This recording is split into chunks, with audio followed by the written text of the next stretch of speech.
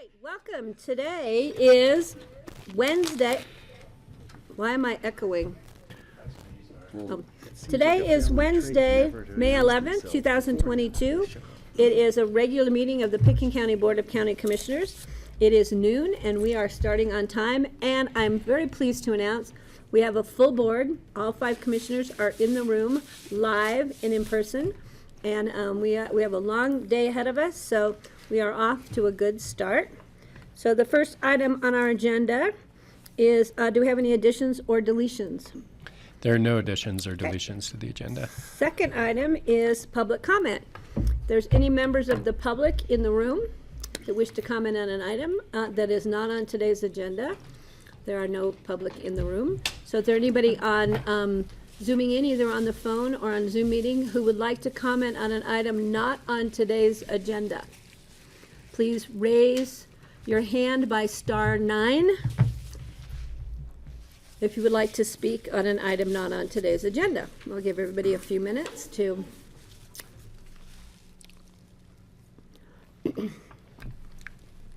all right, seeing no one raising their hand, I'm going to bring it to the board for commissioner comments. Are any members of the, Greg, please. Sure, a couple of things. One is tonight from 5:30 to 7:30 at the Pitkin County Library, there will be a presentation on the Core Coal Basin project. That's the third of such meetings, and that's this evening. For anybody who's out there listening, 5:30 to 7:30, we'll probably be right here, but if not, I'm going to run over there. The other thing I noticed is that the Eagle County Sheriff has declared a fire ban, open fire ban in Eagle County. But that's probably could be the earliest it's ever been done, but I thanked them for it. Was there anything else? That's interesting. The articles in the paper today, Steve was prescient in his comment about the dust on the snow. There are Denver Post front page articles and several other papers about how the albedo of our snow is changing and it's melting faster, and it's going to bring a quicker runoff and maybe drought conditions sooner.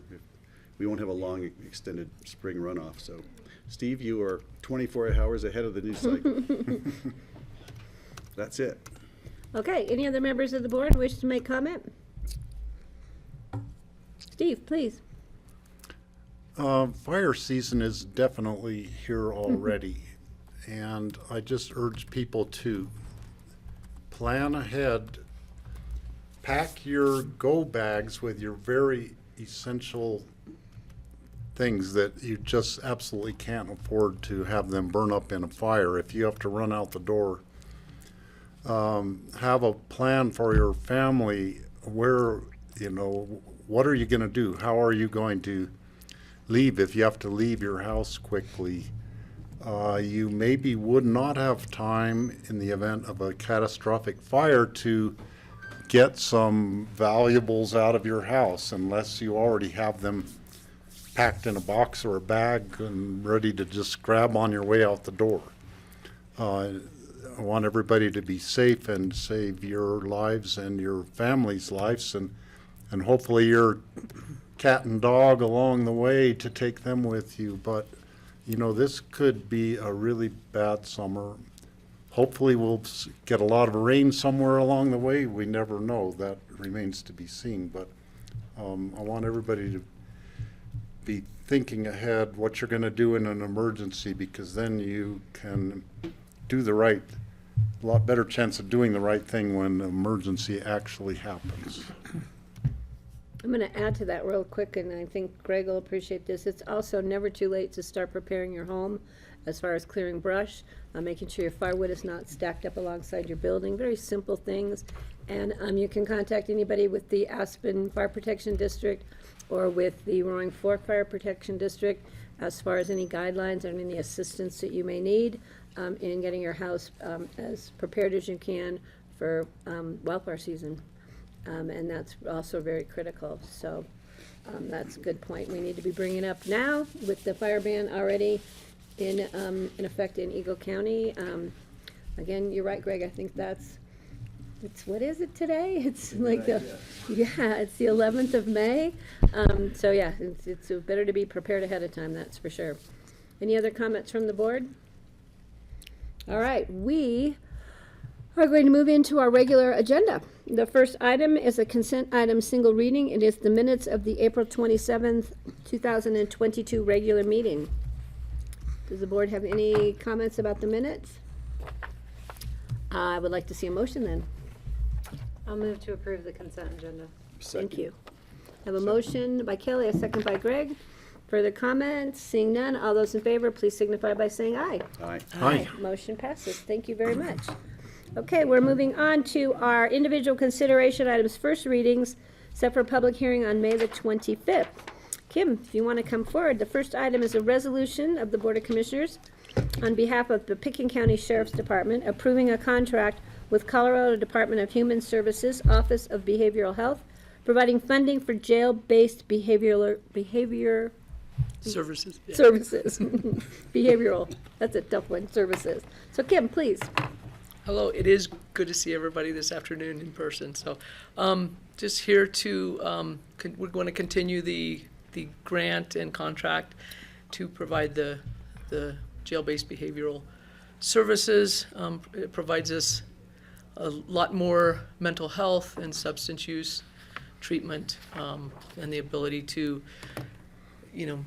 when they're going out into the community, that warm handoff. So it really has been critical for providing many more hours of mental health specifically and that substance use. So it's a great program. It's a great working relationship with the behavioral services that and the state that has provided us this opportunity. So just asking for that approval with that continuation. Kelly. Yeah, I'm just wondering, who are the subcontractors that we contract with for the services, and how's that working with the detainees being in Garfield County? Yeah, it's correctional health partners. So it's the same people that provide our medical contract as well. So it works pretty well because it's kind of seamless having that same contractor. It's been some logistic challenges with them being in Garfield, but it's nice because Garfield contracts with the same company. And so, we're able, like, for instance, right now, our mental health provider and our JBBS coordinator from CHP no longer works for them. But because we have that relationship with Garfield and CHP, their providers are just stepping in and helping us with that. So it's worked really well, even though, it's been a little bit of a challenge at times, but we are providing a deputy there 5 days a week, so he's helping, with our inmates and making sure that those services are kind of seamless. Okay, thank you, I appreciate that. Mm-hmm. Nancy. How many inmates do we have there now? How many what? Inmates do we have at Garfield now? I think this morning I saw it was 10 or 11. We've been running anywhere from 9 to 12 usually. Mm-hmm. It might be a spike but it's usually been around 9 or 10 up to, I think we had 14 at one point, so. Great, thanks. Right, because that question I was going to ask is how's it working since we don't have any detainees in our facility, but you already captured that one for me. So does the board have any other questions or comments? You want a motion? Motion would be terrific. I'll make a motion to approve the resolution on behalf of the Pickens County Sheriff's Department approving a contract with the Colorado Department of Human Services.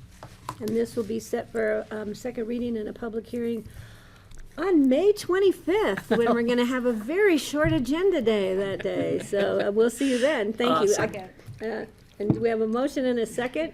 And I will call the question. All those in favor, please signify by saying aye. Aye. Aye. Thanks, and good to see you. Thank you. Have a great Thanks, day. Kim. guys. Okay, next item is a resolution of the Board of Commissioners authorizing the expenditure of funds generated through the Renewable Energy Mitigation Program, or REMP. Cindy? Join us. John's here. Hi. Yeah, we are going to be quick because the board has a big agenda today. But John Dortry is here today. He's our executive director for CORE on a temporary measure until we find our new executive director that we're looking for.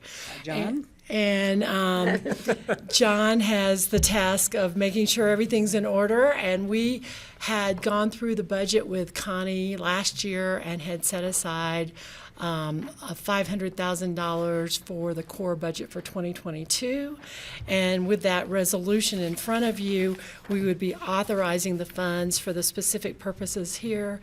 And as we told you yesterday, there is a request for $11,000 above the $500,000 that we had set aside in the budget. And Connie's aware of that and is able to make that change for us. So, that is the request here today, that these funds would be coming through the REMP program. And I'm not sure you need to know much more about that, but John is also here to give you a little update on where we are with some of those programs that REMP's implementing now. Yeah, go ahead. I just want to help you introduce John. Oh, I thought he's been here before. Have you been in Yeah. here before? Have you met him? Well, I don't He's been remember what here. we were talking about that day, but Oh, I'm sorry. John Doherty has a special skill. He's it's like a fix-it guy. He rides in on his bicycle, not his horse, and he fixes nonprofits.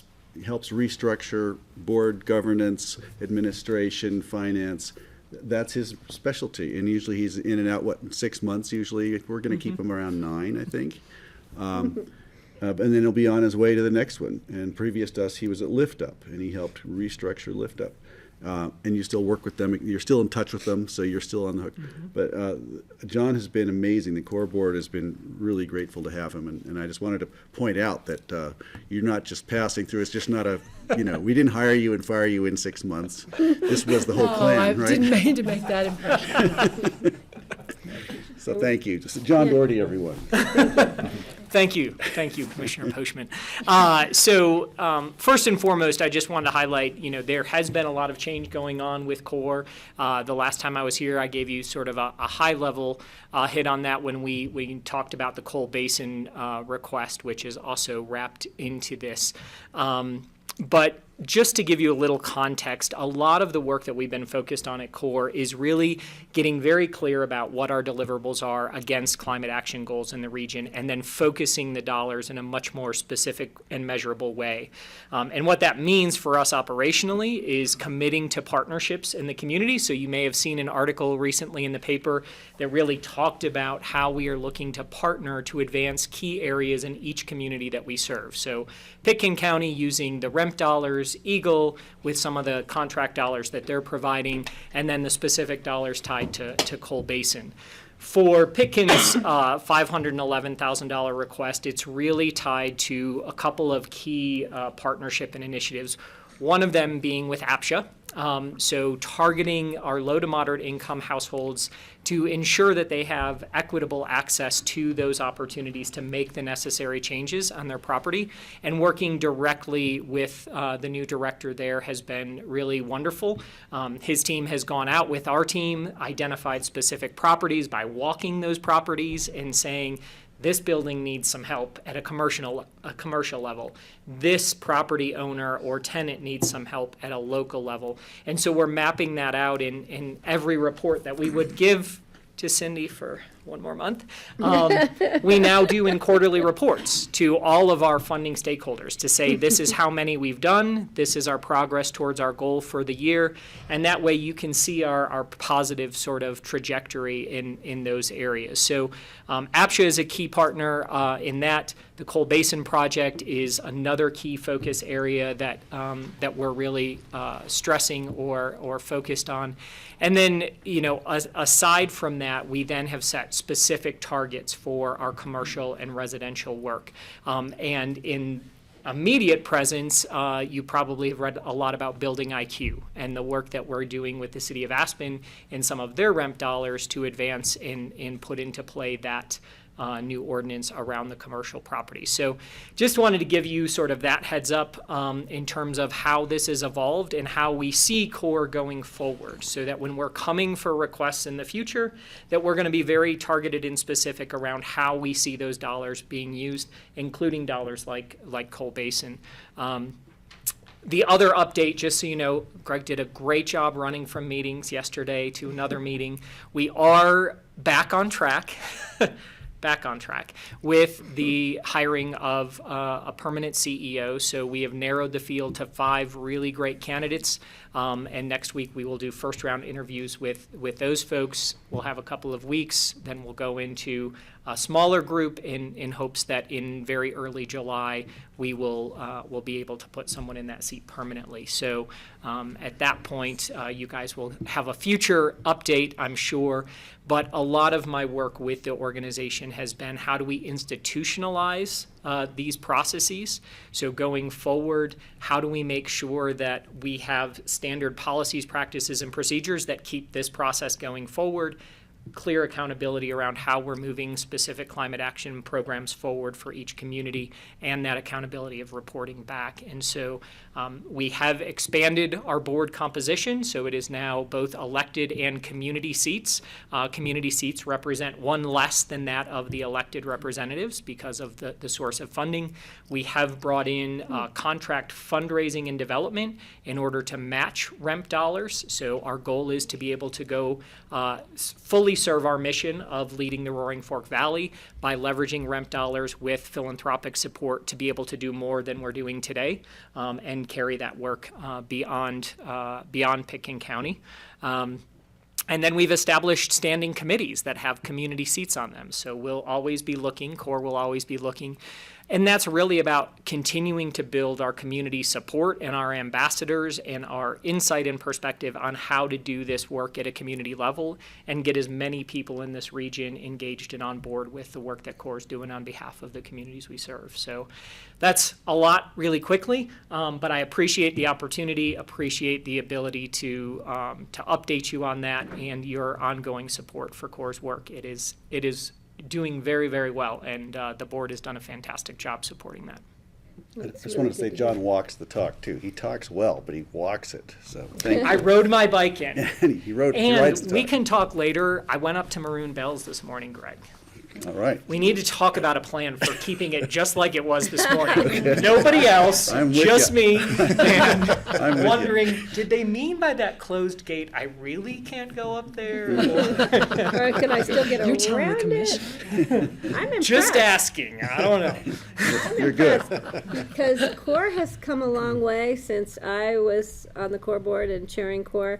We had a lot to learn back then, and we learned a lot. And I'm glad to see that it's moved forward in such a positive direction. So I really appreciate. It's exciting. You're pretty impressive. Thank you. Now, every time I ride a bike, though, I'm a little nervous about that part. But I mean, just because the fact that you can go from a nonprofit to a Right. and have such a thorough understanding of what CORE does compared to Lift Up.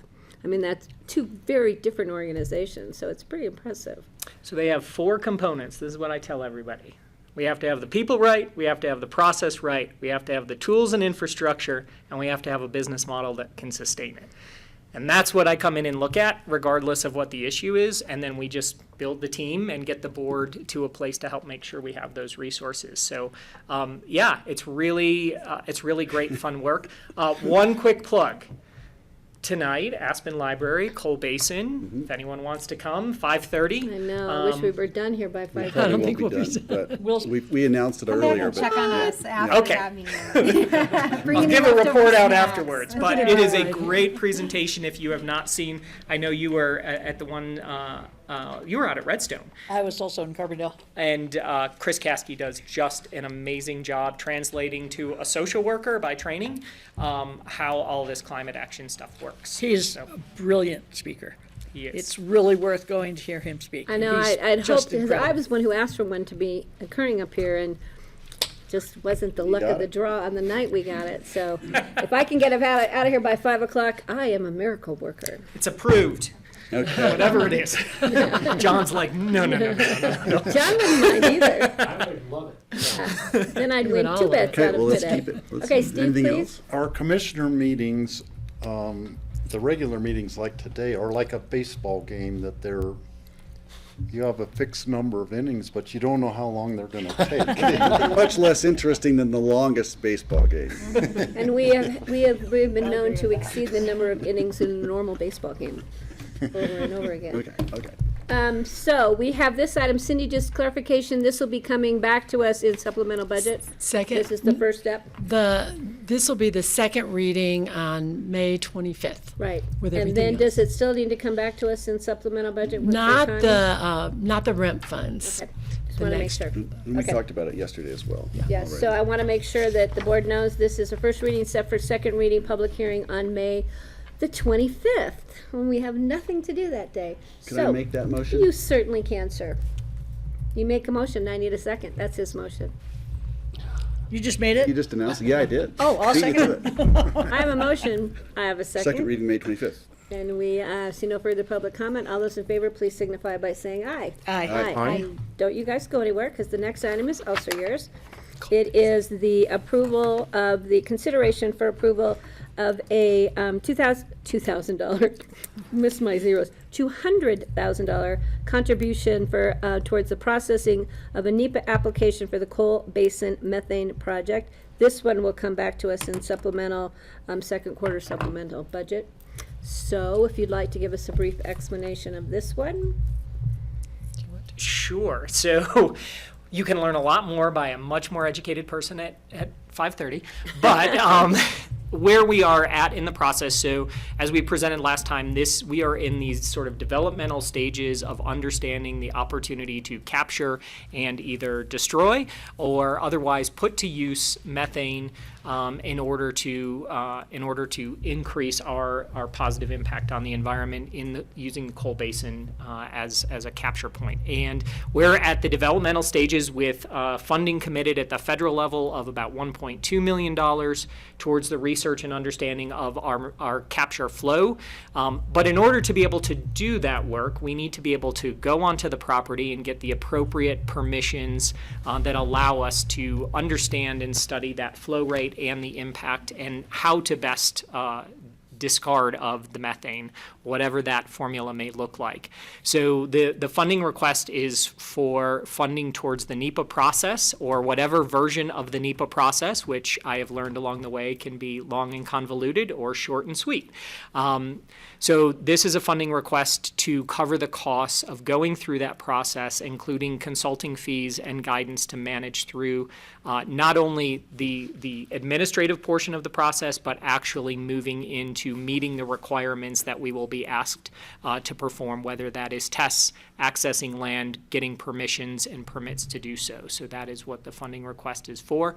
I will share that we were invited to put in an additional federal request of $2 million towards the implementation. So assuming that the NEPA process goes well, we have 1.2 moving towards implementation. We estimate right now, Chris will tell you that this is a $10 to $15 million project at this point. So that is a good dent in helping us move forward if the testing goes well and gives us good information as to how we would move this work forward from there. And so that is in process. And it's my understanding, Greg, help me with this, that the 200,000 is an up to, and it could be 150,000, it could be 100,000, because we don't know if it's a full NEPA or just an environmental impact statement that we need to be doing. So this is just to allow the process to move forward, and so we get a better understanding of exactly what we're going to be required to do to go to the next step. Exactly. And we have put in our first round paperwork.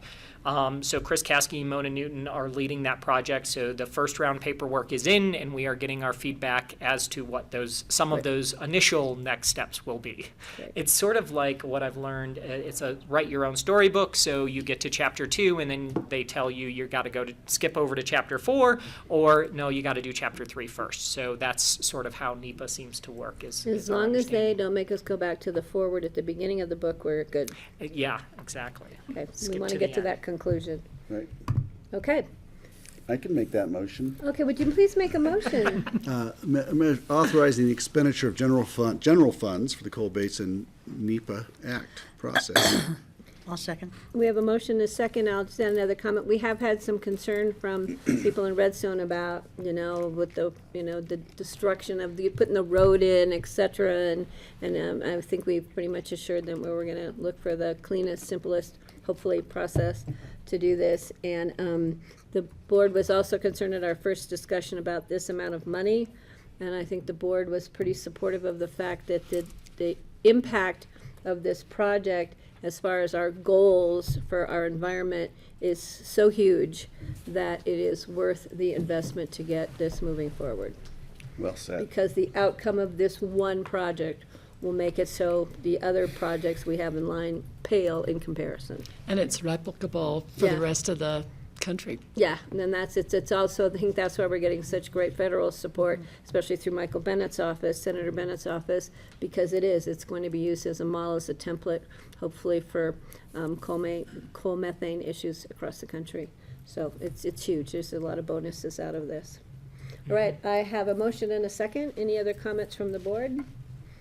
Seeing none, I will call the question. All those in favor, please signify by saying aye. Aye. Aye. Aye. We will Aye. see you at second reading on the 25th and All public right. hearing. Thank you. Good luck tonight. Thanks, Yeah, have John. fun. And we'll have Greg tell stories about your bike ride today, so. Yeah. So be prepared. So next item on our agenda is an ordinance amending the Pickens County Senior Service Council bylaws. And Charlotte is here, and we did have a brief presentation yesterday from Patty Kravitz from the Senior Center, so. Right, and there's nothing else except that. On second reading. Oh, your mic, turn your mic on. Okay, on second reading, we will move the renewals for the senior council to the June 8th date Great. instead of Thank you, that the clears up 26th. the concern I had yesterday. Yeah. So this amendment is to allow members of the Senior Services Advisory Council Board to not have to take a time off in between reapplying for position on the council. So they can either apply for it to be reinstated, a renewal, or they can choose to take time off and come back whenever they so choose.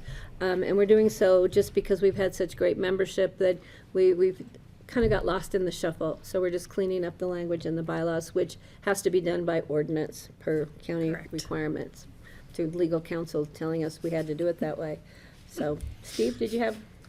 Yeah, one thing in the AIS, or whatever this document is called, it made it sound like the one-year sabbatical thing started in 2021 and the last time the bylaws were amended, but actually it goes way back, way further than that.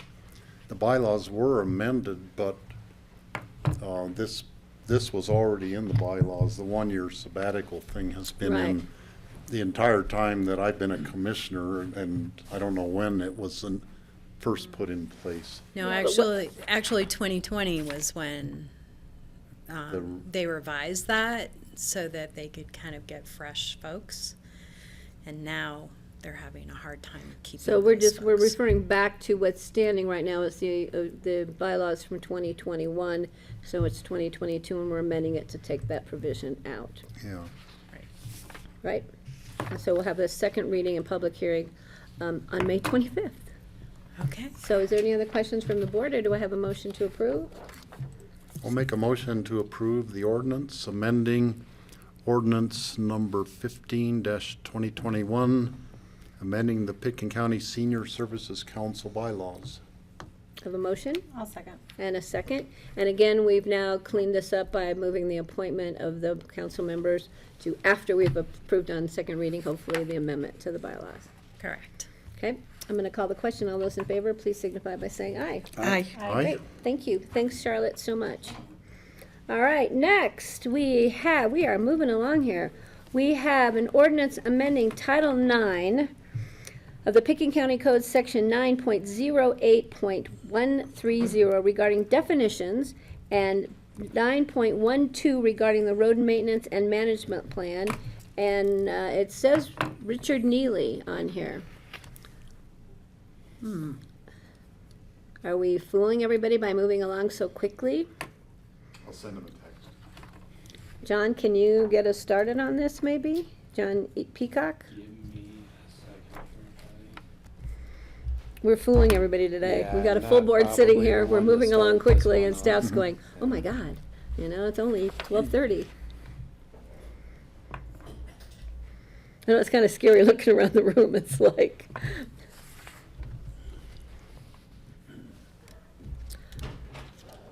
Oh, there he is in person. Really fast. Really sorry. That's okay. It's so nice to see you, Gee, Ryan. My board members. And look, we're all here. We are all here. not Did sure you I've ever already been in this ask room me with to you. come up here? So- Yeah, you are ready to go. I don't think I've ever sat in this room with you before. No, it's my mic on. Is But it's Rambo good to here be too? He is. Oh, you should have brought him in. Well, he was going to do the presentation. But, anyway, I apologize for being late. Not a problem. This is an ordinance of the Board of County Commissioners of Pickens County amending Title IX of the Pickens County Code. Specifically, there are amendments to Section 9.08.130, which is in regard to definitions, and Section 9.12, which is the General Road Maintenance and Management Plan. I don't see anybody from Road and Bridge here, but that's okay. I understand that they've already chatted with you guys about amending the closure dates for various roads in the county. And that was really the only thing that their proposed amendment to Title IX was seeking to do with you all. I do know with respect to the road and bridge portion of it and closures of certain roads that there are likely members of the public interested in addressing you all. And today is not a public hearing, but May 25th will be a public hearing. So I imagine once a notice goes out, and I know that Scott Mattice specifically reached out to certain individuals that had previously expressed concern about road closures. So I think those folks will likely show up then, and we'll have a public hearing on that day. Which will be a day of public hearings on May 25th. So are there any questions specific to this? I think that there will be further discussion on closure dates, but right now it's just getting the language moved forward so that we can have that discussion. Sure, and the county, my portion of this was to really address largely a definition of public roads and right-of-ways in Title IX. It's pretty straightforward. I don't think it's particularly complicated, but those definitions were a little bit out of sync with Colorado law with respect to what a public road versus a private road is. Specifically, Title IX called out the necessity to spend or have the expenditure of public funds on those roads in order for them to qualify as public roads. That is not the case under Colorado law. It is indicative or evidence of a public road if public funds are spent on it, but it's not a requirement. So the basic changes that I've made to the definition sections acknowledges that. It basically removes the requirement that public funds need to be spent on a road in order for it to qualify as a public road. As far as changes in the road maintenance and management plan section that I made, I also acknowledge in a couple places that things like lack of plowing or lack of services and things like that don't necessarily indicate that a road is public or not public. So very basic changes. I know Exhibit 1 is a lot of pages, but that's because I have to attach the entire code section. So you all have any questions for me? Any specific, Kelly, please? Yeah, I have two questions. Patty. I see the language regarding the specific Prince Creek Road closure, but I don't see any updated language about Castle Creek or Maroon Creek roads. Sure. So I don't know the answer to that, Kelly, but I'll certainly ask. Romany sent me this document when I uploaded it and said that the changes that they wanted were in here. I did notice that it did only call out that one road, so I'm not sure how they're intending to do that. I know that they said something in here about having the discretion to close a road when necessary, but I thought you all were setting hard closure dates for some of those roads, so. We are, but I think that might be a different discussion. Okay. I don't have a good answer for you on that, but I'll certainly follow up with Scott and Brian and Romany on that. And then my related question, I guess, would be if those specific road closures are going to be referenced in here, and that hearing is the time for the public to comment on it, I wonder if there's a way to notice this item, either with a parenthetical or something, to call out that those road closures will be discussed and adopted at that time. Yeah, and I think that makes sense. The ordinance as it's currently drafted doesn't specifically call out the roads that it is affecting, but if that is something that the BOCC would like to do with respect to amending the title of the ordinance, I'd be more than happy to include that, and Yeah, then let's check talk to with- John with- whether we'll need to do a second With Scott to see and Brian to consecutive reading see, to address that. because we did have some very specific public comments and concerns that came forward at our work session, so we want to make sure that we don't miss that opportunity. If that opportunity is part of this, we need to clarify that. Steve, please. So I know that there used to be a separate road maintenance document. Maybe it was just quoting from Title IX, just a shorter version that people could look at the road maintenance, what's high maintenance, medium maintenance, low maintenance. And maybe that's straight out of Title IX because it all looks familiar to me, but is there a separate document that the Road and Bridge Department uses for just a management plan for the entire road system that Sure. they follow that's separate from Title IX? I know exactly what you're talking about. Historically, or at one point, and I can't remember exactly when, the road maintenance and management plan was a standalone document. And a few years ago, the discussion was had about whether it made sense to integrate it into the body of the Pitkin County Code to give it more of legislative effect and provide some regulatory teeth within, by doing that. Ultimately, that decision was made, I can't remember, I think Jeanette and I may have brought it to you all in 2017 or something like that to integrate it into Title IX, but I'll check that specific time frame. I know that at one point it was separate from Title IX. Before that, it was part of Title IX, and the road maintenance and management plan has grown over time to respond to the various needs of the county and to identify additional roads and types of maintenance that the county's doing. But I can get you some more background on the specific times that it has gone back and forth, but I do know now, today, and for the most recent history, it has been included as an actual part of the Pitkin County Code as adopted by you all and integrated into the code. And I think that's probably the most appropriate place for it to be. I remember it being a very lengthy, because it literally listed all the county It's roads. still Annual. pretty lengthy. Yeah, and then we have the one we have to do for the state to justify what, for funding back from the state to help fund for our Exactly. roads.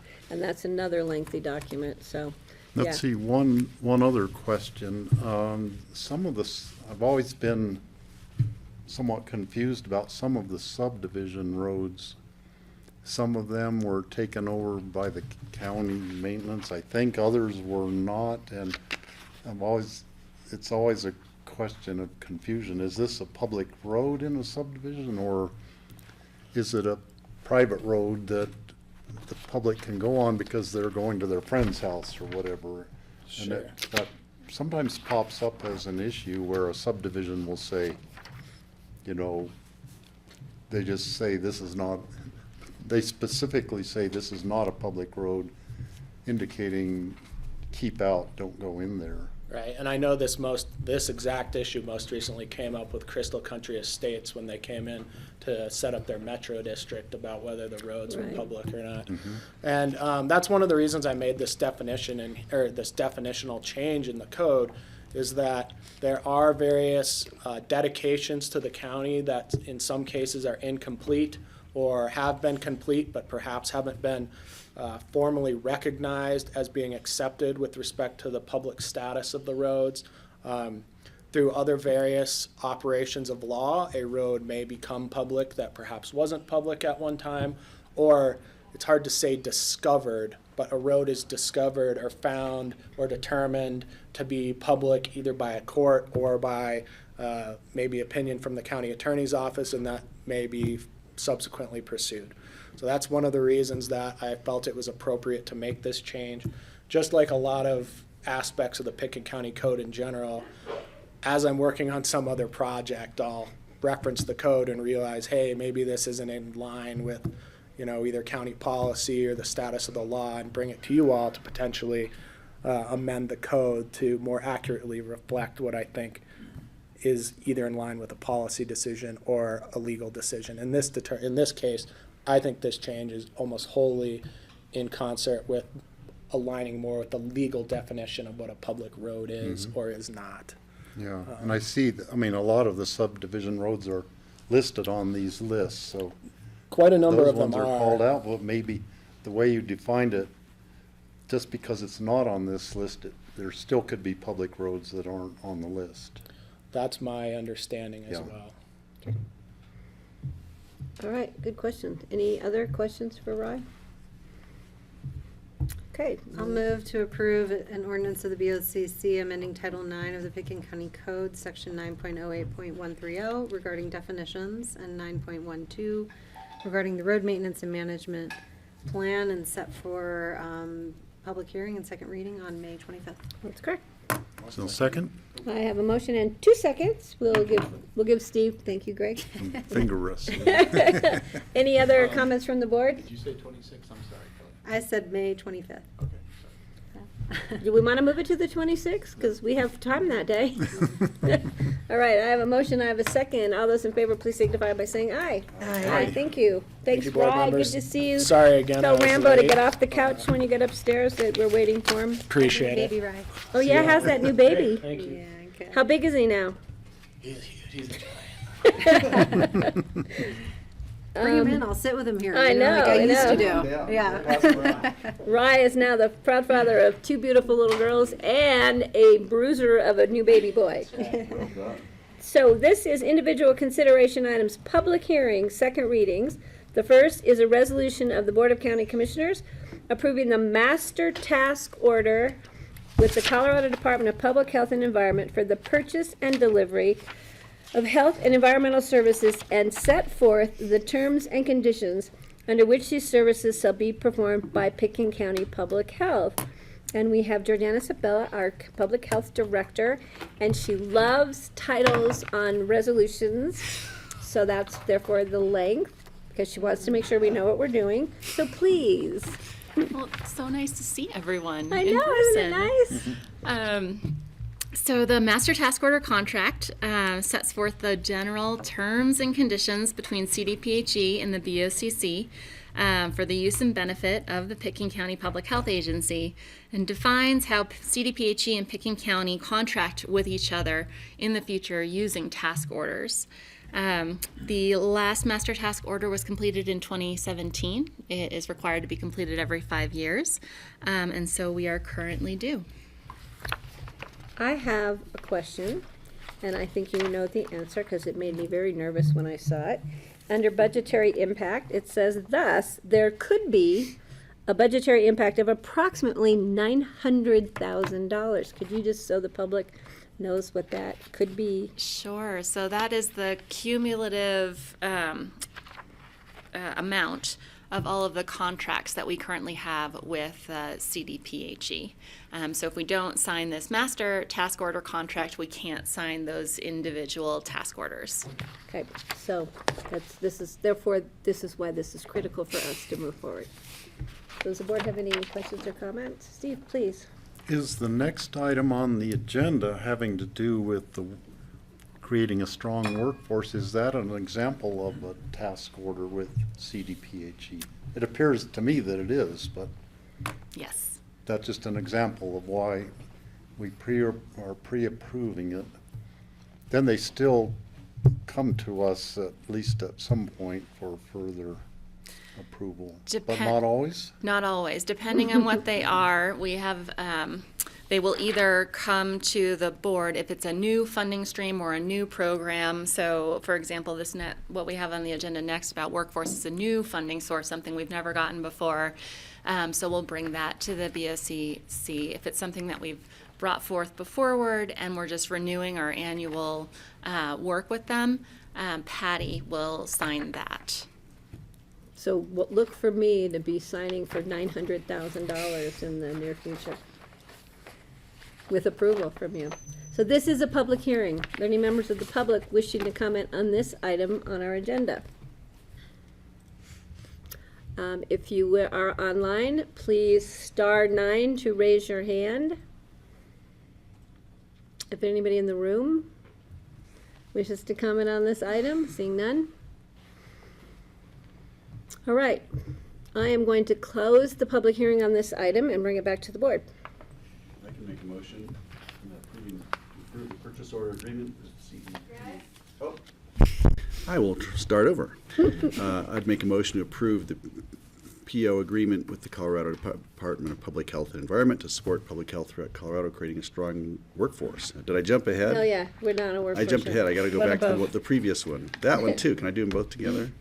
This one is for the purchase and delivery of health and environmental services and set forth the terms and conditions under which these services shall be performed in the master task order. It's the Thank approval you. of the master task order. Thank you. Got it right that time. I have a motion, I'll second the motion. and I have a second. Any further comment by the board? Seeing none, I'll call the question. All those in favor, please signify by saying aye. Aye. And Jordana, would you like to join us for the next item, please? Yes. I've already made a I know, motion. he's already passed it, but we still need to do the public hearing. Do you want to read the title first? Yeah, if you just want to give us a brief, Okay. yeah, and then we're starting over. We just threw Greg out on the motion.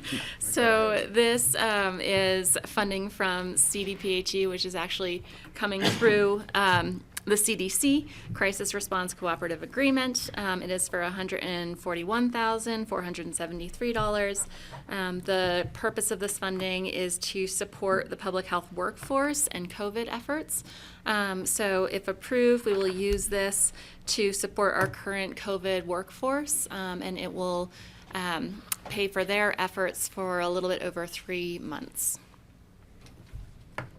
All right. Each time there will be no more COVID, right, Jordana? I sure hope so. Do I have any comments or questions from the board? Kelly, please. Is there any COVID public service announcements you wish to make while you're in front of the mic right now? About Just where we're at or anything? stay tuned.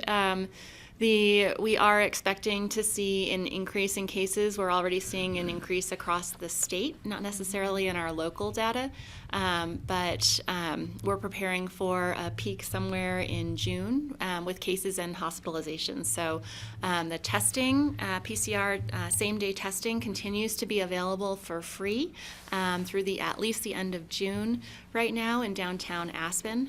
So if you have any symptoms, please stay aware of that and continue to stay tuned to see what our local rates here do. Masks are always there for us if you are going into a higher risk situation or if you have what we're really trying to get the public to understand is to understand your own risk level and the factors that might influence that. So if you've been recently recovered from COVID and you're vaccinated and up to date with all of your boosters, you might be in a different situation for the precautionary measures that you take than if you're severely immunocompromised or have someone in your household who would have severe implications from contracting COVID. Thank you, that's helpful. Yeah, well, I am flying next week, and I am masking. It's Through masking. the terminal, yeah. on the airplane, through the next terminal, yeah, just because I think that's gonna always be a norm for many of us when we travel in the future, regardless of where COVID is. Because I think, there's lots of things you can catch on airplanes other than COVID, so I think that's a positive outcome of this. So, this is a public hearing. Are there any members of the public wishing to comment on this item? Again, if you are online, you can star 9 and raise your hand. And we'll see if there's anyone in the room. No. Give it a few minutes. It takes people a while for some little time lag here. All right. Seeing no public comment here, I'm going to close the public hearing and bring it back to the board for a motion, please. I'll try that motion again. We approve the purchase order. You're getting so good at it, Greg. Let's make sure I've got the right one. With CDPHE to support public health through Colorado by creating a strong workforce, promoting collaborations and planning. and this allows us to receive $141,473, which is kind of what the state is divvying up throughout all the counties, is my understanding. For second hearing, May 25th? I'll second that. We have a motion, a sec, what's that, Greg? Is there a second hearing, May 25th on this one? No, this is the second hearing, This public is the reading. second. This will Thank you. finalize it. Oh, we're done. So all those in favor, please signify by saying aye. Aye. Aye. Thank you. Motion passes. Thank you. Nice and to see you again. Nice to see you, Patty. You'll see some DocuSigns in your Okay, inbox. If you have any I questions, let whip me them know. out as soon as I get them. Thank you. I really appreciate that. If I may, Yes, please. when you came in the door, I was wondering if you had just ridden a bicycle in, or if you'd ridden a bus in, or how you arrived here. And then we then had the discussion on the core thing about, he rode his bicycle in, so how did you get here today? I did ride a bike in, and the bike racks out front are full, so that might be another agenda item coming to you at some point, more bike racks out front. They were getting full this morning when I came in early, too. It was pretty cool. We're going to see each other again very soon. Thursday is our Board of Health retreat. And I'm sorry I'm going to be missing it, but I think you're in good hands with Greg over here. What time is the retreat? Can I get political I for think a it second? starts at You 1 can till always 4. Noon, Oh, I noon see. to 1 is lunch, and Noon to then 1. 1 Noon to to 4 1 is is. lunch. I do want to take this Action. opportunity to say I'm super disappointed that the legislature did not pass the flavor smoke ban during this session. I think Governor Polis had a huge hand in killing that, and I'm really disappointed, and I'm going to keep that in mind when I vote this year. Thank you. Yeah, it seemed so simple that we thought, but apparently it wasn't. Nope. Despite all the good effort. You know, to keep the strawberry flavored tobacco out of the young people's hands and brains and minds and bodies. Yeah, good point, Kelly. Okay, we are going to move on. Thank you. Thanks, Jordana. So, Thanks, Jordana. we are moving to our land use public hearings. Item number 9 is a resolution adopting the 2022 revision of the Village of Redstone Design Guidelines, and we are going to continue this till, May 25th. Who's in charge of that agenda? I don't know, definitely not me. Out of my control. I may This be out is of a town public that day. hearing, so before we ask the board to continue it, I'm gonna see if there's any members of the public who wish to comment on this item on our agenda. Skylar, do we have anybody raising hands here? Sorry, we've got to move some things first. Okay, that's okay. Okay. Star 9, if anyone wishes to comment on this, seeing none, I'm going to bring it back to the board and leaving the public hearing open because I'm asking for a motion to continue this to May 25th. So moved. Thank you. Second? I have a motion, I have a second. All those in favor, please signify by saying aye. Aye. Aye. Aye. This item is continued. Next item is an ordinance adopting amendments to the 2006 Pickens County Land Use Code. Wow, 2006, I remember that one. Title 8 of the code specific sections 2-30-10, 5-20-70, 7-30-20, and 7-20-100 related to Redstone Historic Preservation Commission and development within the Redstone Historic District. We are going to continue this item to May 22nd. This is also listed under public hearings. Any 25th. members of the public wishing to comment on this item, please star 9 to raise your hand. And that was 25th. You said 22nd. Just correcting you. Oh, 22nd, May 20, 5th. oh, May 25th, 2025? The best day. That might not be a bad idea. She's not very good at math. No, I was hoping to continue from the 25th of this year. Seeing none, I'm going to leave the public hearing open, bring it back to the board for a motion to continue to May 25th, 2022. So moved. Second? Thank you. I have a motion. I have a second. All those in favor, please signify by saying aye. Aye. Aye. All right, let's go for one more. Ordinance adopting amendments to the 2006 Pickens County Land Use Code, Title 8 of the code, specifically Section 60-40-10, 6-40-10, 6-70-20, related to transfer development rights sending sites. This is also a public hearing. Any members of the public wishing to comment on this item? Seeing none, I'm going to ask for a motion to continue this item and the public hearing to May 25th, 2022. Move to continue? Second. I have a motion, I have a second. All those in favor, please signify by saying aye. Aye? Thank Aye. you. Okay, next item on our agenda is a resolution approving the, is it Surratt? Siegel activity envelope, site plan review, designation to historic register, and historic incentives. It is now 5 minutes to 1. Does the board want to hear this item, and then we'll take a break before our next two items? Does that sound okay to move forward with this one? Sure. Okay. Yes, she is. Ta-da. Leslie, To can make you her believe entrance, this? you know. I know, you guys always take a little break so I can get set up. Oh, sorry. We are on a roll. So this item was continued from the 27th of 2022 to today. So Leslie, the floor is yours. Thank you. So, you see, I have two items before you today, so I'm trying to get my, Get yourself comfortable. yeah, thank you. Okay. So, first and foremost, the affidavit of public notice was provided by the applicant. I need a taller chair, I'm sorry. Will that one go up by itself? No. Is that going to I'm be slowing taller? you down. Blame it on me. You're There. fine. Get her a pillow. Hi. How are you? It's so nice to see you. So great to see you. And so good to have our IT here. Okay, so public notice was provided, the affidavit of public notice, and it complies with our code requirements.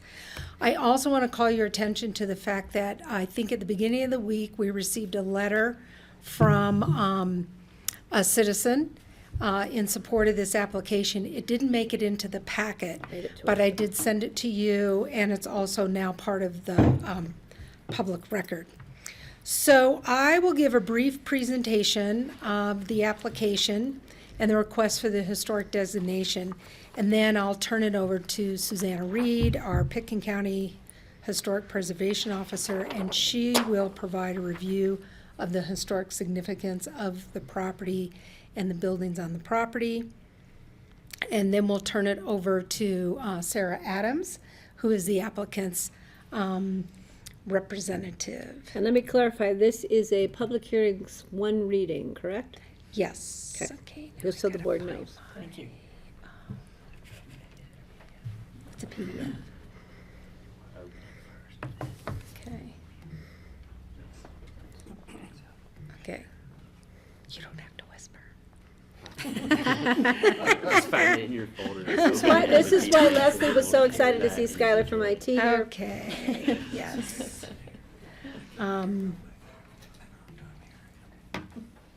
So, Sarah and Susanna have much better graphics for me than I do, but I really want to just kind of, I like to give you guys a context of where we are. Okay, now what do we do? Now you'll put back in the Zen. Okay, By the way, we owe a thank you to There. our girls, but we love Share. the uniforms. there we go. We read it every day. Yay! Oh my gosh, so excited. Okay, so the property is located at 2250 Emma Road, and it's the property that's in red. The white border of the property up here is Eagle County. So 2250 Emma Road, the zone district is AR10. The property is about a little over 9.9 acres. The property includes the historic Dawsoney residence, which was built around 1925. And after that actually was built after the first residence burned down. And it is relatively unchanged from when it was built. A chicken coop and a barn occupy the property as well. And they were also built around the same time as the Dawsoney residence was built. This graphic is from Sarah's application. So here we have the Dawsoney residence, and we have the chicken coop, and then we have the barn. Those are the three buildings that are proposed for historic designation. And the chicken coop and the barn still serve as agricultural accessory buildings. There also is an old log cabin on the site, but it was moved onto the site, so it does not qualify as a historically significant structure for from a preservation designation perspective. That log cabin at some point in time was converted into a residence. And then around 1972, a garage was built on the property, and that was converted into a residence, and we'll refer to that as the Brown House. The records on this property are very thin. All of this was obviously in 1925 was built without permits because there weren't permits required. But the conversion of the log cabin and the construction of the garage and the conversion of the garage into a residence, there's no building permits on file for that. When the applicants bought the property a couple years ago, they did upgrade the septic system and received an OWTS permit. And also there was a planning exemption that we provided the property owners so they could start to renovate the Dosney residence here. And I see Scott Broughton is here, and he's been part of that renovation, and as well as under the careful auspices of Susanna Reed. Finally, there is a heritage orchard on the property over here that the applicants are proposing to include within their activity envelope, thereby preserving the orchard as well. And let me see what else I have in here for you. So here's the main house, the Dosney residence, and I'm probably not pronouncing that correctly, am I? Okay. So this house is the building that is closest to Emma Road. And this is the chicken coop. And this is, I don't know where the barn went, but here's the barn. But here's another nice graphic that Sarah did about the orchard. And if you noticed in your packet, we did get one referral comment from the Emma Caucus, and they highlighted the orchard in their comments.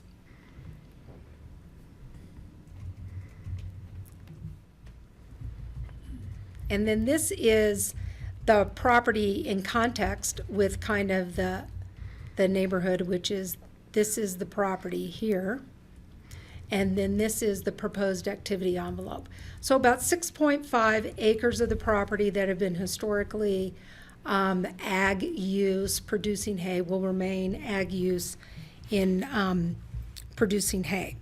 So the applicants propose to historically designate the residence, the Dosney residence, the chicken coop, and the barn. The Dosney residence is proposed to remain a residence, and the chicken coop and the barn agricultural accessory buildings. In the cabin, that log cabin that was moved onto the property, the applicants propose to remove the kitchen and the full bath, and yet keep that building intact and use that building as possibly an artist studio. And then they also propose to maintain the Brown House at this point in time as a residence. So the applicants are requesting the following optional incentives. That optional incentives are granted as part of the preservation of the historic resources. They're requesting a density bonus of 1 free market dwelling unit and a GMQS exemption for that free market dwelling unit. However, what that means is they propose to keep the second residence, which is the Brown House. And so they're legalizing the Brown House as the second free market dwelling unit on the property. At this point in time, they have no plans to renovate that building or to deconstruct and reconstruct that building. They propose that the Dosney residence, the cabin and the brown house, the total residential floor area will be 5,750. So the brown house, if the brown house were to be expanded, would go from, it's roughly 1,133 square feet now, and it could be expanded to up to about 3,400 square feet. So the historic Dawsoney residence, the log cabin, and the brown house will total ultimately 5,750. I do want to clarify something, though, that the applicants did not, in their application, say that that would ever be it, the 5,750. In the Emma area, the maximum floor area, the maximum limit on residential floor area is 8,250. But to go above 5,750, to achieve 8,250, one would need a TDR or to compete through growth management. The applicants are also requesting one TDR. If you read the application, the applicants had initially requested 2 TDRs. They've revised their application request to 1 TDR. And they would like 1 TDR to help support the maintenance on the property and the renovation of the Dawsoney residence, the changes to the cabin to make the cabin structurally sound, as well as to maintain the chicken coop and the barn. There are other optional incentives that the code provides that the applicant is not requesting, and I did list those in the memo, but I just want to highlight those for you. There's the option for someone to request an extension of vested rights beyond the 3-year period. The applicant is not requesting that. There's also the option to request exempt floor area and/or to shift around and relocate the historic structures on the property. The applicant is not requesting exempt floor area, and they're not requesting to shift around the buildings. In fact, they intend to maintain the buildings in their current configuration on the property. So staff finds that the buildings proposed for historic designation meet the standards of eligibility. The property is highly visible from Emma Road. The applicants propose to install an interpretive sign on Emma Road to explain the historic significance. The buildings are in their current location as they were originally built on the property. The applicants are not proposing to reconfigure that and to maintain their historic pattern. The Emma Master Plan, the 2016 Master Plan, also provides that it is the principal goal of the master plan and endorsed by the majority of the caucus members that the dominant agricultural, open space, and rural residential character of the Emma caucus area be preserved and enhanced. As well, the master plan also states that to preserve the unique rural character, agricultural heritage of the Emma caucus area as expressed by existing historic structures that embody the historic ranching and farming community. And I think I already mentioned that as part of this proposal, we're creating an activity envelope that's going to encompass the land that's already been developed and preserved, as well as the orchard, and the rest of the land will be maintained as a productive hayfield. Staff also recommends approval on the optional incentives, the additional free market dwelling unit, and the TDR. As I've mentioned, the historic density of this property has been 2, if not 3, residential dwelling units on the property. The cabin, which is or until it was sold, was a residential dwelling unit, is not going to remain a residential dwelling unit. So we're left with 2 dwelling units on the property. As an optional incentive, the applicant is requesting to just legalize that second building. They're also not intending at this point in time to increase the residential floor area beyond 5,750. I think that's it for me. turn it over to Susanna. Hello, everyone. I think when you first look at this site, you kind of see buildings that aren't particularly distinctive in their own right. And it's hard to understand maybe how they add to the story of the county history. But in fact, the Italian migration that led to the settlement of a lot of these ranches in the early part, or the late 1800s and the early 1900s, was a huge historical event, and something that is not as well represented in this area as a lot of our mining history or some of the other more popularly discussed trends in our history. And so I think the designation of this site really contributes to a handful of other sites that have already been designated or are have the potential to be designated going forward, which will really tell the story of this event, which actually is called the Great Arrival. And over 2 million Italians came to this country during that basically 20-year period at the turn of the century. So that, I think, has a lot of significance for our history. And I'm going to turn it over to Sarah just to give you a little more detail on the specifics of the site.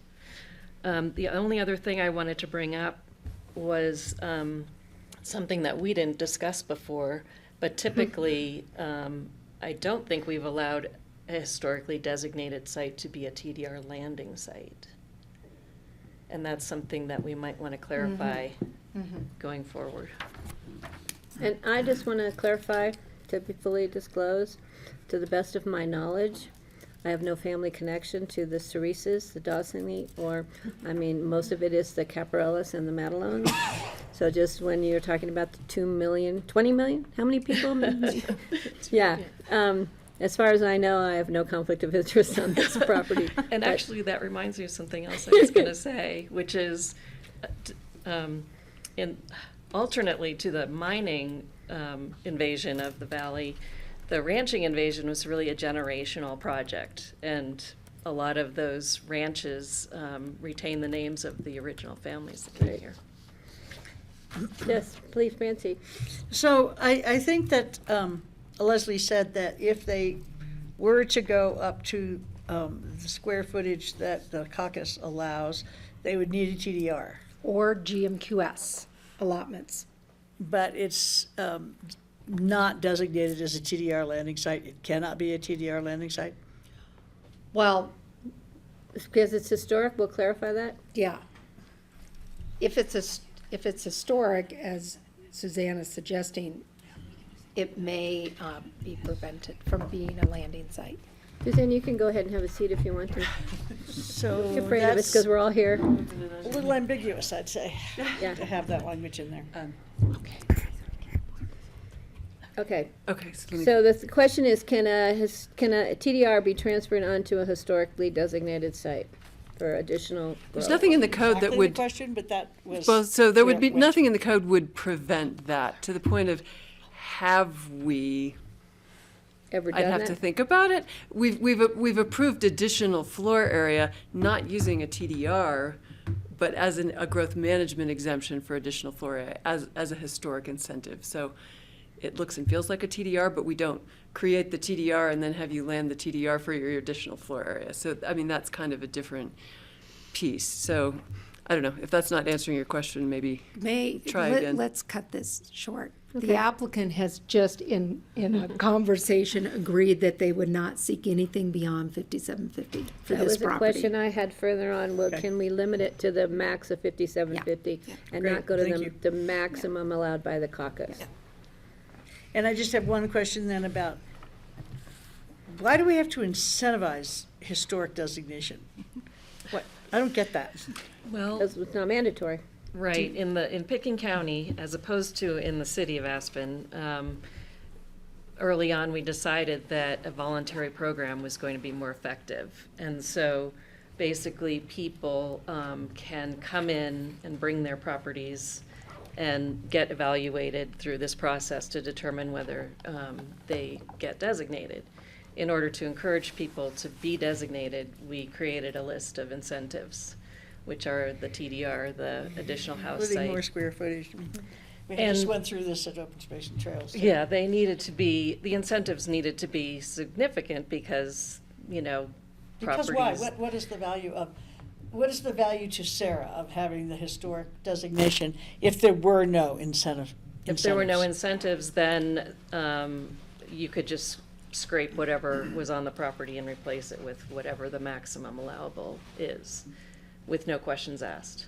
So essentially, to lure people into the preservation program, we needed to provide something that was substantial enough to encourage preservation. And it's been actually very successful, I believe, from my point of view. Steve? So I just wanted to clarify that one of the incentives would be for historic designation. The person could build a 5750 house, a brand new one, in addition to keeping the historic designated house. So they could have then two houses on the property, one of which could be 5750, the other whatever size it is. So actually, the applicant in this case could be asking for more square footage going by what the land use code says, Yes. even Yes. in spite of no matter what the amount of acreage or what the zoning is, just. Right, as Suzanne started to allude to, that's one of the incentives, is exempt square footage.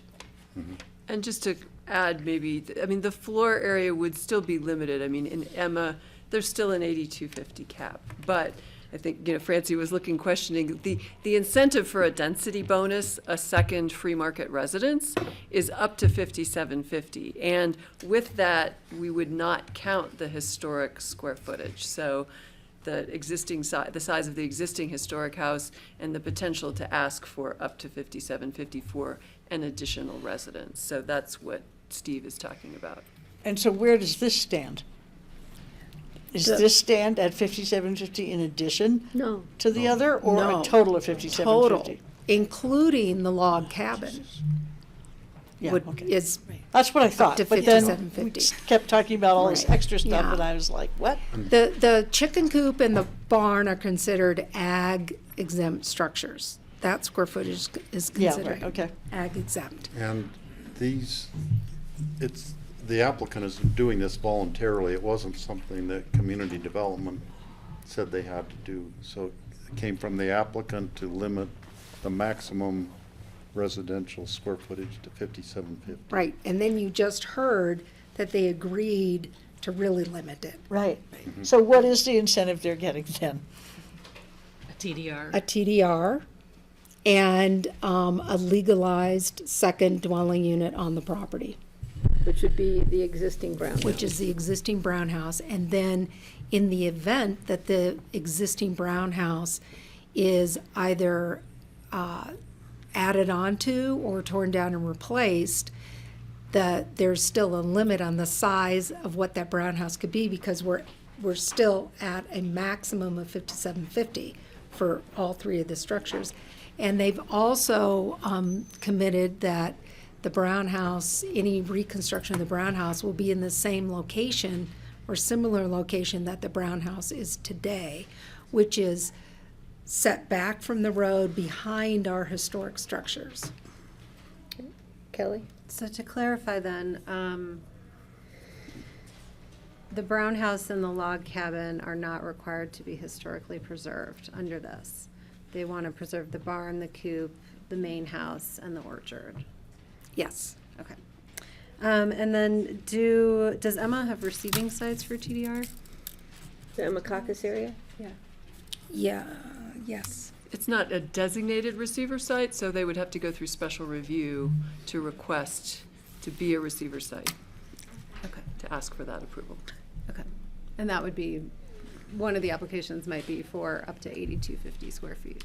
Right, that would be, again, what they've agreed they would not do, Sure, is no, come I'm just back and ask saying for that. But yes, where that that would be, TDR might go. the process to get more floor area above 5750 would either be special review as a TDR receiver site, or compete in growth management for additional floor area. Okay, thank you. Francie? Can we see the photographs again of the chicken house? I'm having a hard time valuing a chicken house at Can we? $2 million Let's here. do, I think we'll see that in the presentation, won't we? Yeah, and let me, before we go there, I just want to also clarify and help me with this. It's my understanding with our historic preservation program, they can request the whole list of incentives. They can request, and we've had that come through before. They want they want the extra 57.5. They want a TDR. They want vested rights. They want what all the lists. I get that. Yeah, so the fact that the applicants are coming forward and just requesting one out of the many incentives, I think needs to be noted. Exactly, and in your memo, I listed those sections out of the code that list all of those incentives that one could request. And, yes, they're requesting this, no, they're not requesting that. But they can request them all if they chose. Yes. Could I just, Yeah, you, several times, Leslie, in your description of what we're doing here, you said at this point in time, they're not going to ask for this, which means it's wide open in the future, to me. I think. And so I want to make sure I understand, what guarantees do we have about moving things around, sizes? Is there a conservation easement on the open land beyond? Is there any more land to put a conservation easement on it? Or is that not even part of the? Because it sounds like at this point in time, as we know, we do the approvals, and then the next step applicant comes in and it's an open game again. So what guarantees are we getting? That's a good question. We're getting a covenant on the property to preserve the 3 historic structures. We're also looking at and approving an activity envelope that defines where those buildings currently are and includes the orchard. Out of that, the rest of the property that's not within that activity envelope is irrigated pasture land. If and when the Brown House is redeveloped, site plan review will be required. A conservation easement was not proposed in the application. And based upon this discussion just now, the resolution will be revised to state that 5,750 square feet of residential floor area is the maximum limit on the property. And the irrigated pasture is 6-point-something acres. 6.5 acres. And just to add approximate. that it's less than 10 acres, so it's actually non-conforming in the AR10 zone. So there's no subdivision potential Right, okay. under the zoning today. So it's not, we're not looking for a no further subdivision Thank kind you. of requirement as well.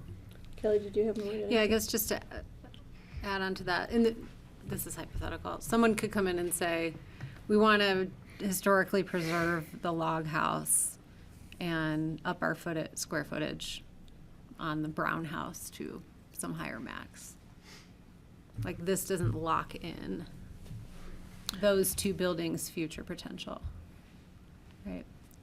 Right, the log house is not being, I know. there's not a covenant on the log house. So the log house could go away, the log cabin could go away, and that square footage could go to the Brown house. Okay, thanks.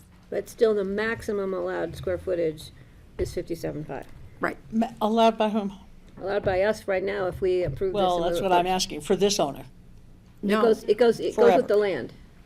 It doesn't go with the ownership, it goes with the land. Right, the approval runs with the land.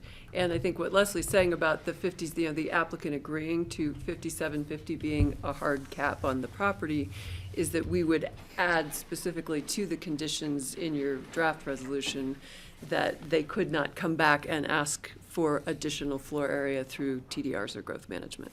That's not in your resolution right now, but that's what would be added to reinforce that. And what are the 3 structures that are being categorized as historic? Sarah's gonna show that as part of it's her a very good presentation. segue. So we're gonna go there now, please. Thank you. All right. Hi, everybody. I'm Sarah Adams with Bend & Adams. I have Scott Broughton behind me and Alex Surratt, who's one of the owners. Lynn Siegel is on Zoom. Alex wants to say just a few words about, why he and Lynn bought the property in 2021, and then I'll launch into a short presentation that I think will cover at least, hopefully, most of your questions. Okay, So and one he just sec. needs to Yep, come forward on to the up. microphone. That's why I was so- scooting over. Do we need an extra chair there? Here, Here, no, you can sit here. I'll just stand behind you and try to get off the camera. If you just give your name for the public record, sir, that would be greatly appreciated. My name? Your name for the public record. Alex Surratt. Thank you for being here.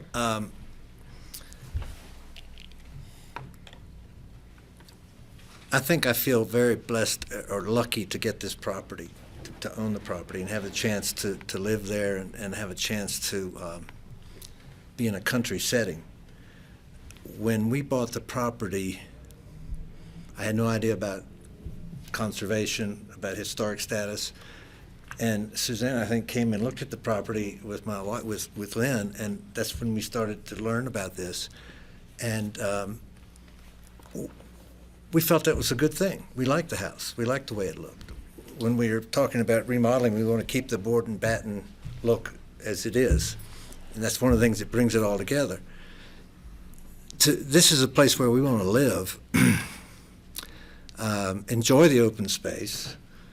Lynn has always been a horse lady, as I call her, and there's potential for horses there.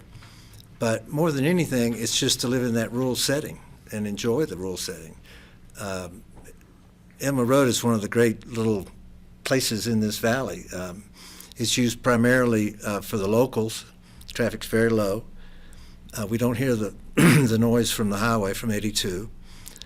It's a great cycling street. You see all sorts of people cycling. And neighbors walk around with their dogs and are out for exercise, and everybody says hello and how are you? And we've been to the last two caucus meetings, Emma caucus meetings that were held since we bought the property. I think we went to one before we had actually bought it. So the idea of what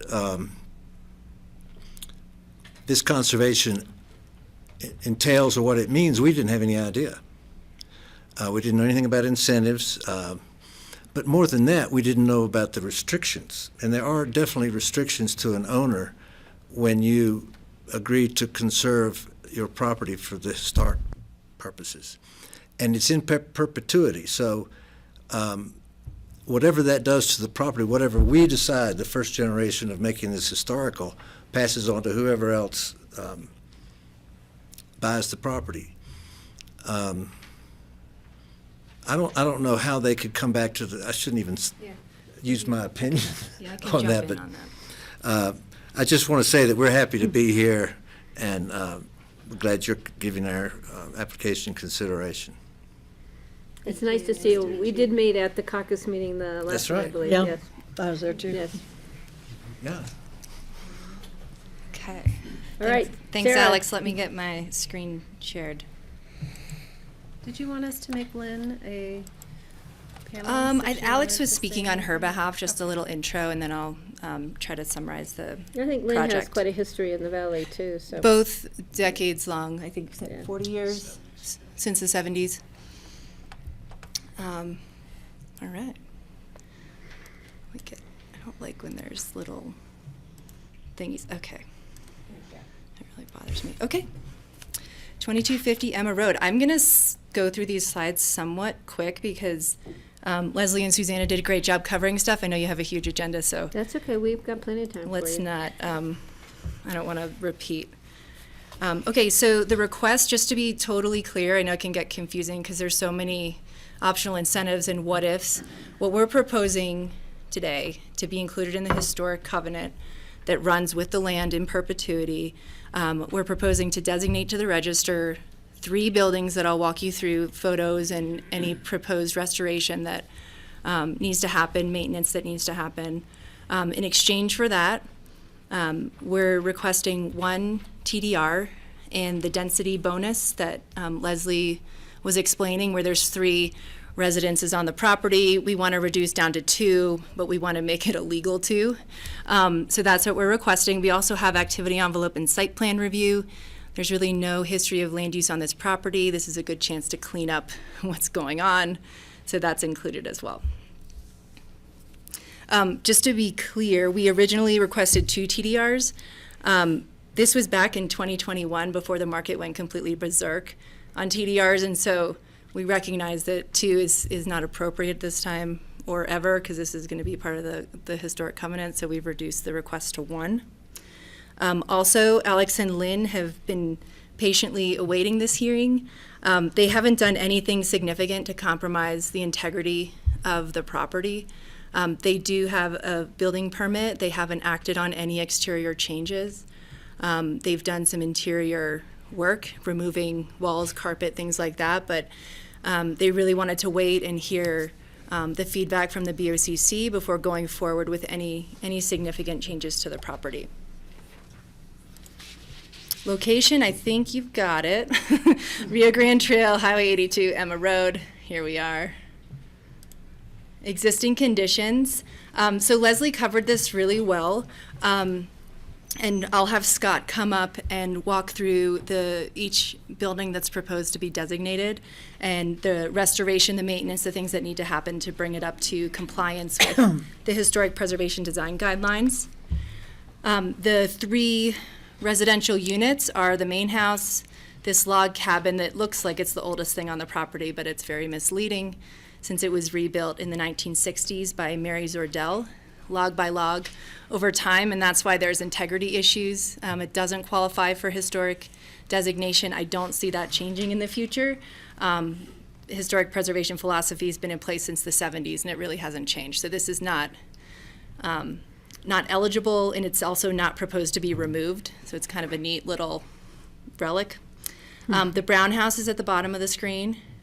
That's proposed to just remain as it is. In the future, it may be replaced like Leslie was explaining, but right now it is what it is. We've got the awesome chicken coop, and then the huge barn that's very visible from the road, and you can almost see it from the bike path. So the total residential floor area on the property right now is just over 3,800 square feet, and that's counting the main house, that's counting the log cabin, that's counting the brown house. And so the maximum that we are proposing to be allowed for residential is 5,750. And that's historic or not. That's what's allowed in this area in Emma, 5,750. We're not asking for more floor area. We're not asking for special below grade floor area exemptions, nothing like that. 5,750, that's what's allowed historic or not, and we're sticking to it. The agricultural floor area that's existing is just over 2,000 square feet. That includes the coop, the chicken coop, and the barn. And those are exempt from floor area just per code, historic or not. That's how the code reads. If you have agricultural buildings built, I think, before 2011, these were from the 1920s, you're exempt from floor area. It's grandfathered in. So this is not a benefit or an incentive. It's just part of the code, historic or not. Okay, so a little bit about the history. Obviously, this is my favorite part of any presentation to you. So I was super lucky and got to research this property. Larry Feit, who's in the audience, gave us some awesome photos, and I did include some in the presentation of him growing up here, just because I knew you were going to be here. So as Susanna said, the farmstead is really part of the Mid-Valley Austin immigrants from northern Italy. This community tended towards ranching and agriculture. That's what they did in northern Italy. You can see this little red dot. That's the area right next to Switzerland and France. So that's what they did in northern Italy. They brought their culture. It sounds like they brought some trees over. They went through Leadville, decided that wasn't exactly the spot for farming and ranching, and ended up in Woody Creek and kind of spread out into Emma. The history is, I think, so important to the development of our valley, because that's where our food came from. I mean, the potatoes were known throughout the country, but really they supported the miners. They supported the Pitkin County community through their food. So that's kind of the high level. I actually found some photos, not of the buildings, but of the people that lived in the buildings. This is the Dossigny family.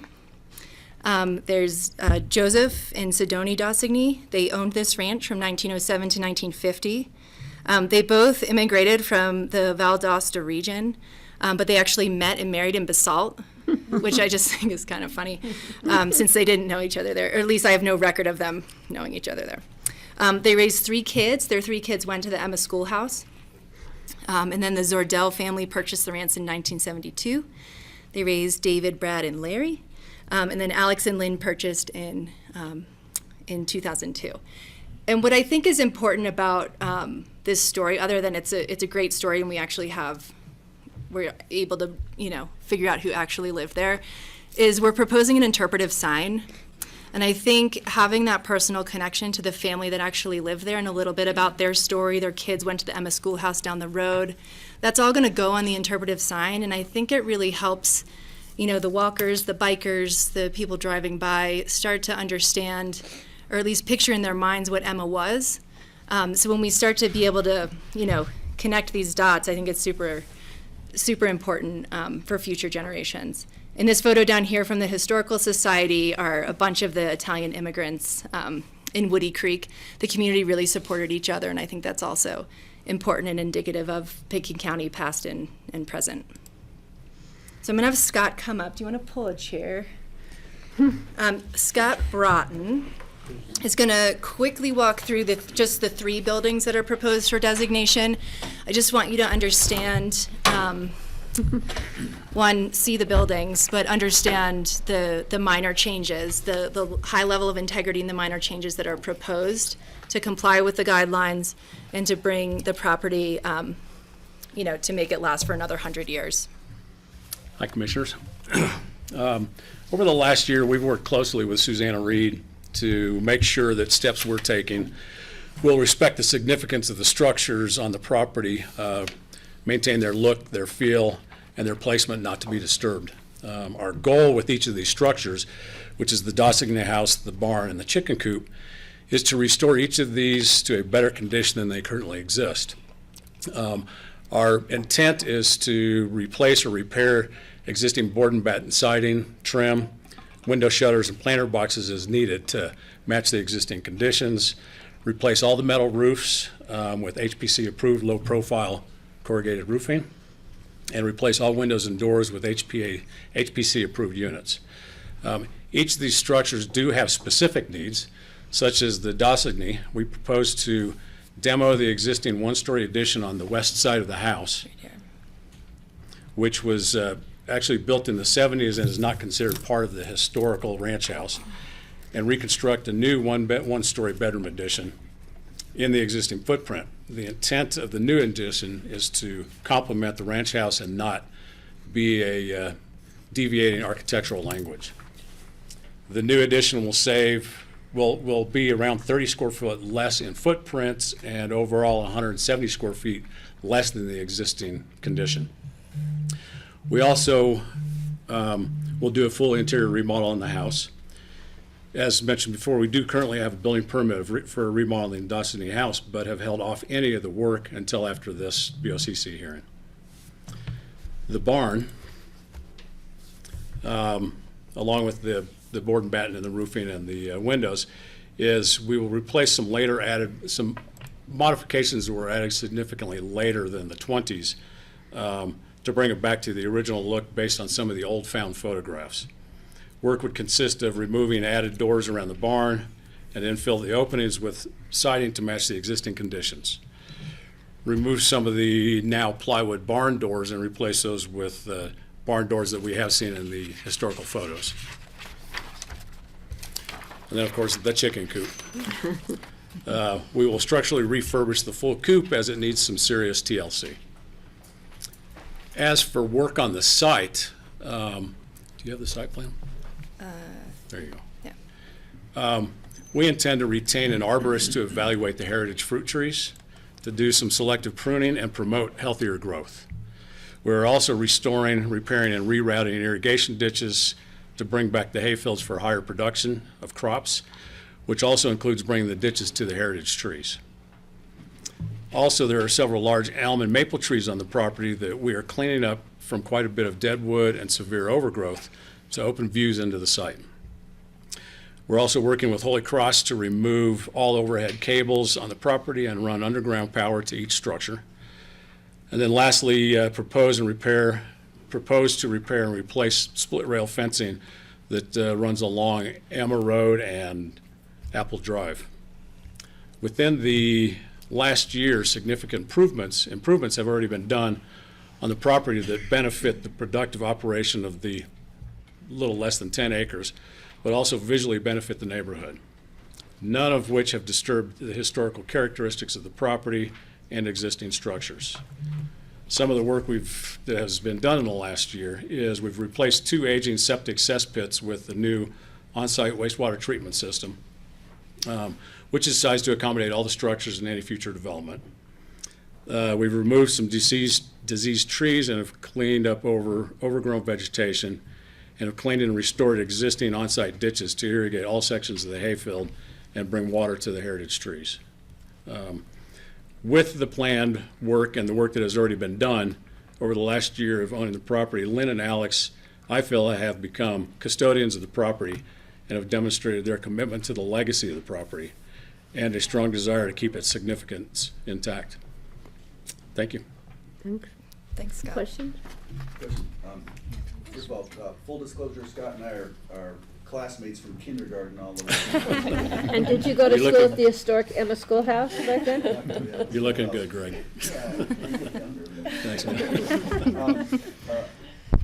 The question I had is just regarding when you're working on the homes, what are you doing regarding energy codes? Does historic preservation trump energy codes? Are we going to just have energy inefficient buildings? No, because we are planning a full interior remodel, but we don't want to affect the exterior skin, so we're going to maintain that as intact. Any of the new additions will meet current energy codes of insulation, glazing, stuff like that. On the interior of the historical structure, there are methods where we can go ahead and still do insulation to meet the current energy codes, and we're proposing to replace all the windows. Got it, okay, so that's your. So we'll bring it up to current standards. I think when we did the Redstone Castle, there was a historic reprieve from doing any energy efficiency upgrades, which I want to clarify one thing. Typically, if historic windows are existing, you don't want to replace them. That's what I was because just they're an gonna important ask. part of the fabric of the building. Right. In this case, these were not historic windows. Got it, thank you. Okay, let me keep on trucking. I'm curious Steve about has a question. I'm sorry. the fruit trees, actually. What species are there on the six or so trees that I can see? I think they're all apple trees. And they're significant apple trees. I mean, they've got trunk diameters of, 2 to 3 feet, when typically we see the little 6-inch fruit tree. The reason I was asking, I spent a lot of time on the Arbanese place, which was another family from Aosta. And they had apricots, but the best were the Italian plums, which my fruit-going friends in Palisade call them prunes. But those were the best. I wish there were some of the Italian plums there. On a new, managed orchard in Palisade, trees like these, they would just rip them out and they would plant all new trees. But I would encourage, and it's probably, there are already have probably been grafts taken off of these trees and put onto other rootstock somewhere by Scott Thompson or Jerome Osentowski, I would imagine. But that would be a good strategy to get this historic stock and put it onto new rootstock, because these trees they'll eventually die from old age. And these trees are actually somewhat of a connection to other trees that are sort of along that corridor. There's historical or heritage trees at the old Emma Town Hall and the jailhouse. There's historical apple trees at which is now the Little White Church, the schoolhouse. So they're all kind of within that corridor right there that I think have some additional significance to them. And they're trying to do a restoration of historic trees at the Lazy Glen open space. Yeah. And the intent is to bring in a certified arborist so that, we don't just start hacking away on them. Yeah, so I would encourage the owners to pursue like expanding the orchard with, the historic stock and, because that was part of the whole history of the Italian heritage on all of these farms in the Basalt area. They didn't just grow potatoes, but they had chickens and hogs and fruit trees and big gardens and a variety of things to be self-sufficient there. That's right. Okay, Kelly. Yeah, I just have a few more questions about the trees. How old are they? And then is heritage orchard a definition? And do we have anything in our code that is promoting preservation of orchards or? We other don't, ag but we have like several that? projects that have been designated or will soon be, hopefully, where these heritage trees exist. And I think there is a lot of interest in the Mid-Valley about doing preservation projects on the trees. Certainly, I know over on the Emma store property, there are also some important heritage trees in that area and I think there's somebody in that area is working on that now. So what does heritage tree mean? Is it Really an old. age? Is it like a Yeah. stock? Is It means it really old, Yeah. generally. Okay. And there's quite a history, just to add on, there's a significant stretch of historic apple trees along Old Highway 82 in Glenwood Springs around Berthard Motors. You can see it from the satellite where some of the trees still line up.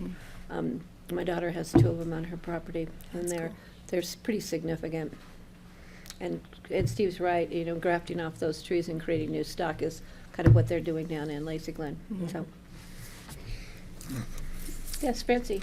Yeah, so there's quite a few changes being recommended, and I was going to ask about the windows, because I know that old windows have to stay with the historic. So these windows have already been replaced, is that the deal? Correct. Okay, and there's an addition on the building that's fairly new as well, right? Correct. And you're talking about replacing the board and batten, or keeping the same board and batten? Keeping the same board and batten, replace boards that have kind of outseen their life. That are, there's quite a bit of rot going on, just because back in the day they didn't build foundations above grade like we do and stuff like that. So, there's quite a bit of work that we need to do on it. But the intent is anything that is intact is really to leave it. Okay. And then I'm just trying to get the players here right. I'm sorry, most of you know each other, but I don't. So Alex and Lynn are the owners. Yes, You're an attorney? I'm an architect. You are an architect, I got that. I'm a planner You're a planner. yeah. And you're the historic, you're not historic, but you're in charge of the historic.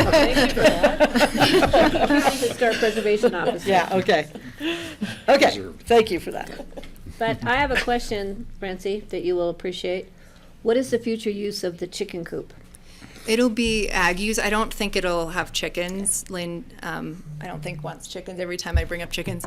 But it will have some sort of agricultural Okay. use. There's a lot of haying. There's a lot of irrigation equipment and things like that. What's I think is so great about the chicken coop is that it hasn't been changed at all. It even has the little chicken door. So if I can convince her, hopefully there'll be chickens in there someday. But it'll be We'll an work on agricultural future use, chickens. and that's all included in a covenant with the property. Thank you. The heritage chickens move much slower than the other ones. They like heritage apples. So we're going to let you, Sarah, go on. So, Okay, thank you. sounds good. I'll just wrap it up. Okay, the activity envelope, Leslie has already presented this, so I'm going to largely skip over this slide. Just be assured that the activity envelope border, it just wraps around the irrigated pasture border. That's how we created that line. So everything on this side has already been messed with, developed, changed, things like that. And then the irrigated pasture, the 6.5 acres, will remain untouched. I don't think it's developable anyway under the code. It'll be a nice connection to the conserved open space here that's part of the Clark's property. So here's 2250. If you kind of draw a line across, this will all just be open pasture, haying, exactly what you want to see in Emma, in my opinion. Okay. So I want to talk a little bit about the visibility of the property and its contributions to Emma, because I know how much that factors into your really difficult decision of how to weigh a voluntary preservation program with appropriate incentives and find that balance. So I live in Basalt and spend a lot of time over in Emma because it's so beautiful. And when I ride my bike over there, I kind of start to feel a sense of place. When I pass the Emma store and I pass the Mercantile, kind of turn into the Emma area, you see the schoolhouse here. This is like my bike ride. You see the schoolhouse and you start to think, okay, there's some history here. What is the history? What's going on? And then you come to 2250, which is really the next stop on your Emma Road bike ride or your drive. And you see this huge barn. You see hopefully you see the chicken coop. I'd see the chicken coop. And then you see the main house right on the road, and you start to draw these patterns. Okay, this is a ranching area. If this project's approved, we'll have an interpretive sign that doesn't just talk about this property, but ties it all in with what you see in the Emma area, especially along Emma Road. Across the street from 2250, in the field is a barn. And so again, it's this old historic barn. The property's on the inventory. You start to really understand that there's some deep roots here. As you continue down Emma Road, at the corner, you see the Parker residence that's designated. They received 1 TDR and a couple other incentives, I believe, in 2010. And then the Cerise property is right here. They're right next door. They designated 3 buildings and received 3 TDRs and some other incentives in 2010 as well. That's Emma Farms? Yeah, Emma Farms, yeah. Sorry, Cerise is the original family. Yeah, but it goes back through Emma Farms. Right, and so they're all tied in with this Italian community. So here's my little map. In green are either properties that are designated or on the inventory. You turn in Emma Schoolhouse, you start to come down. Here's 2250. And I really wanted to show you this map because you can understand how important this property is, not just standing on its own as a historic compound with 3 relatively unchanged buildings from the 1920s and a pretty good story to back it up, but it really connects the historic dots in Emma, along Emma Road. It kind of fills in what's happening on this end where you have Parker and Cerise and kind of the more commercial community buildings at the other end of Emma Road. So the optional incentives, I think I can skip this slide. I think we've talked about this. I just wanted to show, and Leslie touched on this, all the options that we could ask for. And we've really tried to only ask for what we need, what Alex and Lynn need to make this designation make sense for them. These are the photos I promised of Larry. Sorry, Larry, but we're laughing at your expense. I had to do it. It's just the cowboy. It's so cute. So, not to bore you with a bunch of text on a slide, but I do like to go back to the incentives criteria. With my historic preservation background, I always kind of look at how voluntary programs work and what the criteria are to evaluate how incentives are granted. I think everyone knows that TDRs are a really hot topic right now. If the TDR was granted, it would only be released after the historic covenant is recorded on the property, and that's in perpetuity. So there's no kind of game to play to get the TDR and then not do what we're saying we're going to do. That's all going to be in the historic covenant, and that's in perpetuity. The maintenance really can't be delayed. Even if Alex and Lynn, something changed and they wanted to delay it, it's in the historic covenant. We have to maintain these buildings. Once they're designated, there's an obligation to make sure that they're in good condition.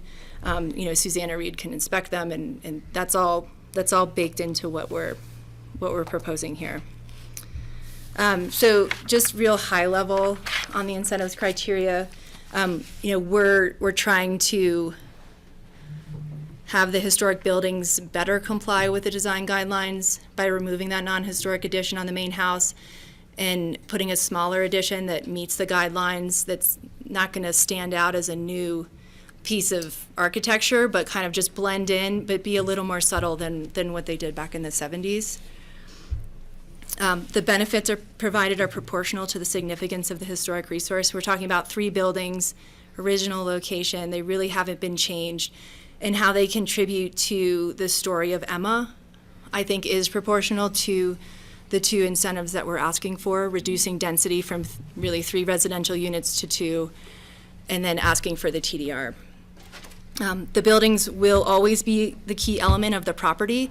As Susanna and Leslie touched on, if the brown house does go away, the new construction would have to go through site plan review, but it's going to be located where the brown house is. I mean, there's nowhere else to put it, and that's the most appropriate location that meets the design guidelines. The project is compatible with the character of the neighborhood.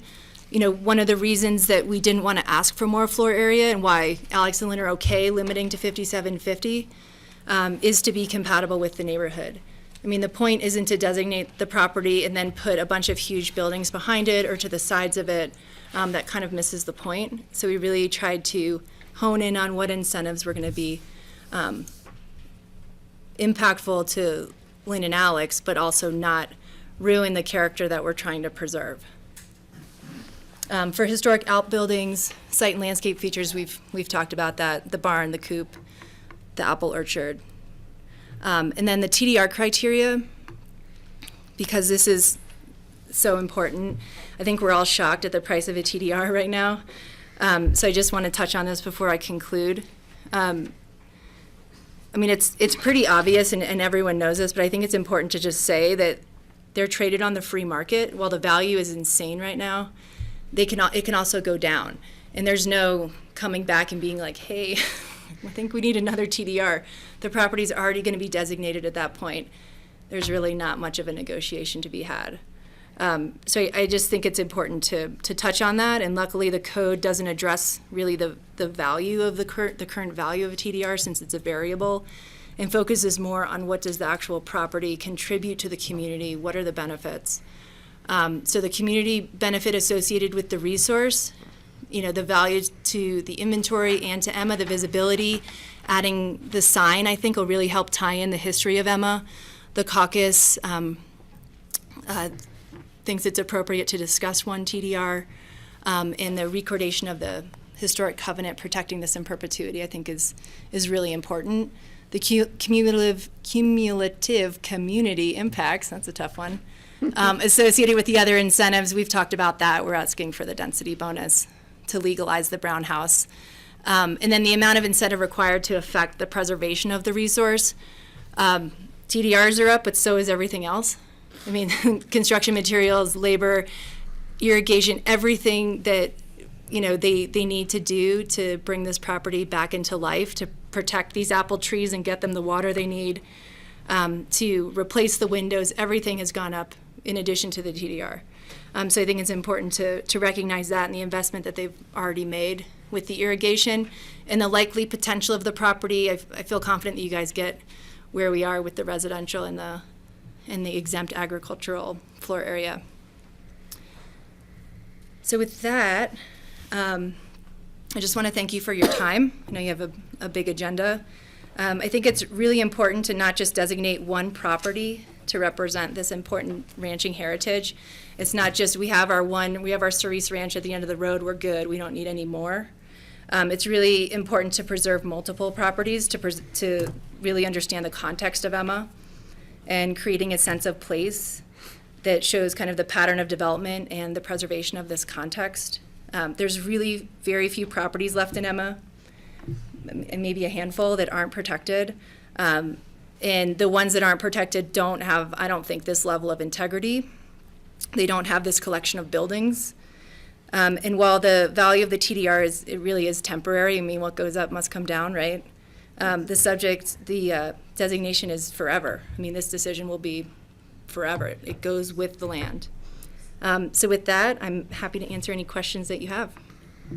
Okay, looking to the board. Kelly's been making notes. Did you have questions, Kelly? Let's see, it might have been answered.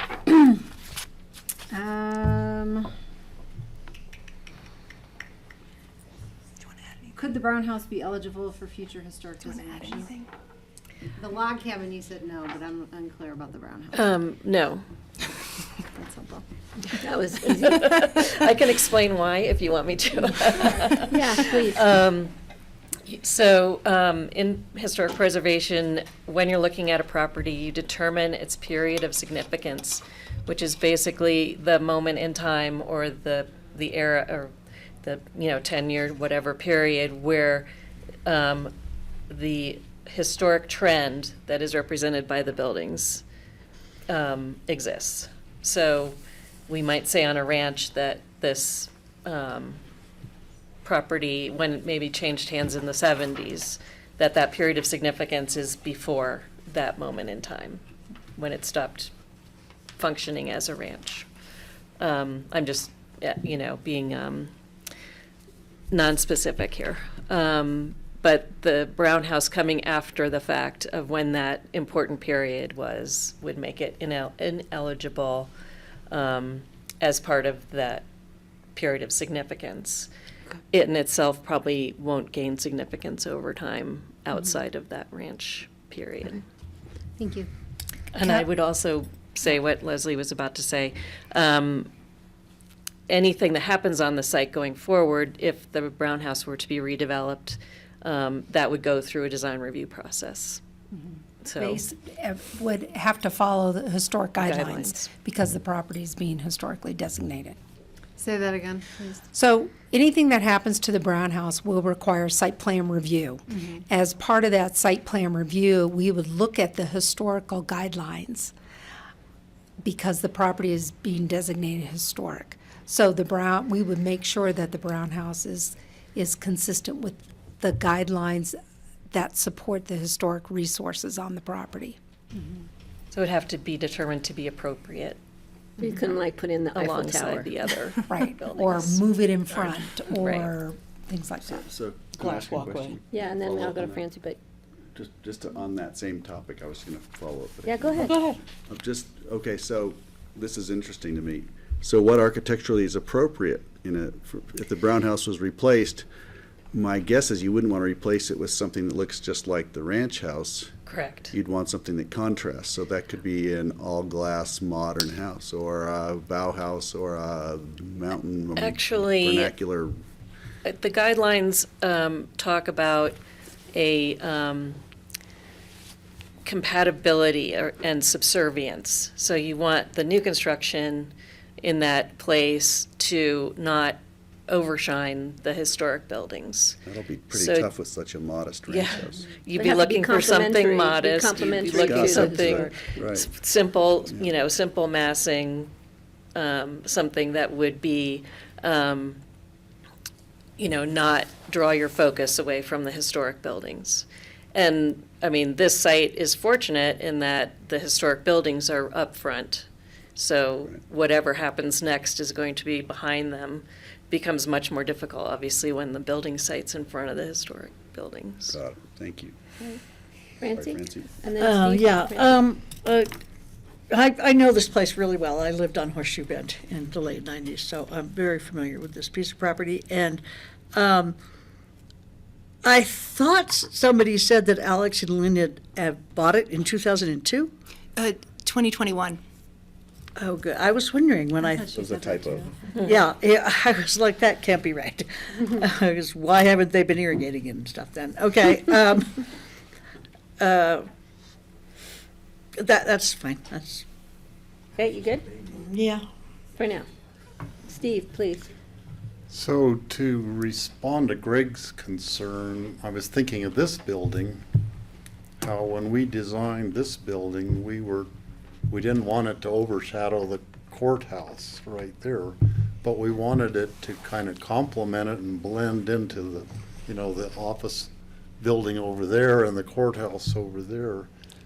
And I like what we did here. I think we did a good job, as opposed to some of the City of Aspen projects that are the historic minor Yeah, that kind of cabin and the ruins- glass. She was on P and Z. You know, the glass, She improved all of glitz and those glass, things. something that totally clashes not forget with the original one, which I don't like. I don't think that's a good approach. So I think doing something that somehow it doesn't overshadow the historic house, but it complements it, to me is the way to go.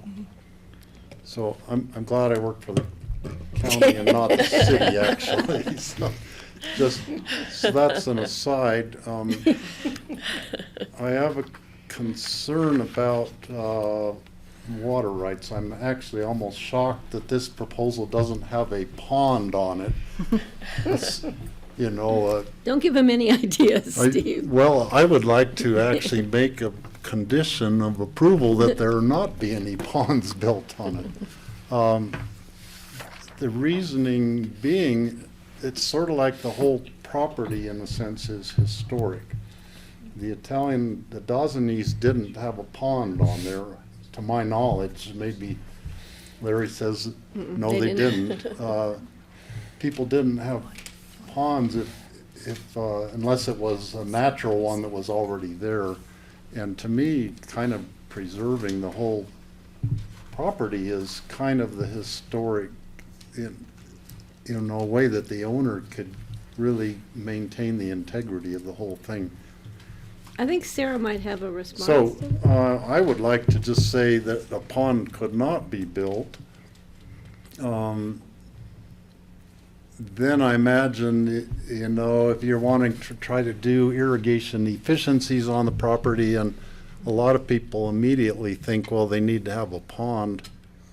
Well, unless it's a gravity feed sprinkler system, if they have a pond and are pumping out of it, then the energy efficiency has gone out the window because they're pumping water to irrigate something that was irrigated by flood irrigation. Or I believe Tom Clark irrigates probably with gravity feed out of a high ditch to run their sprinklers. I don't think they pump water there.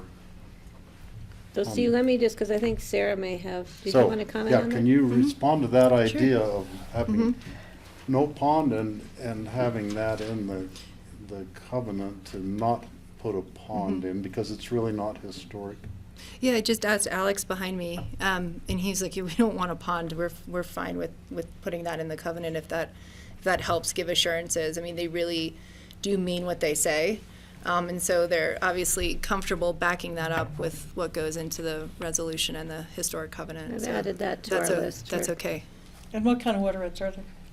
I believe you have pretty senior water rights. We have senior rights. Larry, you could probably tell us more than, I didn't look at the water rights as part of the purposes of the designation report, but I do know they have significant water rights to irrigate the pastures and the apple trees. Do we ever say, this is a question for staff, I know we do with conservation easements where the water has to stay with the land. Do we ever do that with historic designation so that these pastures can be historically irrigated? Not that I know that we've done that before with historic. I think that would have to be, because they have to keep the pastures irrigated, so they'd have to keep the water rights. Would be kind of a given. When I don't think anyone wants to give up water rights. I want to look at Mr. Ely on that. Well, Larry would know more than I do, but I would assume that the water rights are associated with the home supply ditch, and so the water rights are reflected as shares in that ditch. If there was a transfer of water rights, probably would be limited to only other current shareholders on the ditch. Okay. And, you know. Because that they would wouldn't still seem to need be too water to logical maintain that. the orchard and the pasture land, so I'm assuming that they'd have to maintain at least water rights to, I think we're talking about preservation of the historic nature of the property as a whole, which includes the heritage apple orchard and the irrigated pasture. Okay. All right, so, any other questions from the board? This is a public hearing. So I am going to open the public hearing. Are there any members of the public in the room who would like to comment on this item on our agenda? Are there any members of the public on Zoom or on the phone that would like to comment? Got you, Larry. If so, would any members who are interested on Zoom, please *9 to raise your hand. And while we're giving that, Larry, if you want to come up, you can have a seat here with the mic. And please give your name for the public record, sir. And where's your cowboy hat? Larry Fike, yeah. I don't have much to say other than I think what these guys have proposed is great. It preserves the family farm, the way the family farm has always been. and the way it always was long before we got there. I like the idea that they're preserving, the structures essentially the way they are. I think the neighbors are happy from the standpoint that it really does serve as a buffer between, we're sandwiched between Orchard Estates and Horseshoe Drive. And having that land, that space in between those two subdivisions, I think really does enhance the area. And so I appreciate the fact that they're doing what they're doing, and I think they'll be good stewards of the land. All right, you got Leslie and I going there, Larry. Are there anything else you want to share with us, Larry? Not that I want on public record. How old were you in the photograph? That was probably elementary school, so 8, 10, something like that. So, No. Thank you. Steve, go Larry, ahead. your brother Brad, is he a younger brother of yours? I'm the youngest, yeah. You're the youngest? Yeah, I'm the So whippersnapper. Brad was the oldest? Brad is the middle brother, Oh, the and middle, my okay. brother Dave is the oldest, yeah. Okay. Well, the reason I ask, and I have to tell this story, Brad, Larry's brother Brad, would come up to me when I was in high school, and the elementary school and the high school, I mean, it's all one campus there. He would come up to me, and his way of greeting me, he would hit me in the stomach as hard as he could, and I would tighten up my muscles. And he never could hurt me at all, but he tried to try. Yeah, just He and I had living an up to the last affinity name, I guess. together. We Yeah. liked each other. So we promised the next How are time we you going see to him, we'll historically let you- preserve Steve Childs? That's our next mission here. And hopefully I'm not being deemed historic personally. Yeah. We're going to put that as a condition, no hitting the county commissioners. Brothers are not allowed to hit me anymore. My muscles aren't as strong as they used to be. Okay, Larry, thank you. I don't see, Larry. do we have any, Scott, do we have anybody else online who? I see none. I am going to close the public hearing and bring it back to the board for discussion. Larry, So Larry. my thought this morning or last night, whenever, was do we need to do a site visit here to look at, I mean, they're pretty good pictures, but, and I've driven by it a million times, but I've never, ever been on that property.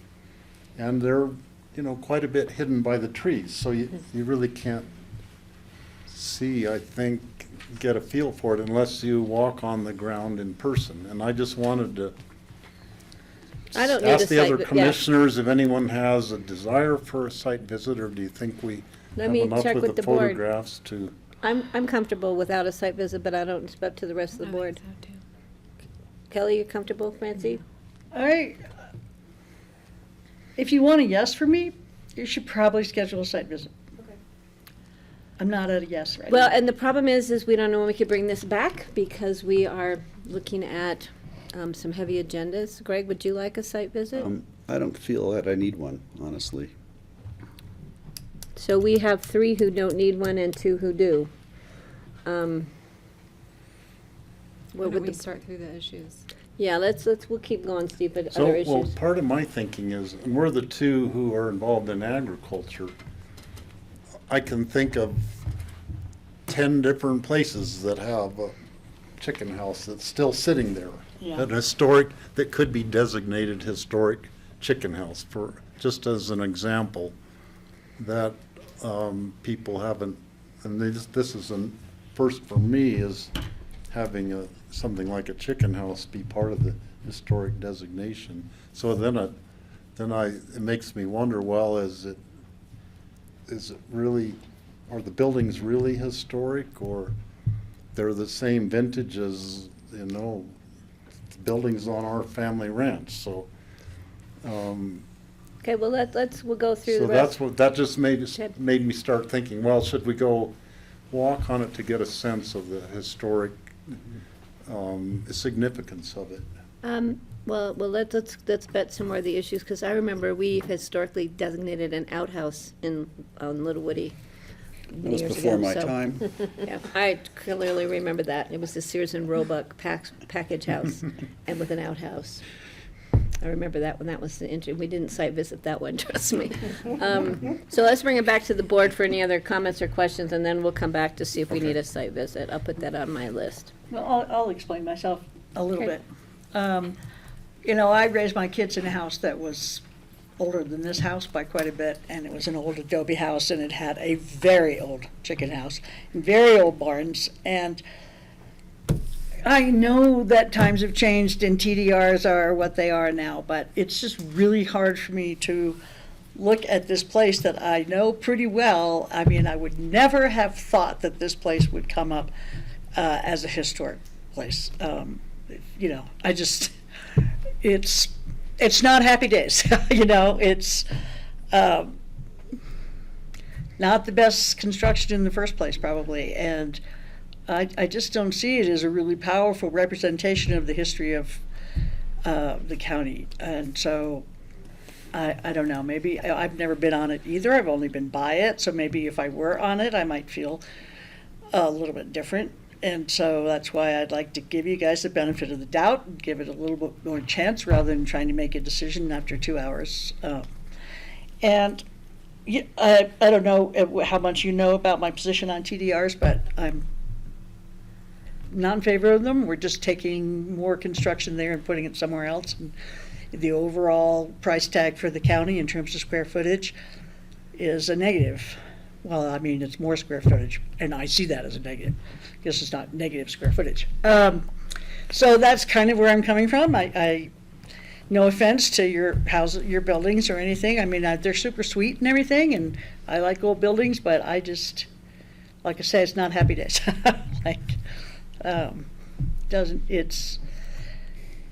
But I would like to give it a more chance, and I don't like being pushed to make a decision like this in 2 hours. I don't think it's appropriate I mean, I don't know why we have that particular thing where most things are 2 readings, and then every once in a while we get one that is 1 reading, and we don't even have time to think about it. So that's part of my problem. It just feels like pressure to make a decision, which, you know, will possibly make Alex and Lynn multimillionaires, which is great for them, but it's just a hard one for me to make, and just to, like, here's some pictures and here's this and let's give them a TDR. It's just really hard for me.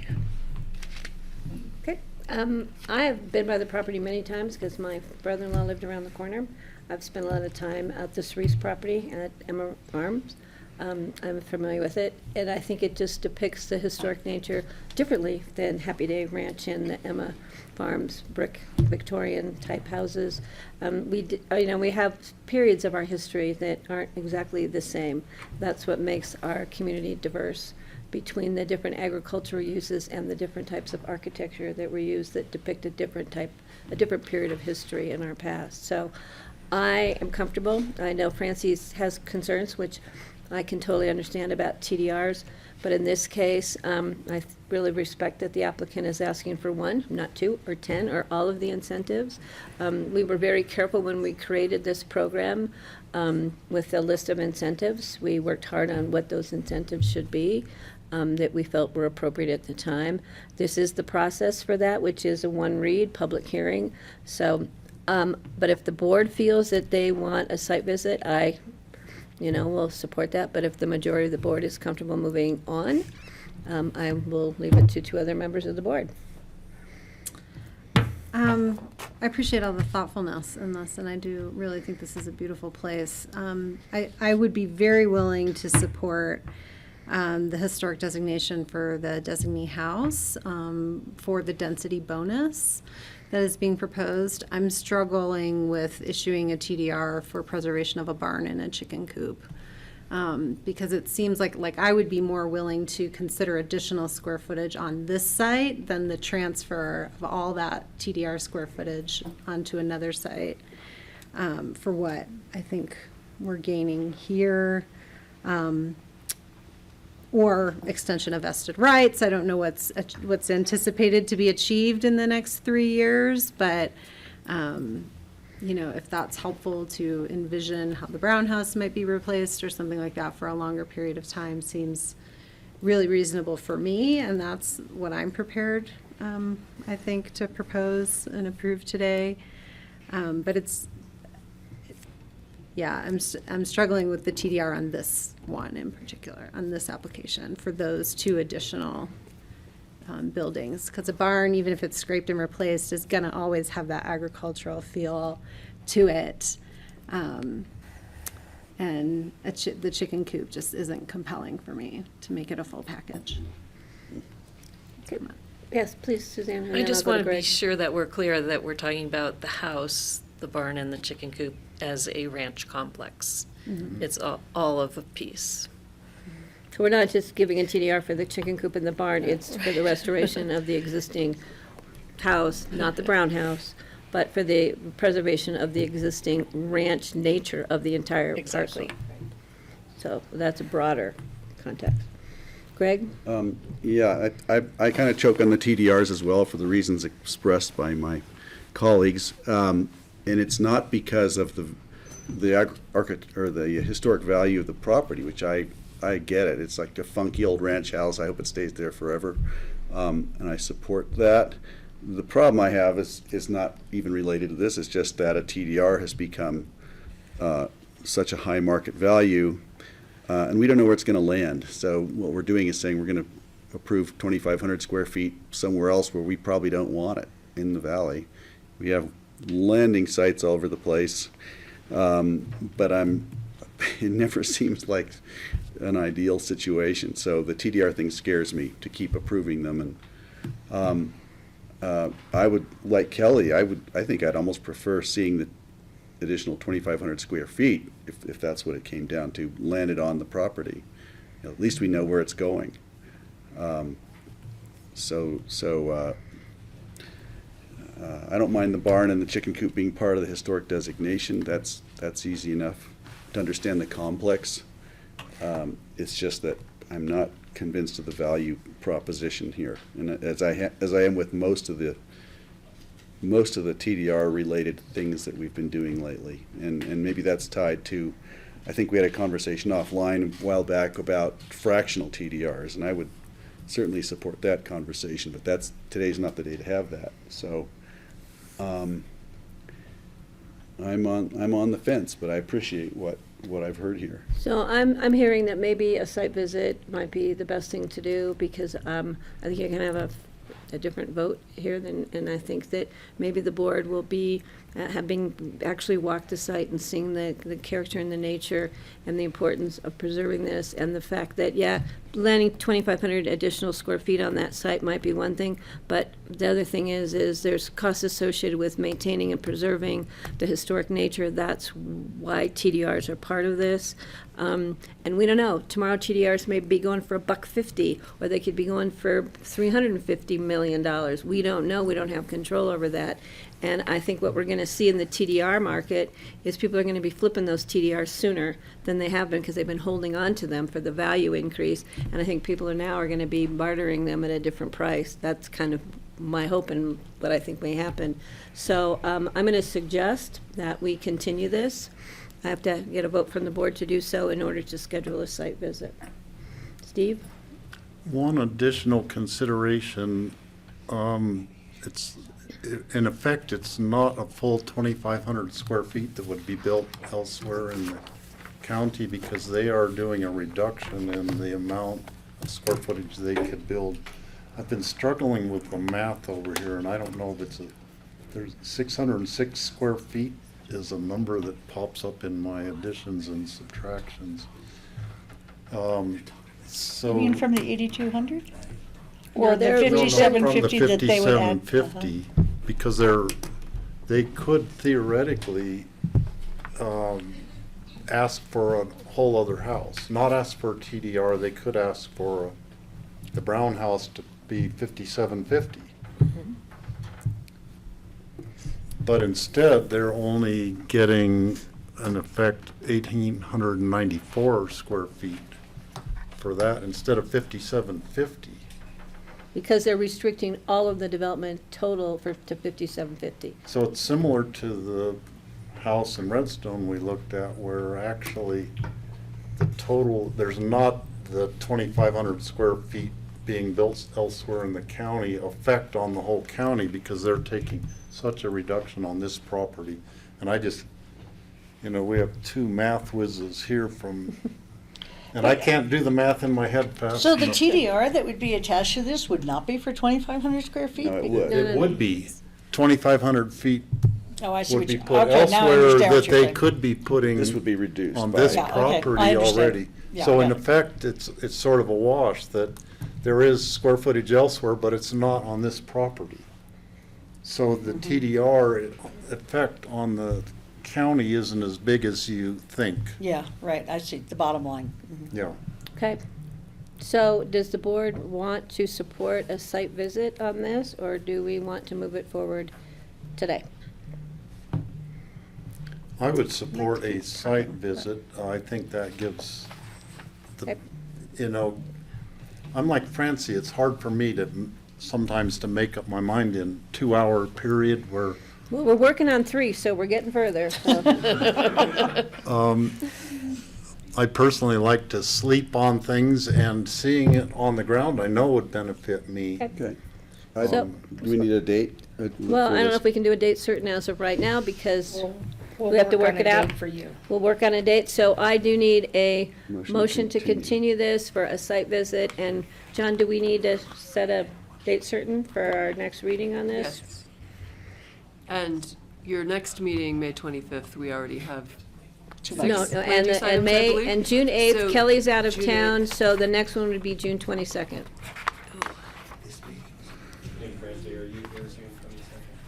Well, it looks like I'm not gonna have a lot of choice about that, considering how many things we're moving towards June 22nd. Thank you. So could I make a motion to continue this to June 22nd? You can do that. And do I have a second? Sure. I have a Second. motion, I have a second, are we okay? Yep. I'm looking at the applicant and Scott. We're We're gonna okay. move this to June 22nd, after, and we'll have, that'll give us some time to set up a site visit. There won't be apples on the historic trees yet, just so everybody knows that, and there's no plums. So we're gonna move it. I have a motion, I have a second. All those in favor, please signify by saying aye. Aye. Aye. Thank you. Thank you Thanks very for your much. I time. appreciate it. Thank you. Thank you, guys. And the board is gonna take a, do you want 10 or 15, guys? Because now we do Bavarian Inn, and then we go to short-term rental. 15 I'd like to would be eat a little bit. let's 15? go 15. We're gonna take 15 minutes, folks. Thank you. So,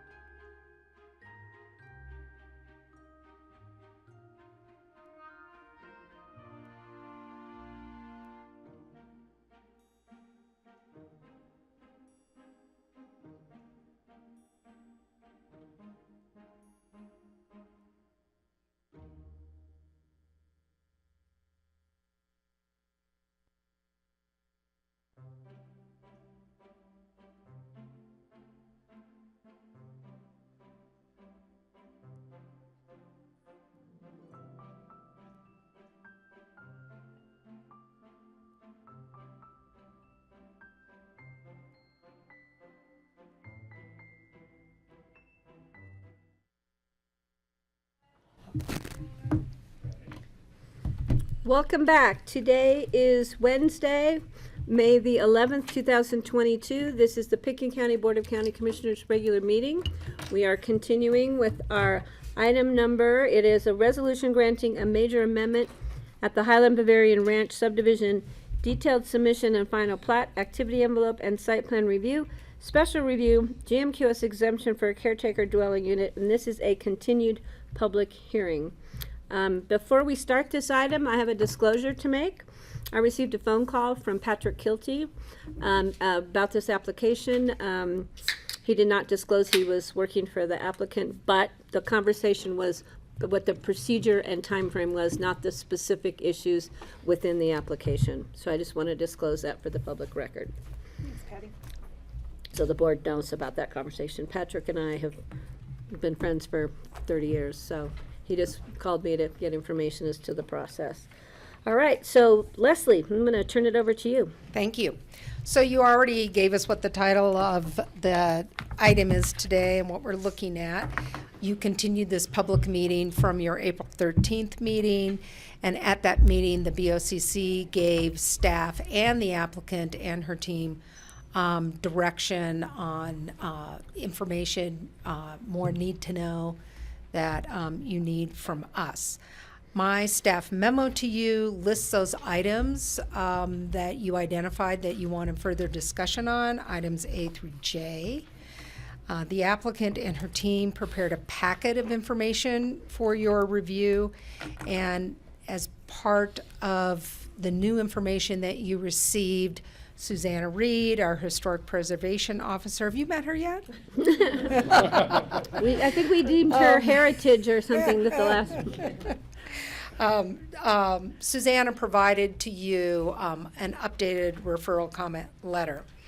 One item that I want to clarify that was not clarified, not really discussed in my last memo to you, because I kind of gave you, you have everything else behind that memo, so I didn't add it all in to the May 11th memo, is originally the applicant was proposing to transfer square footage off of the Mesa lot onto the ranch lot.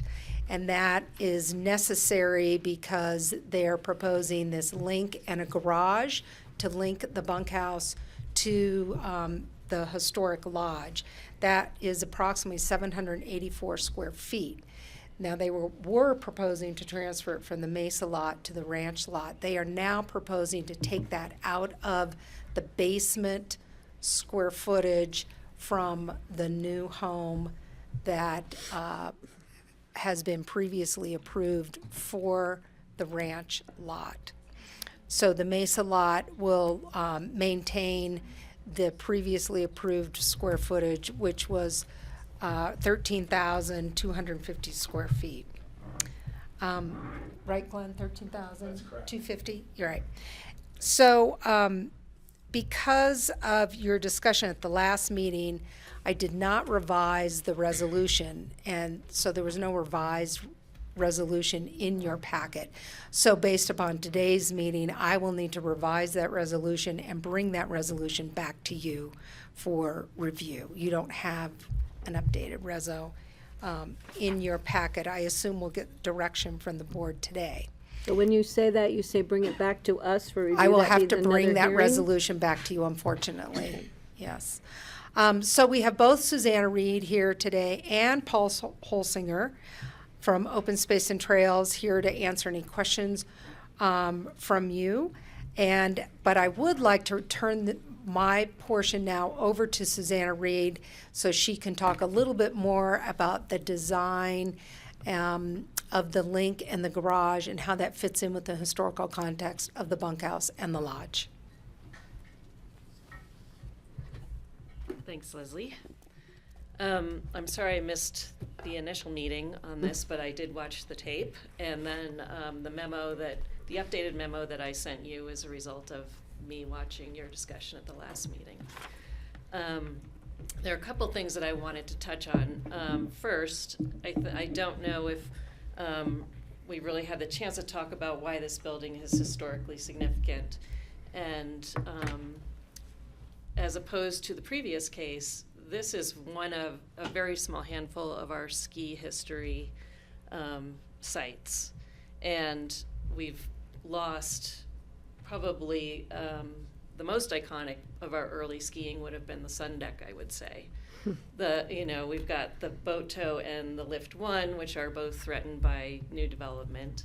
And this is sort of the other big element of our early skiing history. And since skiing is such an important aspect of our lives, I think anything that we can do to preserve our ski history is important. When I first started working with the applicant on this project, there was no historic designation. And so Meredith and I worked together to find a way to effectively preserve the lodge building. And I think we were successful in finding a pathway that met both our needs. In my memo, I spoke specifically about the driveway alignment, which I know is a big discussion last time. And I want to be clear that the proposed design of the lodge, bunkhouse, and garage building is something that I believe can work and be a successful historic preservation project. We've looked very carefully at the garage design in particular and focused on that element and keeping it low and part of the landscape instead of part of the building. And I feel, since we've reviewed the architectural plans, that that can be successfully accomplished. We've also talked about re-looking at the link design, and that's something that Meredith and the design team are willing to work with me on going forward. So I think we can come up with a solution that addresses your concerns about the modernity of that design, and also something that works in terms of making a connection that doesn't get mistaken for a historic element that still looks like a contemporary intervention. So I wanted to be clear about that. Certainly the different driveway alignment would result in a different design solution for the lodge and the bunkhouse, and particularly eliminating that garage element. But I didn't intend to, I don't want to say that that is that is the only solution. That the solution that we're looking at is a good solution, that there are other good solutions as well. So I wanted to be clear on that. And I think that's the extent of my comments right now, and I'd be happy to answer Yeah, questions. I have a question, because on page 3 of Leslie's memorandum, under G, driveway alignment, it says the Pickens County Historic Preservation Officer does not support the new driveway alignment to the historic lodge because it forces the new garage and link between the bunkhouse and lodge closer to Castle Creek Road and into a more visible location. And I think that was a misunderstanding between Leslie and I when we had that, Okay. the interim conversation. Okay, so we've clarified that you do support, but you see some different design opportunities. Yeah, I think that an alternate driveway solution would provide for a different, potentially better garage solution for the lodge. But I think the solution that we're working on now has the potential to be a reasonably good solution. Okay. The one that we've seen. Mm-hmm. Okay. Thank you. Just wanted to clarify that. That one jumped off the page at me. Can I ask on the same topic? Yeah, it says staff, so I wasn't sure if that was Suzanne or not. Critical the new driveway to the barns because of its visibility and because it bisects an open meadow in the foreground of the historic lodge. And I was actually gratified to see that, because it doesn't seem to make sense that we'd be bisecting the meadow with the driveway if we could avoid that, which is what the previous people did. But that's not Susanna saying that. That's not a historic thing. That's our Right. ComDev staff. Thank you. Yes. Okay. Okay, any other questions for Dr. Susanna? No, okay, Les, did you want to continue, or? So we're looking at Glenn. Would you please give your name for the public record, sir, since we don't know who you are either, so. My name is Glenn Horn, represent Namu Ranch LLC, which is an ownership entity, as you know, that's controlled by Meredith Loring and her husband, Sami Inkinen. And we have members of our team here, Sarah Adams, the historic preservation planner, Dylan Johns, the architect, Meredith, and Jen DeQualo. I learned how to say her name properly. She's joining us via the internet, and she's the landscape architect. So I'm going to try to share my screen and go through this presentation.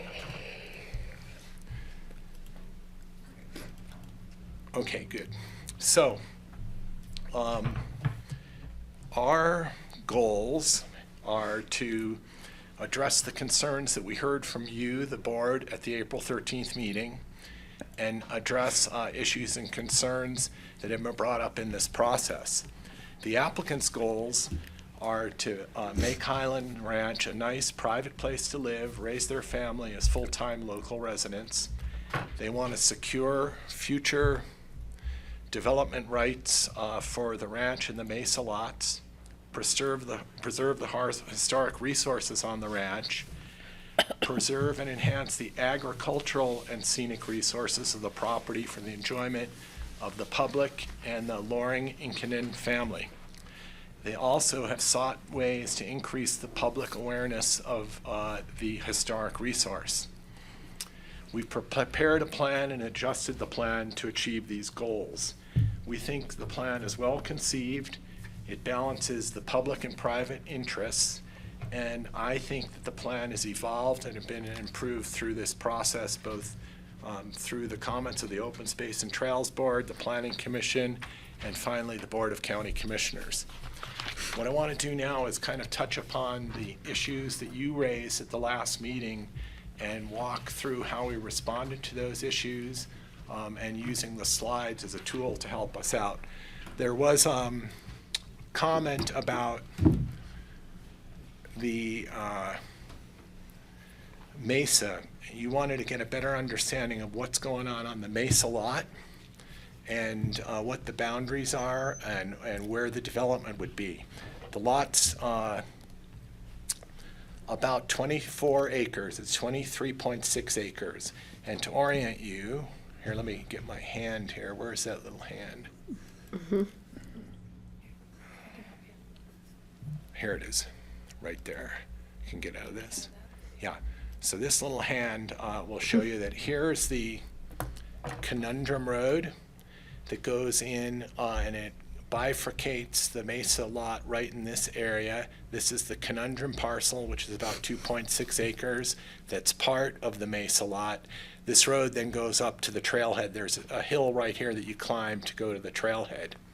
And on this lot, there are several different activity areas. This first one, on the other side of Conundrum Creek Road, between the road and the creek, is a picnic site. It's outside of the wetlands, outside of the floodplain. And then you can see this is an existing ranch road that climbs up to this beautiful park. It's really the major open area on the lot. And we have an envelope encompassing that existing road. In the middle of this park, really at the top of the park, is the proposed home site. And the base entitlement for this home site of 5750 is being transferred from the Castle Creek parcel, which is a parcel that's exempt from growth management and entitled to do a house of 5750. So the Castle Creek parcel has been deemed a constrained lot, and that base entitlement of 5750 is moved into this open park on the Mesa lot. And as I said at the last meeting, that house will not be visible or just be barely visible from the road, but for the most part, it's very well screened.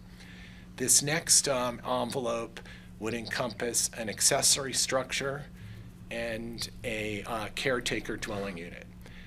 The boundary here is Castle Creek. This line here goes along Castle Creek, and across the way you have the ranch lot. So that kind of gives you an overview of the Mesa lot as you requested. This area right here that's in a conservation easement is the panhandle that links to the ranch lot. So we go to the next slide. This addresses the conservation easements. And this is where we started the review. This was approved in 2019 by this board. Oh, can I get rid of this, Sarah, so that I can use the pointer? Yeah. Pointer right next to the No, I hand. want to just, I want to be able to move this arrow up and down. Okay, there we go. So, anyway, back when we got an approval in 2019, the Castle Creek parcel here was proposed for a conservation easement. That's about 23 acres. And the down valley portion of the ranch lot. So we had 31 acres proposed to be in a conservation easement.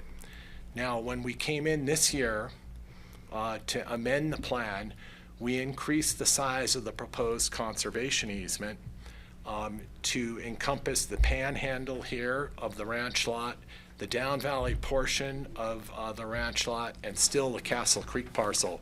So the conservation easement went to 41 acres. Since our last meeting, we revised this again based upon your comments, where we added all of this creek bottom land on the ranch lot to the conservation easement. So we now have 49 acres of land in the conservation easement. That's 60% of the entire ranch. This table kind of lays it out as to what's happened. 2019, 31 acres, 38% of the ranch. In April of 2021, we're at 41 acres, 50% of the ranch, and now we're at 49 acres, 60% of the ranch. There were comments that came up about the proposed pond, and we talked with Paul Noto, our water attorney, about the status of the existing pond and the proposed ponds. Paul says, and there's a letter in your packet, that the water rights come from the Highland Hope Spring and Ditch. The ditch was decreed in 1971, stemming from a 1913 appropriation date. Paul is working on filing an augmentation plan for the existing pond, which will call for a sacrificial pond to be developed on the property so that it could fluctuate if there's a call on the water. So that's one of the reasons for the second pond. The other reason is we're going to go to a sprinkler irrigation system, and based upon our discussions with our water resource engineer and the water attorney, we're going to be using less water on the ranch with the two ponds and the sprinkler irrigation system than the current flood irrigation system on the ranch. So the sprinkler irrigation system will make up for the evaporative loss associated with the new pond. And here's a slide that shows the sprinkler irrigation plan. Let's see, it's just too. Okay, there you go. So this was prepared by the engineers, and it shows how we're going to be sprinklering the ranch. The primary agricultural area is down valley of the barn in this area here. This is the area that's been historically used as a pasture and historically irrigated. The metal barn, a discussion came up about that. And Meredith said at the last meeting that she has agreed to paint the metal barn so it looks more attractive in this location from the road. With regard to floor area, Leslie covered an issue about the Mesa lot that we addressed in our letter. The base development right, as I said, for the Mesa is 5750 coming from the Castle Creek parcel.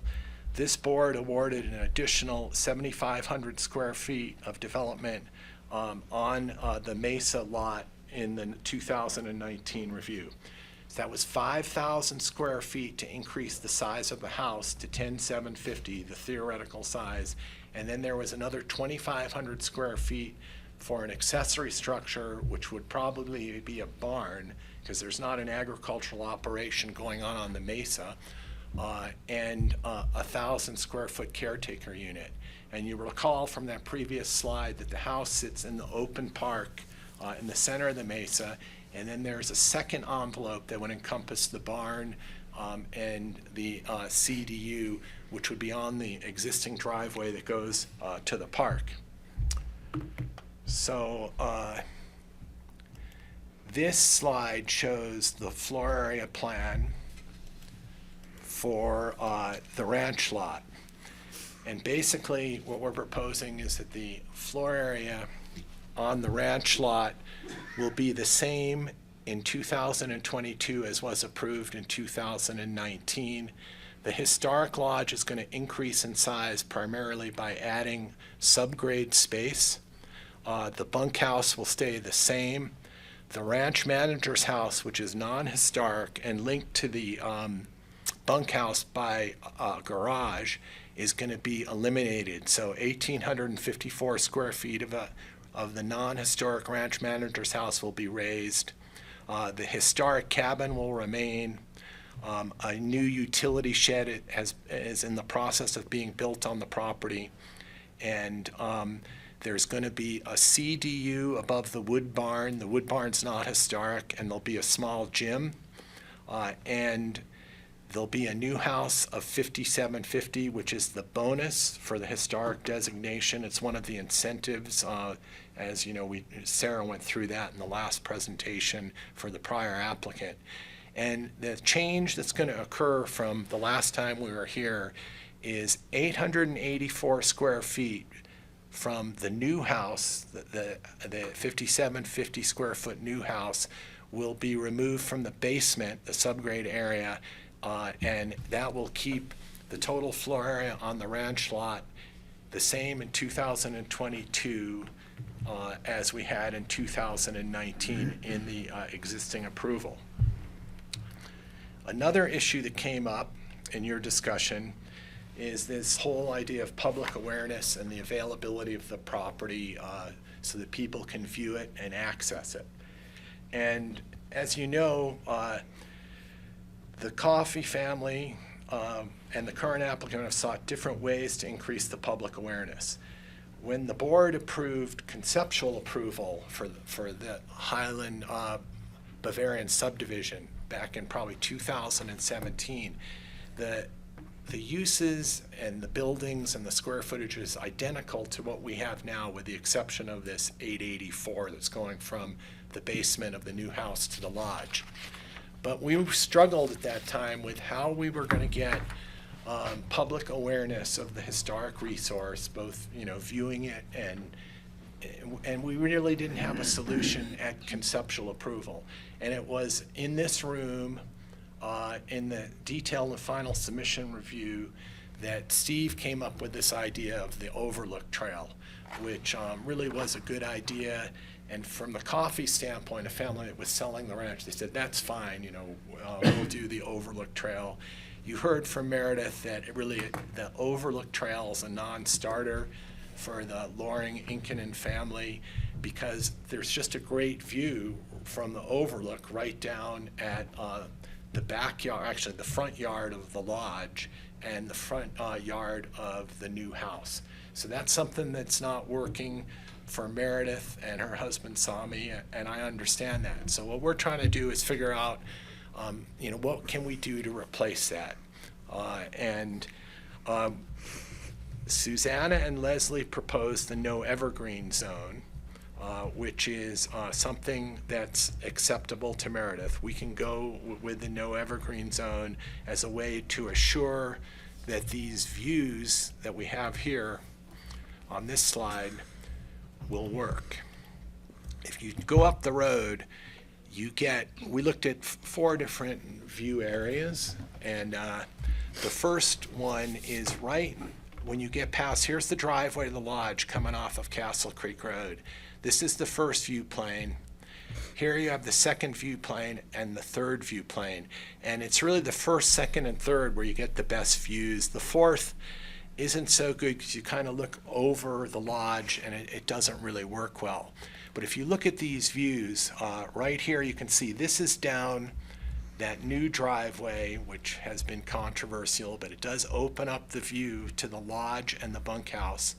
The second view, as I said, is above the driveway. The third view is above the driveway. I think that the trees are kind of thin in these areas here, and if we kept them, at the current density, that's where the best views will be. The fourth site isn't so good. So if you look here, here's the first shot. This would be looking down the driveway, and I can blow that up a little more so you can see it. That's the first shot, right down the driveway, and there's going to be a new driveway that runs through here that'll open up the views. If you look at the second shot, this is as you're above the driveway to the lodge, and you can see how the trees kind of open up, and it's a pretty good view directly at the lodge, which we would like to maintain.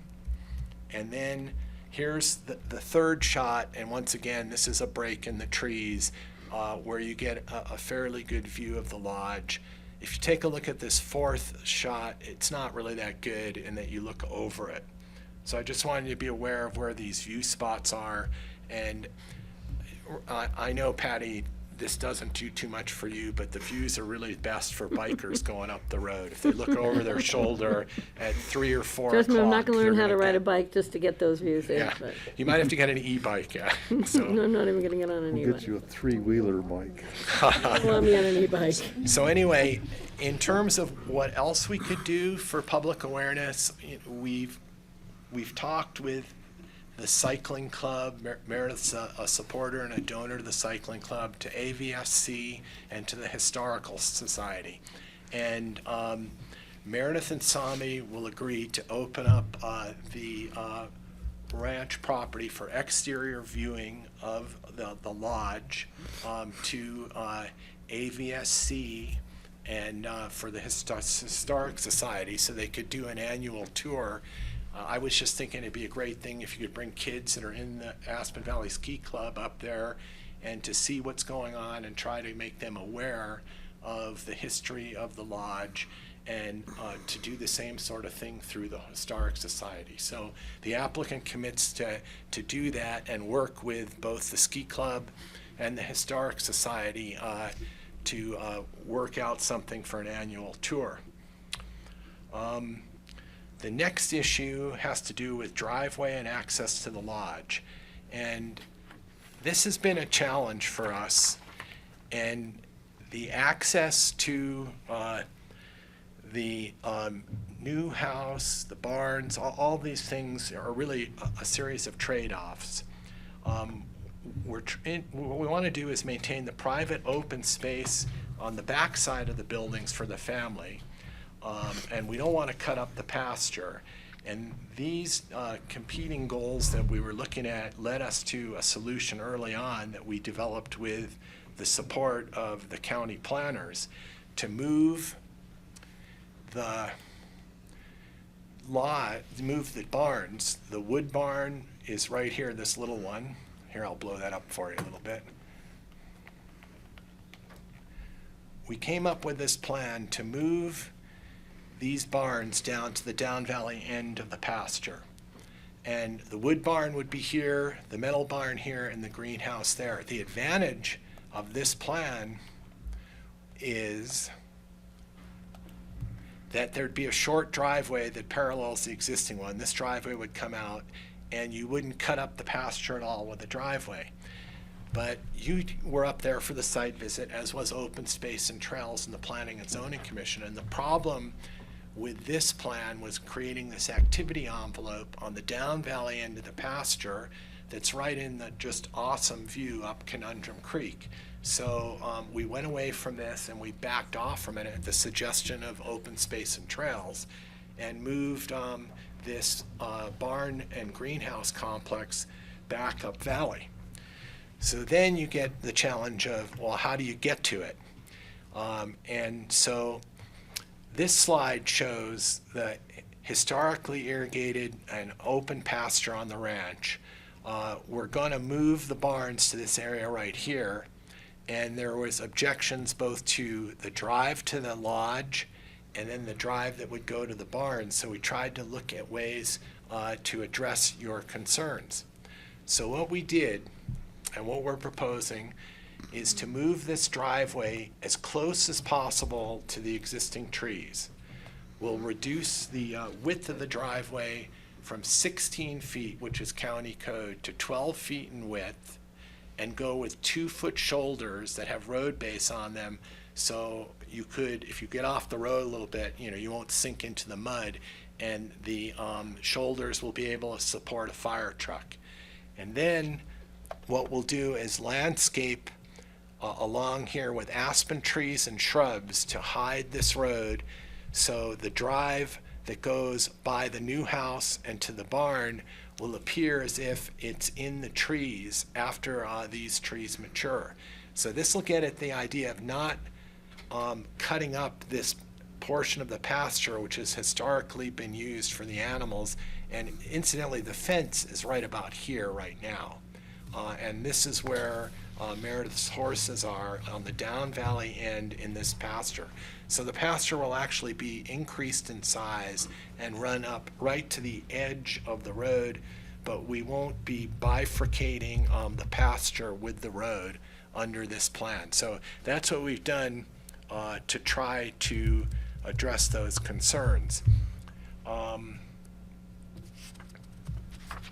So here's the next slide, shows you saw this one before. This is the portion of the driveway that will be converted to a 2-track. This is the new driveway. And as I said, this section here will be only 12 feet wide. And if you look here, and Greg, you noted this, it's the lineal feet of the proposed driveways 13,754 versus the existing drive that's 15,603.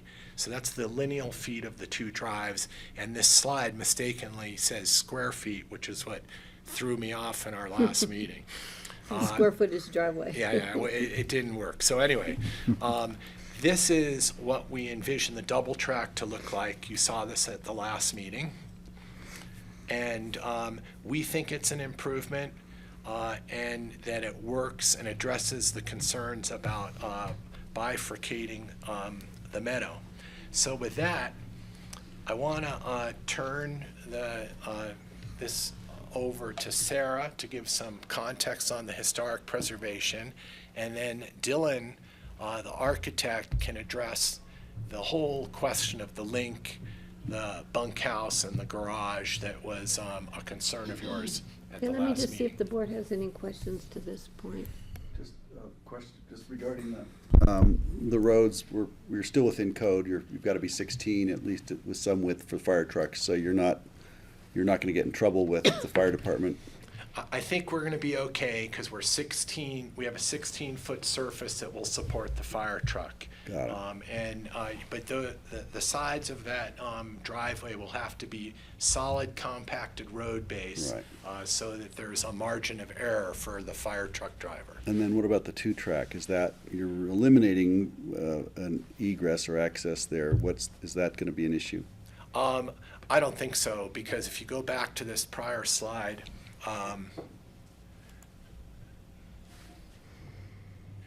and Jen can speak to this, but yeah, the proposed roads that we're showing would access all of the buildings per code. So the 2-track would not be an egress route of any way. okay. So with that, Wait, I have a question about the driveway. Okay. We talked about, you have a question? Yeah, too? but go ahead. We questioned the paving of the driveway. Yes, That the applicant was not gonna pave it at this time, so we don't know if that's in the future, it'll be paved. That's a concern to me. We also asked for engineering of the driveway behind to see if it could be expanded to accommodate a fire truck, per code, 16 feet, or now we're doing 12 feet with 2-foot shoulders. So, I didn't see any mention of that information we had asked for. okay, so as far as the drive in the back, it could be engineered. There's room to engineer it to bring a fire truck that way. I think this is really an issue of balancing the public concerns versus the private concerns. What Meredith and Sami see that back here as this as being their backyard. Right. And, you know, they're a private area, and it will be very beautiful looking right at Five Fingers and up Conundrum Creek. So I think it's an issue where they just don't want that road to be there in their backyard. And my concern is the view plane that's being impacted by the driveway in front of the historic Yeah, building. it's So a we can pub- get to that because I'm still not quite comfortable with that driveway being in front of that amazing lodge. Yeah, I understand that. You know, it's a classic public-private Yeah, type but of it's a also, debate. we're giving a lot for historic preservation, which I don't necessarily have a problem with, but I just want to see the return for the historic preservation for what the community technically is giving in square footage and other incentives. So, Francie? The final surface on the driveway will be gravel, it will be permeable, except possibly at the parking at the house. It didn't sound like a question, but it actually was. Yeah, I don't think we have a. that the answer was that we actually don't know right now. It's, you know, in our last meeting, we were kind of at the heart of mud season, and, you know, coming around that bend, coming to the house now, is like a slip and slide. And so when I came into the last meeting, I was like, I can't envision not having something solid under me. And also we're tracking like a ton of mud into the house every day. And so Glenn and I were talking about reserving the ability to put something harder down in case it ends up being a total disaster like the current driveway. But like I have the same interests as you guys do, I think, with keeping it looking like a country setting. But at the same time, like I don't want to be slipping around in mud season, and I don't even know really the options for me and like what is going to work best there. Right. So that's why we were trying to just keep our options open because we haven't done it yet. Well, if you have good road base, though, you won't be driving in mud. Well, you Or you shouldn't can be. use those grass tiles, you know, those pavers. There's options, but I'm just not comfortable with not knowing what that surface is gonna be if you're gonna convince me to leave the driveway where it is, so. So like that out what you there. guys want is something that's not pavement, right? Well. Yeah, we don't want a black stripe through Yeah. there. I think we could commit to not doing asphalt. Well. That's not, we wouldn't probably want asphalt in there. We want it to look like a country setting. I just want it to be solid. Right, and the problem for me is it's a parcel that's up Castle Creek where you know that there's weather and mud and snow, and that's part of the country environment up there, so, which I understand, the slippery, the safety issues, especially driving your children, but I think that that's up for more discussion when we hear more of the proposal. I have a road-based driveway, and it's not muddy. You know, I think the section going to the barn, I'd be fine with just saying that can be road base, period.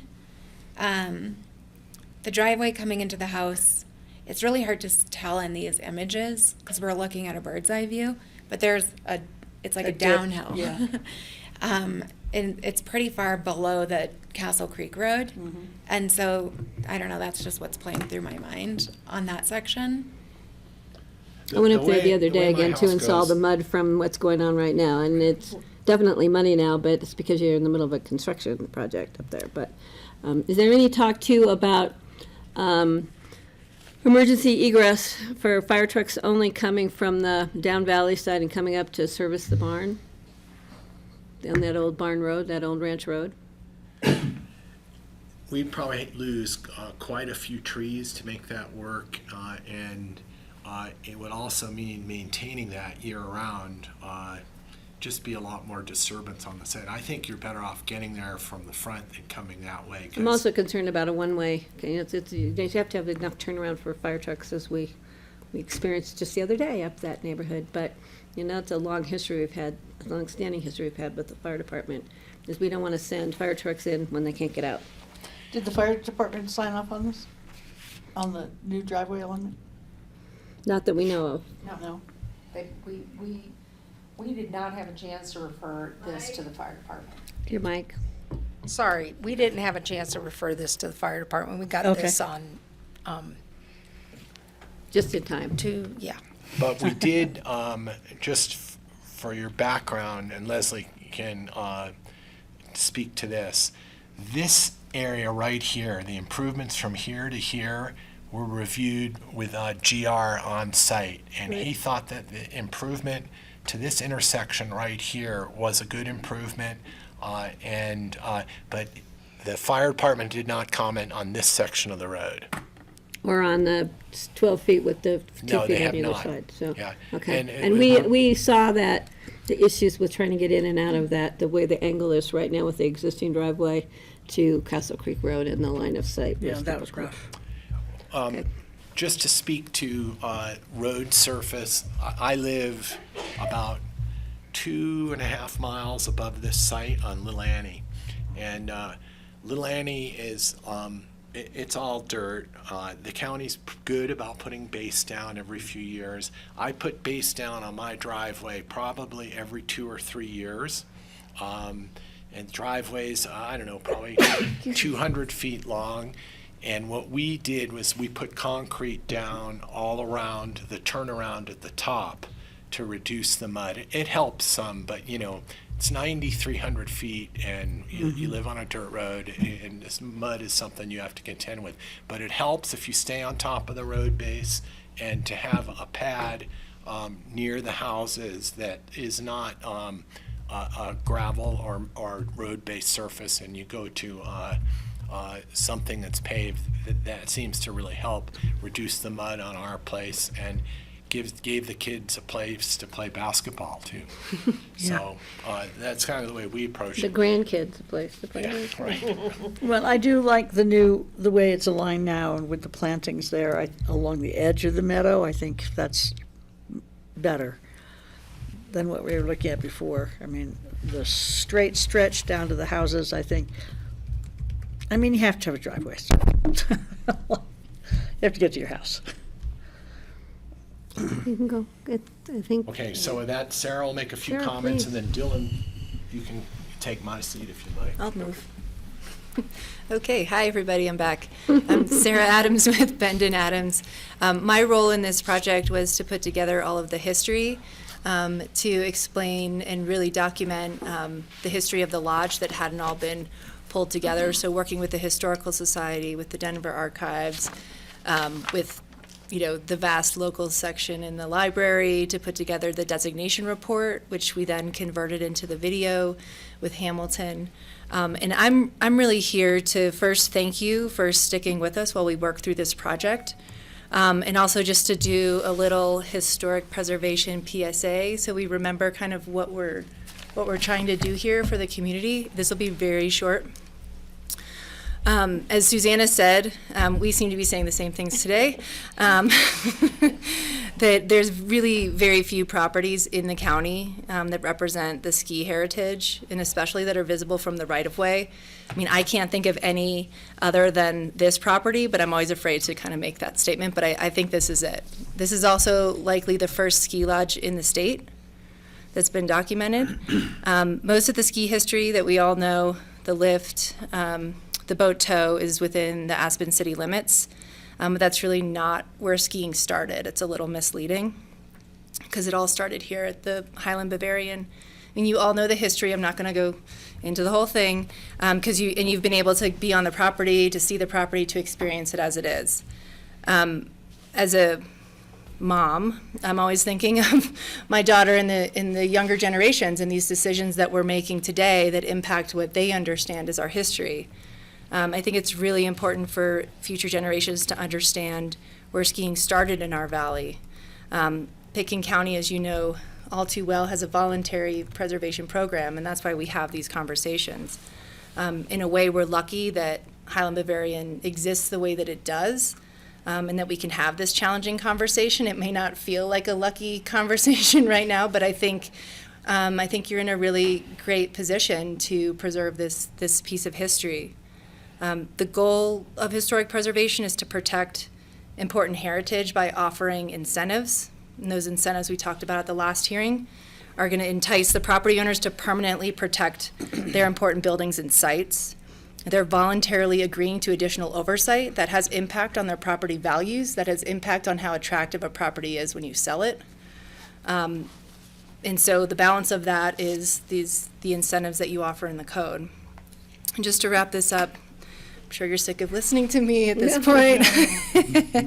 But the bottom line is, this is the most important ski property in Pitkin County. I mean, this is it. If I had to, name one property for ski heritage in Pitkin County, this is it. I don't know if Susanna would likely agree. Couldn't think of any Yeah, others I mean, either. this is what you have, and you have the property where it all started. I mean, that's amazing. As I said, I think it's really important for the younger generations to understand the work, the commitment, but really the vision that went into developing Aspen as an international ski resort. And you really need to start at the very beginning in this valley and understand the vision that they had when they decided to make this an international ski resort. The only way to do that is through the eyes of this property. So thank you for your time. I'm going to go sit in the back and have a snack. Don't go too far. Dylan's going to walk through the design and the collaboration that he and Meredith had with Susanna to kind of get to the point where they are now. So thank you so much. Okay, great, thank you.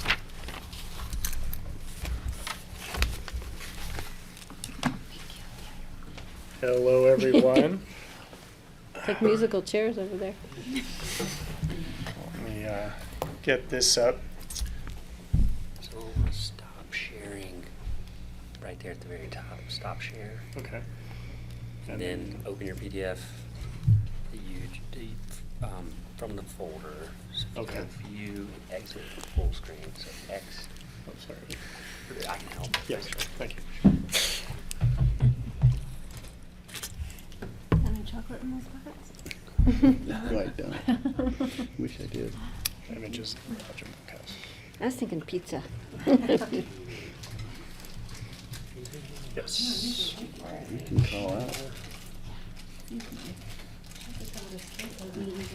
Okay, thank you. All right. Oh, wait, Kelly here. Yeah, they Oh, can, okay. For the record, my name is Dylan Johns. I'm with Zone 4 Architects, and we have been working with the team here to develop the architecture for both the lodge restoration and the addition to the lodge. To go back a little bit into where we started, this is the site plan that was included with the 2019 resolution. The lodge is shown here, and there was an approximately 800 square foot addition being proposed with that application located here. And the ranch manager's house and the bunkhouse were over here. This is a slightly more detailed, closer up view of what that looked like. So there was a linking element between the addition and the lodge structure. It was clearly much less than what we're proposing, and you can see the bottom end of the ranch house over here. And this was a development version of the proposed plan that we had for the garage and linking element, which Susanna commented on, and these comments were included in your packet. But some of the more notable things that were pointed out here was helping to increase the separation between the new elements and the bunkhouse, which is located here. Some concerns about the relative height of the garage itself, the width of this link in here, and then essentially some comments about the roof shape of the link itself. So in continuing to work with Susanna and listening to the comments from the board in the last meeting, we changed the configuration of this area in particular so that its entry to the bunkhouse was much reduced, and the width of the linking element really didn't change, simply because it's essentially already the minimum width necessary to have both a staircase down from the elevated lodge to the bunkhouse and then to the lower level space below. We were able to change the change the height of the garage elevation. We did lower that to further reduce its impact. And Patty, per your comments, initially we had designed this linking element to be as transparent as possible so that it had a more minimal presence as an element. But taking seriously your concerns about light leakage, lantern effect, that sort of thing, this is a better view of that. We have filled in those clear story windows so that those are no longer going to be transparent.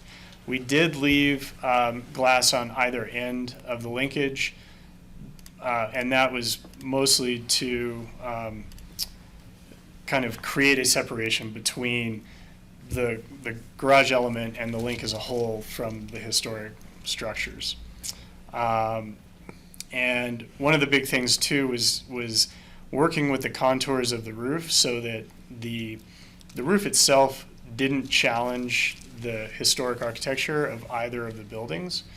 And you can kind of see that a little bit better here, where the original design had that as a more monolithic, uniform height element, and we have since broken that up and lowered it, especially as it comes into the bunkhouse.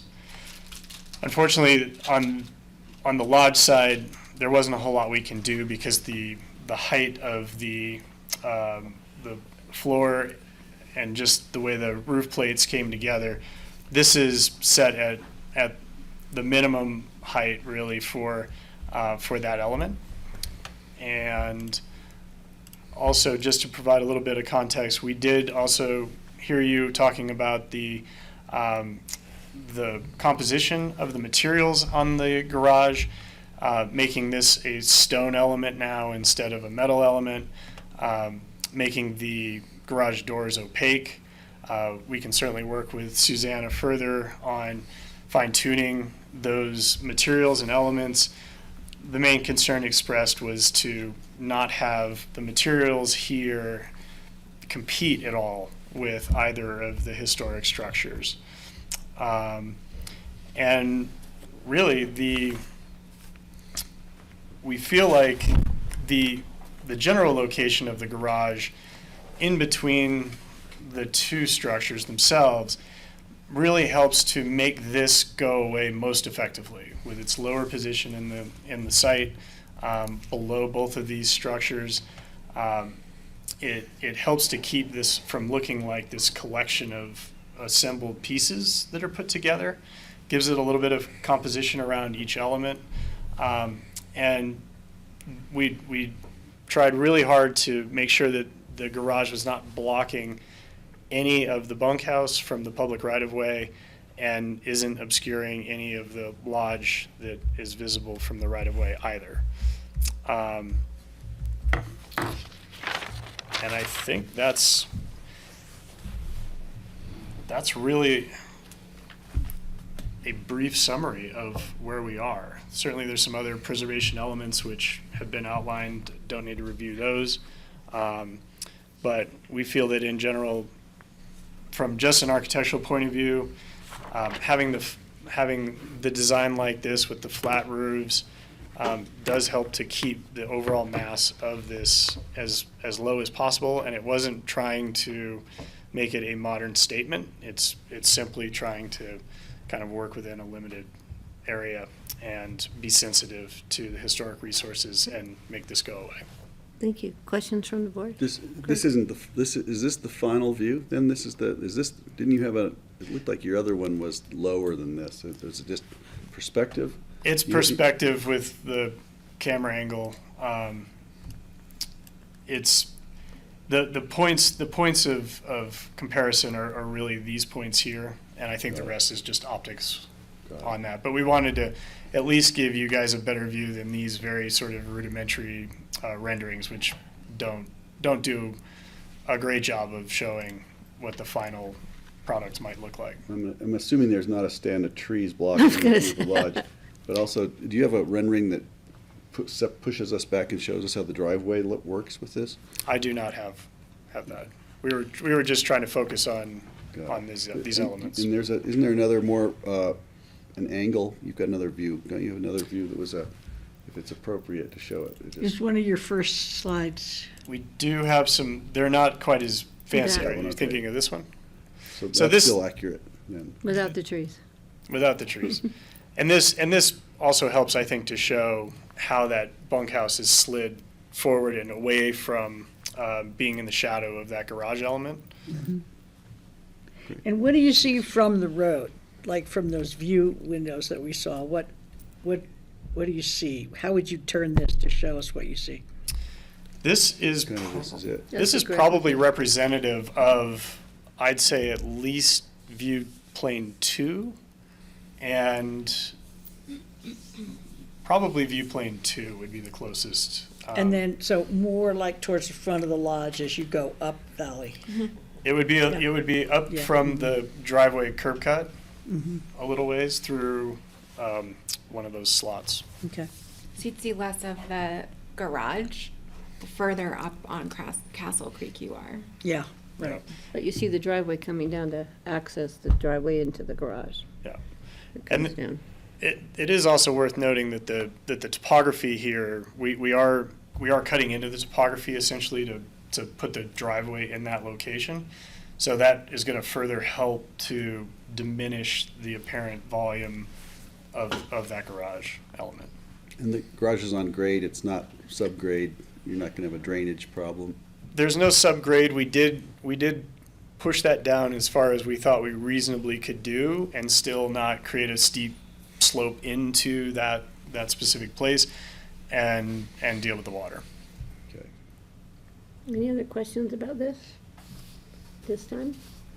No. So where are we going here? I have a few more comments and a couple more slides to show, and then we can just turn it over to you for. Public, we have to continue public hearing, so, thanks, Glenn. Can you get me back to where I was, Skylar? Back to this. Perfect. All right, thank you. You're welcome. So now I'm going to share.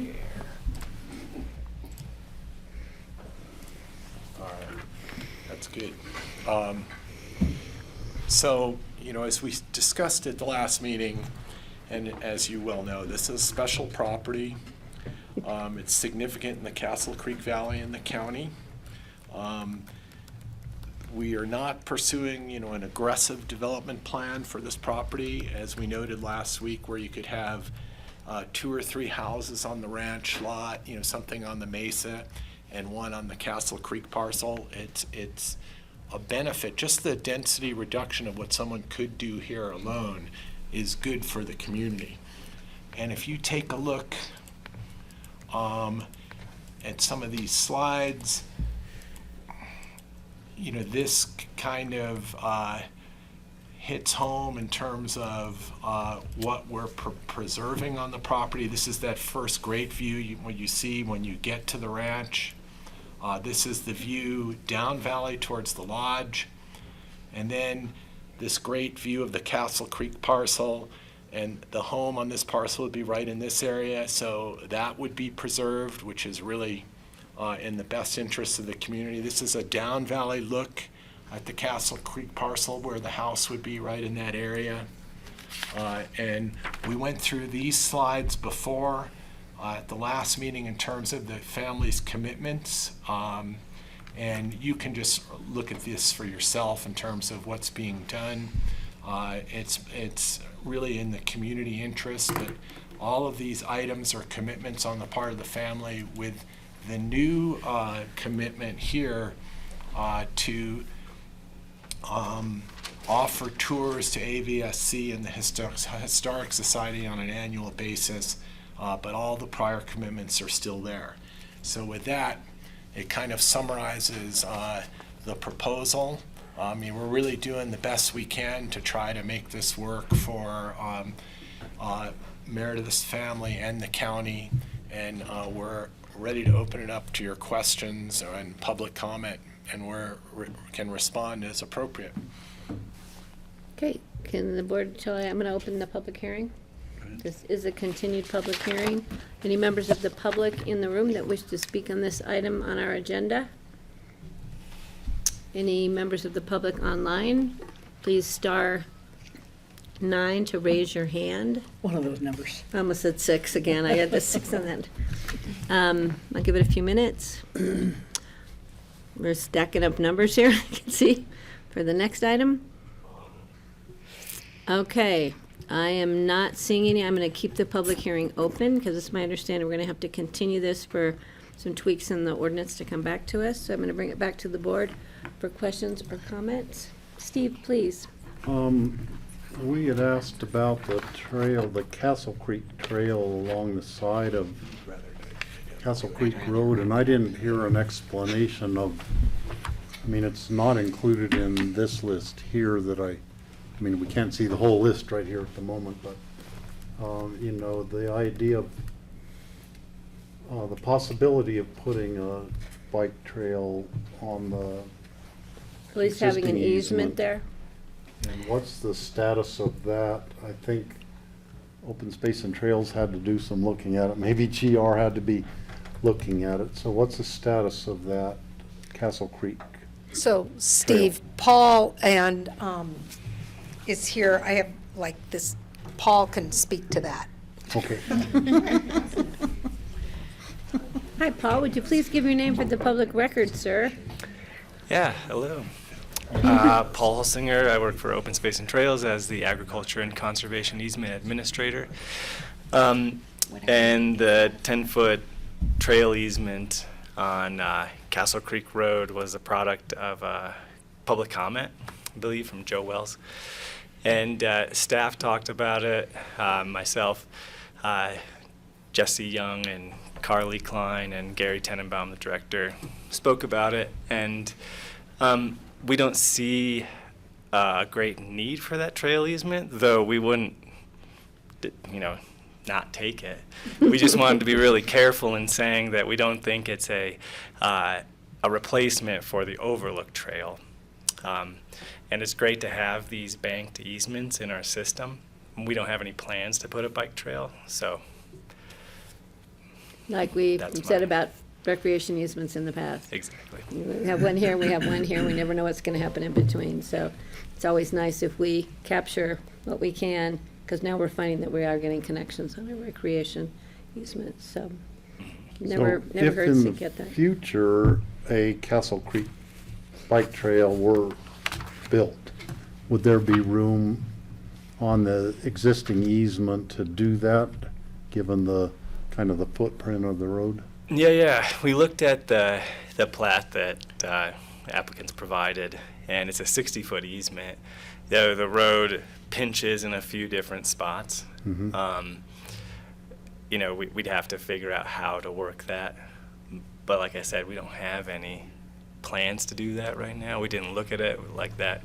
You know, there's so much to that 4 of us sat down and looked at it and came up with what I just said. So it wouldn't require a commitment by the owners of the property to dedicate a footprint for that. And obviously it's a much greater discussion in the future by a future board about if a separate bike trail or widening the road for bikes were contemplated.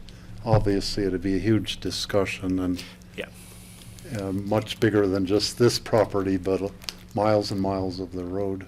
Mm-hmm. Okay. So we are feeling that we don't need that? Is that what I'm Well, hearing? I just want to make sure I understand. So the easement's wide enough already that they could widen the road if it ever came to that. It's not whether you have a plan to, it's whether it's possible. And the answer was? Yeah, so the road pinches in a few spots, but the easement doesn't. Yeah, the road pinches against the easement in a few spots. Easement. Along that section? Yeah, the trail, like when it turns And there's up a valley. utility easement along the side there too, right? There's a utility easement that runs along next to the road on the ranch side of the road, all the way up there. So what I'm hearing then is that it would not be a bad idea for us to capture an easement along there in case in the future we needed it, because as we know, it's harder to go back and try and get one than it is to get one when it might be something that's workable. Sure. Yes, Glenn? Just a comment for the record. Castle Creek Road is in a right-of-way that Pickens County owns. That right-of-way was acquired from way back before Flynn and Fisk. And that right-of-way is what makes the Castle Creek parcel a separately developable parcel exempt from growth management. So there's significance to it. So it's important that the record reflect that that's a right-of-way that you own, not an easement. Gotcha. Okay. Thank you. Okay. So Thank I you guess- for that clarification. Yeah, just to be clear, we would happily accept an easement, but we wanted to make sure that you knew that we weren't accepting that as a replacement for our comment that we'd still desire an overlook trail. Great, thanks for the Yeah, clarification. and I'm the one who feels bad about it because it was my idea for that overlook trail. I think we all feel bad about it because it was something we thought was great when we did the Yeah. first approval, so. Any other questions? Yes? I'll comment. I like it. It's a go for me without a trail. You know, I feel we have a lot of miles of trails in the county, and I don't think we need to go across Meredith's property to put in one more trail, honestly. So I'm a go. Without putting a. Without more trails. Without the trail for the overlook and Either without the the trail on the overlook road? or the biking easement. All right. I don't know how the rest of the board feels on that. I kind of like them both, but Glenn, do you have a picture of what it looks like at the house with the proposed driveway looking from Castle Creek Road? I don't have. Because it's going to look different from the driveway than I from don't the have a Castle real good Creek one of that. Road. Let me see what I've got, but we don't have a real good one down the driveway. I was just wondering how visible that actually is going to be, because there's aspen trees along Castle Creek Road. Yeah. And you'd almost have to be turning your head while you're driving. I'm not going to take my eyes off the road there. Well, there's one spot where it's super visible, and Show that's that when you repeat go plan by the too. entrance of the driveway, because it'll be cut and you'll see a straight view of the lodge through there. So Yeah. you'll kind of be looking down a driveway at the lodge. It'll be a clear-cut view of the lodge, which is the positive, I think. But To the see the negative is you see at the garage. driveway. But from the other angles, it's a slope. I think it would be hard to even do a rendering Yeah. because it pretty slopes steep. down. And the existing driveway's already there, but then the other one that we're questioning cuts off at an angle off of that. So you're not looking down the existing driveway, and then down the new driveway might not be that visible, is my thought. From the front, I don't think it's as visible as the current driveway, but when you go past the driveway, you will see the lodge more clearly than you do now Then- as a result of the driveway. Mhm. So you will see that driveway. This slide number 1 right here is probably, this is about where the driveway's going to go down. Because it comes down the existing drive like this, and then it'll cut down. which So- means you'll see the garage and the parking area. Yeah, you're going to see the garage, the parking area, the side of the bunkhouse, and the side of the lodge through this view. And then this number 2, I'll go back. This number 2 will be just above that, and this is probably where you're getting the best head-on view of the lodge is through number 2. And the driveway at this point is out of the picture to the right. Yeah. Correct. Uh-huh. And it's behind It's trees, not but- going to be visible. I mean, if you turned your head to the right, you could probably see it, but it's not Maybe. like right in, like the road leading straight at the lodge from that point. Okay,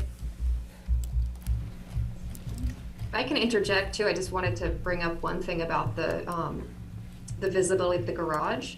And so there is a cluster of existing aspen trees sort of placed in a way that it will, I think, obscure the garage from sort of that driveway view, because it is in between the lodge and the bunkhouse.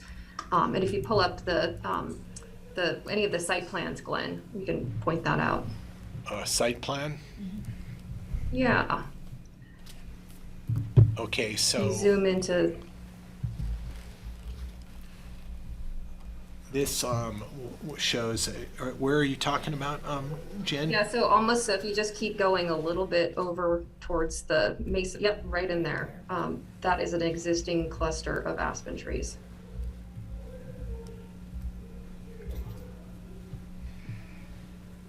Okay, so Kelly or Greg? Sure. Okay. I really appreciate what you've done with the garage. I think, it was a solution that seems to work for me. I see where you're going with it, and I like the changes you made.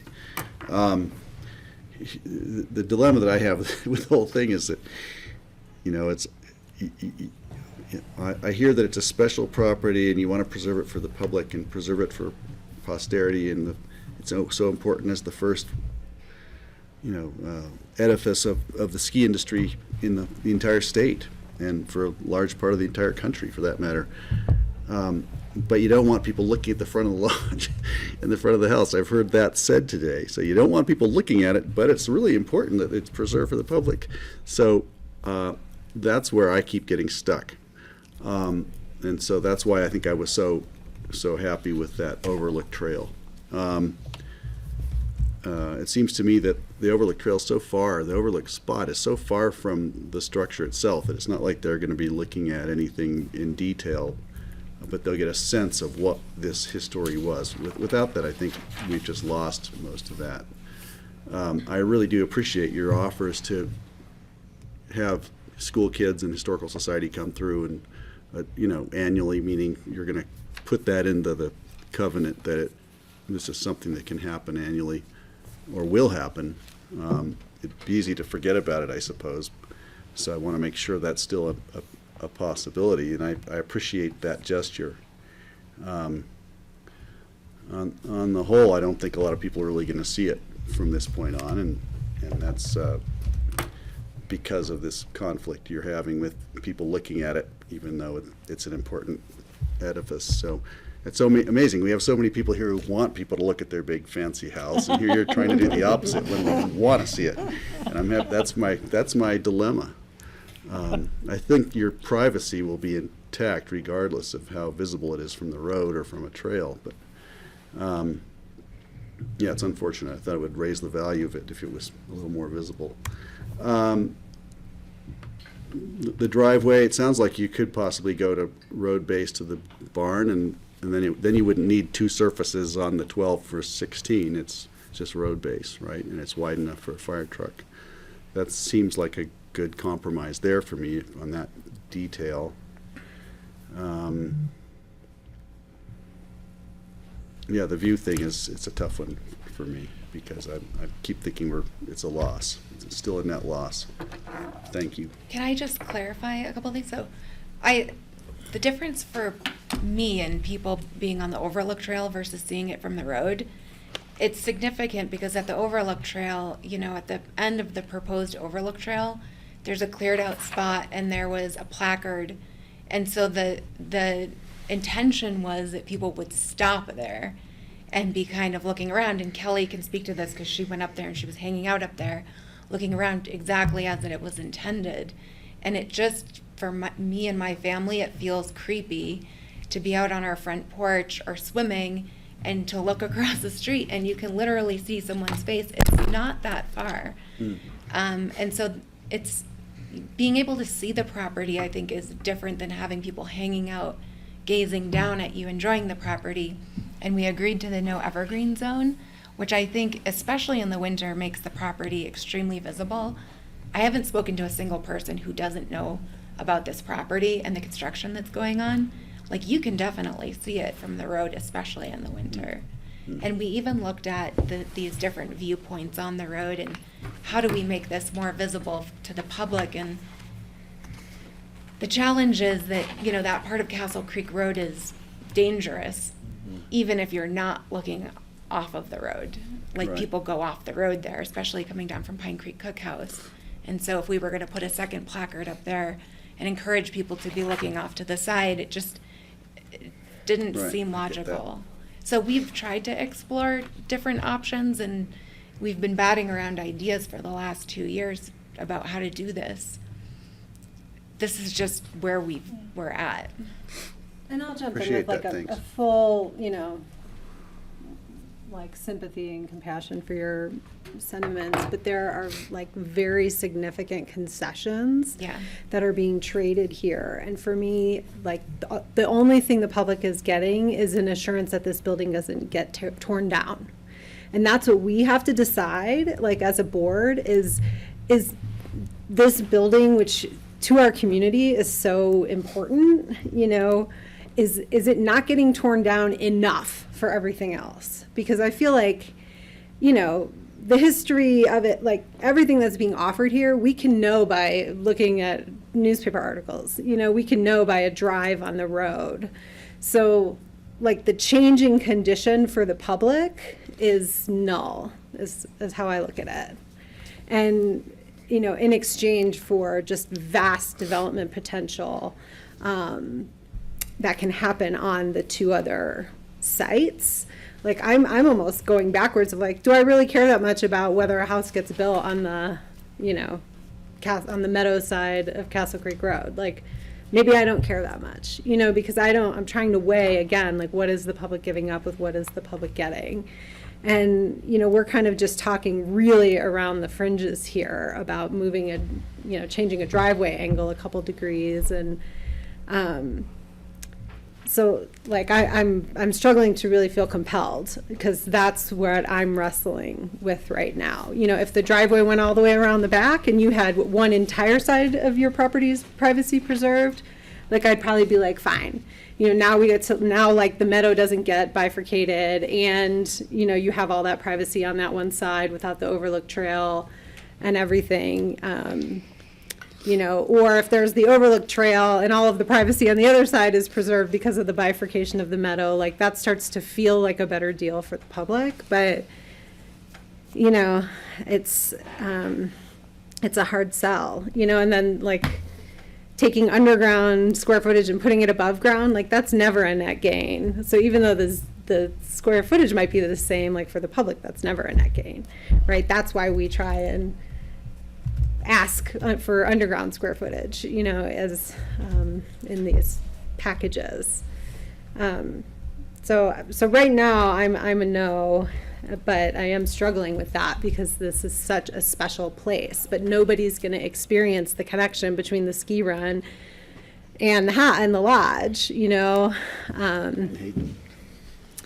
So or necessarily know it's going to like Patty's not, like she's not going to ever experience that because there's nowhere for her to sort of have that experience, right? I drive really slow though going up the road. Can I respond to something that? Yeah, so that's how I'm feeling Well, about it. I'd love to address some of those issues too. I'm going to start with the easiest ones, which is taking the square footage from the basement and putting it above ground.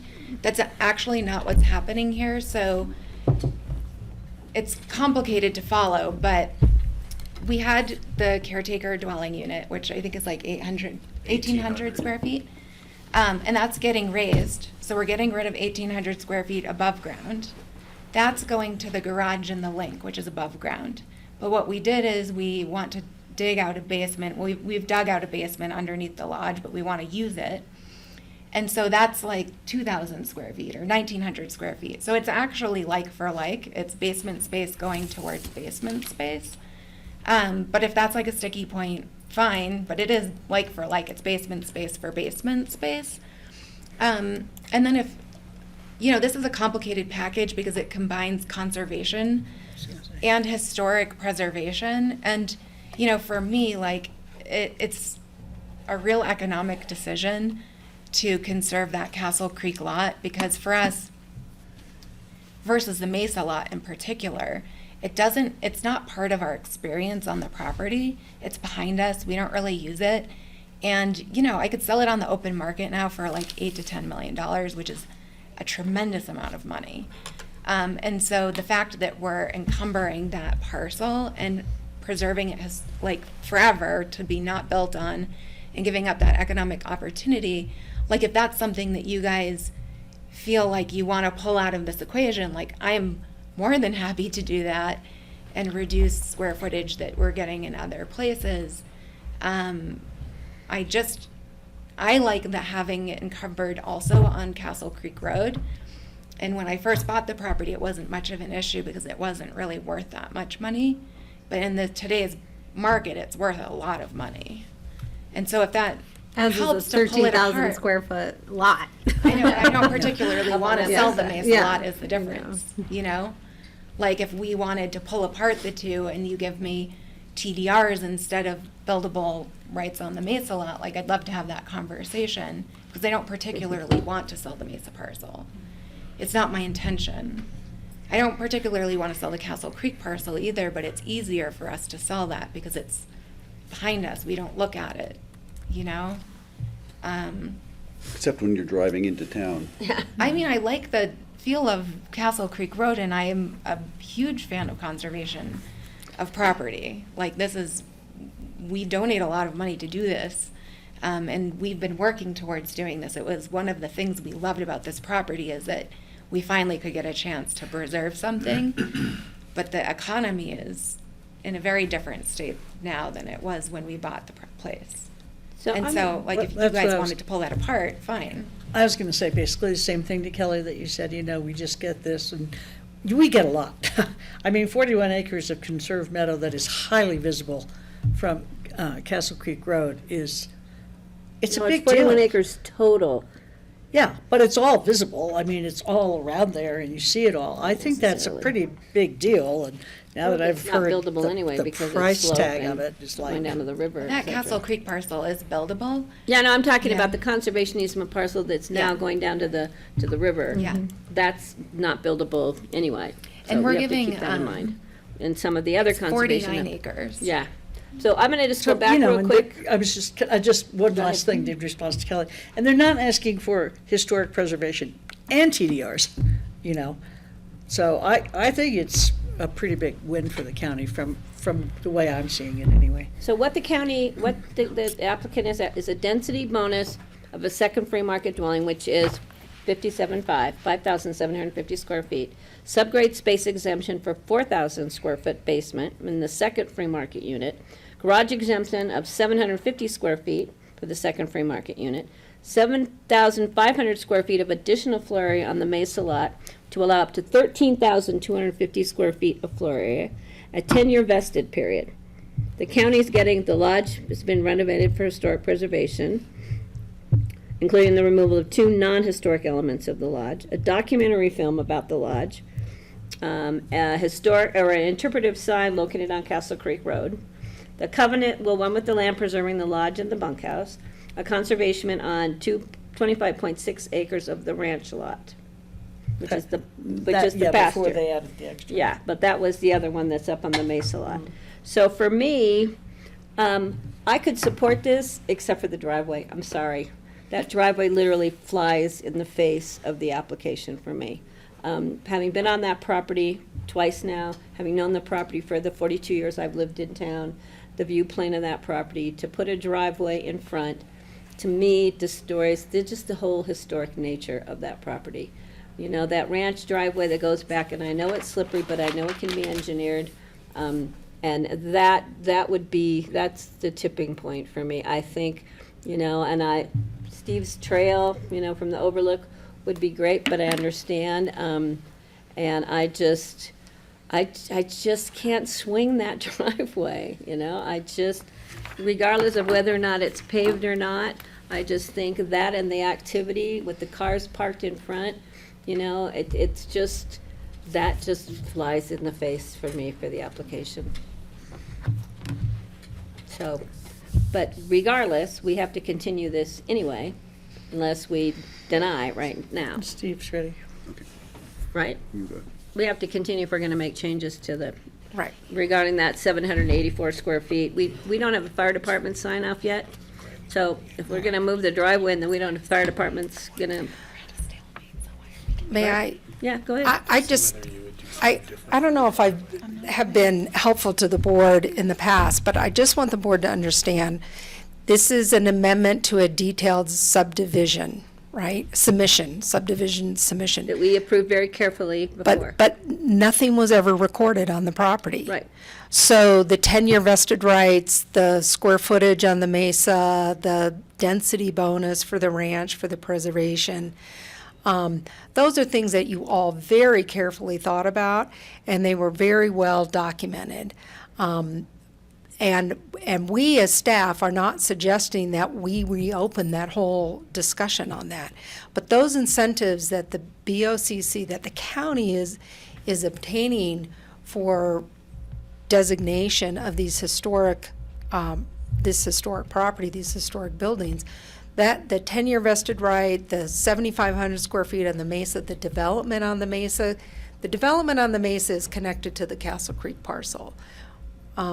But nothing has been recorded. So I just want, as you guys are thinking and struggling back and forth with this, it's not just what's happened to the lodge and what did the county lose or what did the county gain. There's other incentives in this that I believe that are open for discussion. As Meredith has said, these kinds of things to her are open for discussion.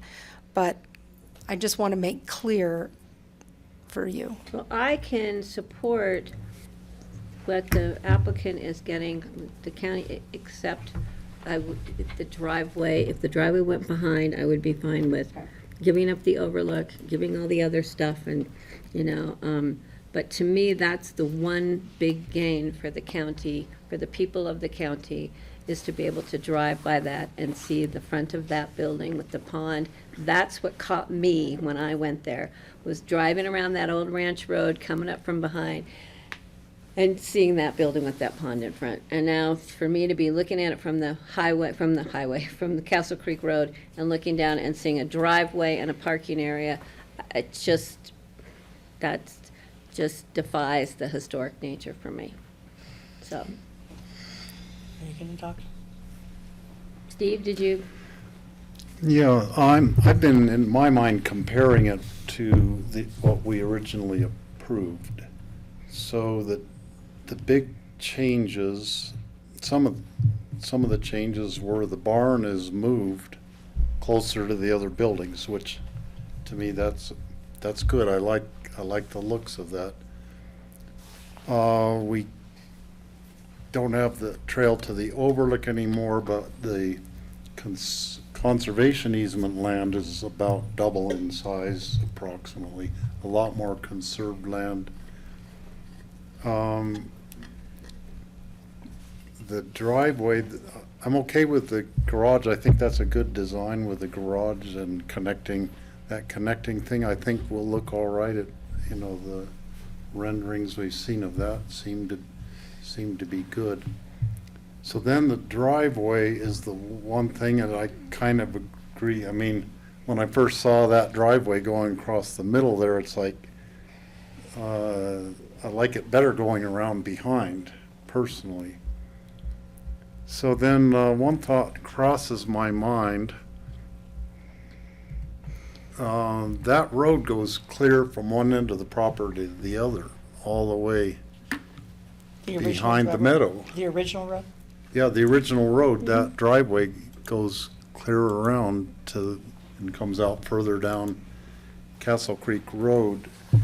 If that road was made a road the whole way for the fire trucks, I don't believe that, well, Leslie, you can correct me, but if you have a one-way road that the fire trucks could go in and out, does it still have to be 16 feet or can it be narrower I think it still has to be 16 does it feet still have to be 16 for or? fire trucks. You don't need the turnaround if they can go in one way and out another way, but how wide? I can't answer that. We need AFPD to. Yeah, it maybe give us needs a to referral still be on this. 16 feet. That's what I was wondering, if that were a possible Well, that's solution like to Glenn the said, driveway thing. that back section would have to be maintained for the access that comes through there, but you could put a wrench gate at the far end of the road, and then that would be a lot to maintain year-round. Yeah, and I think Jen could speak to this, but we did have the fire department out to look at that long stretch of road when we were developing the idea of having the barns on the down valley side of the property. And there were some areas where the fire department was like very thumbs down about that road because, because of how narrow it is, but because of the grade. Like there's a few really steep grades on turns that are on an edge. It's kind of hard to see in this view, but there's a very steep drop off right next to the road on the whole kind of down valley side of the property. And so I feel like we've really looked at You explored that. so many options, and Susanna and Leslie can tell you, like, God, we've gone through like 50 options here to try to figure out a balanced approach. And for me and us, like, it feels like we're giving a lot with the conservation easement on Castle Creek, given the current economy, and also with the restrictions on the ranch. Like, she can tell you when we first bought the property, we wanted to tear the thing down. And that's the path that we were taking, was get lawyers and tear it down so that we can just do what we want because we don't want to be encumbered. And, you know, my perspective has changed pretty dramatically since being in there. And we're super excited about preserving the ranch and having it visible to the extent that it is today from the road and doing the no evergreen zone. But for us, having, you know, that private place in the back that doesn't have traffic going right in front of our view, and really what would be our private yard that looks out onto the Five Fingers view, is a critical part of making this work for our family. Because if we don't, then the only front yard that we have is, the only option is facing the Castle Creek side. And it's hard to see from this view, but the lodge looks at that turn on Castle Creek Road. So right now our only yard is looking at Castle Creek Road, so we're seeing cars go by very regularly, especially in the summer. That's why we wanted to have that backside without the driveway, where we could have a little bit of protection from the noise of Castle Creek and then not see the cars on Castle Creek. And I see your concerns with the driveway. You know, the view from the front of the lodge where you see the pond, you won't see the driveway from that view, but you will see the driveway from a view. And if it's what it takes to get it across the finish line, I'm happy to go to the road base or whatever you want, whatever it's called. It's not pavement, to the lodge. But if we don't do that, I feel like we're at an impasse on the application with the driveway, unfortunately. I think that Yeah. works both ways. Yeah. We're at an Yeah. impasse. Yeah. But the 57.5, we've been told that's, you know, the new development right, not the one on the Mesa, the one on the ranch. We were told may or may not be built in the future. We Yeah. don't have any plans to build it, you know. But And even then for we've the got lodge. 10,000 or 13,000 square feet in that beautiful Mesa parcel up above that I don't even know if you can put a price tag on that parcel right now. I just mean, don't that's wanna making sell up it. for the house on the road and everything else, so. For me, it's not a matter of the value you're getting out of it, it's the value that we're getting for the Yeah. community. We have to represent what the trade-off is for the people of Pickens County, Yeah. and that's the hard Well, part for us. and I think doing the conservation easement on the Castle Creek parcel, you're not giving up anything because that square footage was transferred to the Mesa parcel, which that $8 or $9 million parcel with the approval for a 13,000 square foot house that's huge value there that,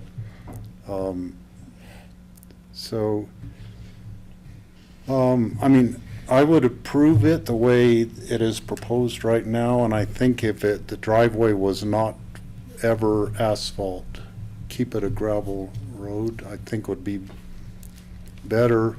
With the row of trees, could you bring back up that picture, Glenn? Because that intrigued me. It's actually similar to something that Mark Rochon proposed on our place, where the driveway goes in, but then there would be new aspen trees growing along there that would really block the view of a lot of the road from the county road. And Yeah, let me find that this could be a slide for you. similar thing that when the trees grow up, you might not see that driveway And for the record, I'm willing, like, I don't care. I told Susanna this, like, I don't care what the design of the link is. I don't care what the design of the garage is. You guys can just tell me what works. It's the same with the driveway. Like, the only thing I care about is that I have the private space in the back. But as far as, like, landscaping around the driveway and what the details of it are, like, trees, whatever, I don't care. Let me just see if Jen, do you have any ideas that you can maybe speak to how we could soften the look of this driveway in this area here? I mean, obviously, we could add some more vegetation if that's something that people are open to. I think what we're, balancing a little bit is making sure that we're also meeting code with the offset of the driveway by at least 10 feet. So I think that really for me, and I think the other thing to keep in mind is that this does drop pretty quickly off from the road. And so I think, to me, I kind of question just how visually impactful that is compared to what's there right now. So I think it's hard to explain. Okay. Can you, Glenn, on that picture, could you show the whole property with the driveway like that? So, since the barn's removed from the other end, look at how much preserved land and view is on there, which to me kind of offsets the fact that if there is a driveway partly out in the middle but partly blocked by vegetation, you're sure you're going to be able to see it, but if it's not asphalt. But the main thing for me is we're preserving the historic lodge. That is the coup. That's the history. The ski history is the lodge, not so much. I think preserving the pasture more, moving the barns is a great idea. I'm not objecting to that. It's just the key for me is the preservation. We've been told how important this building is for the history of our community and the ski industry, and that's the key for me for preservation.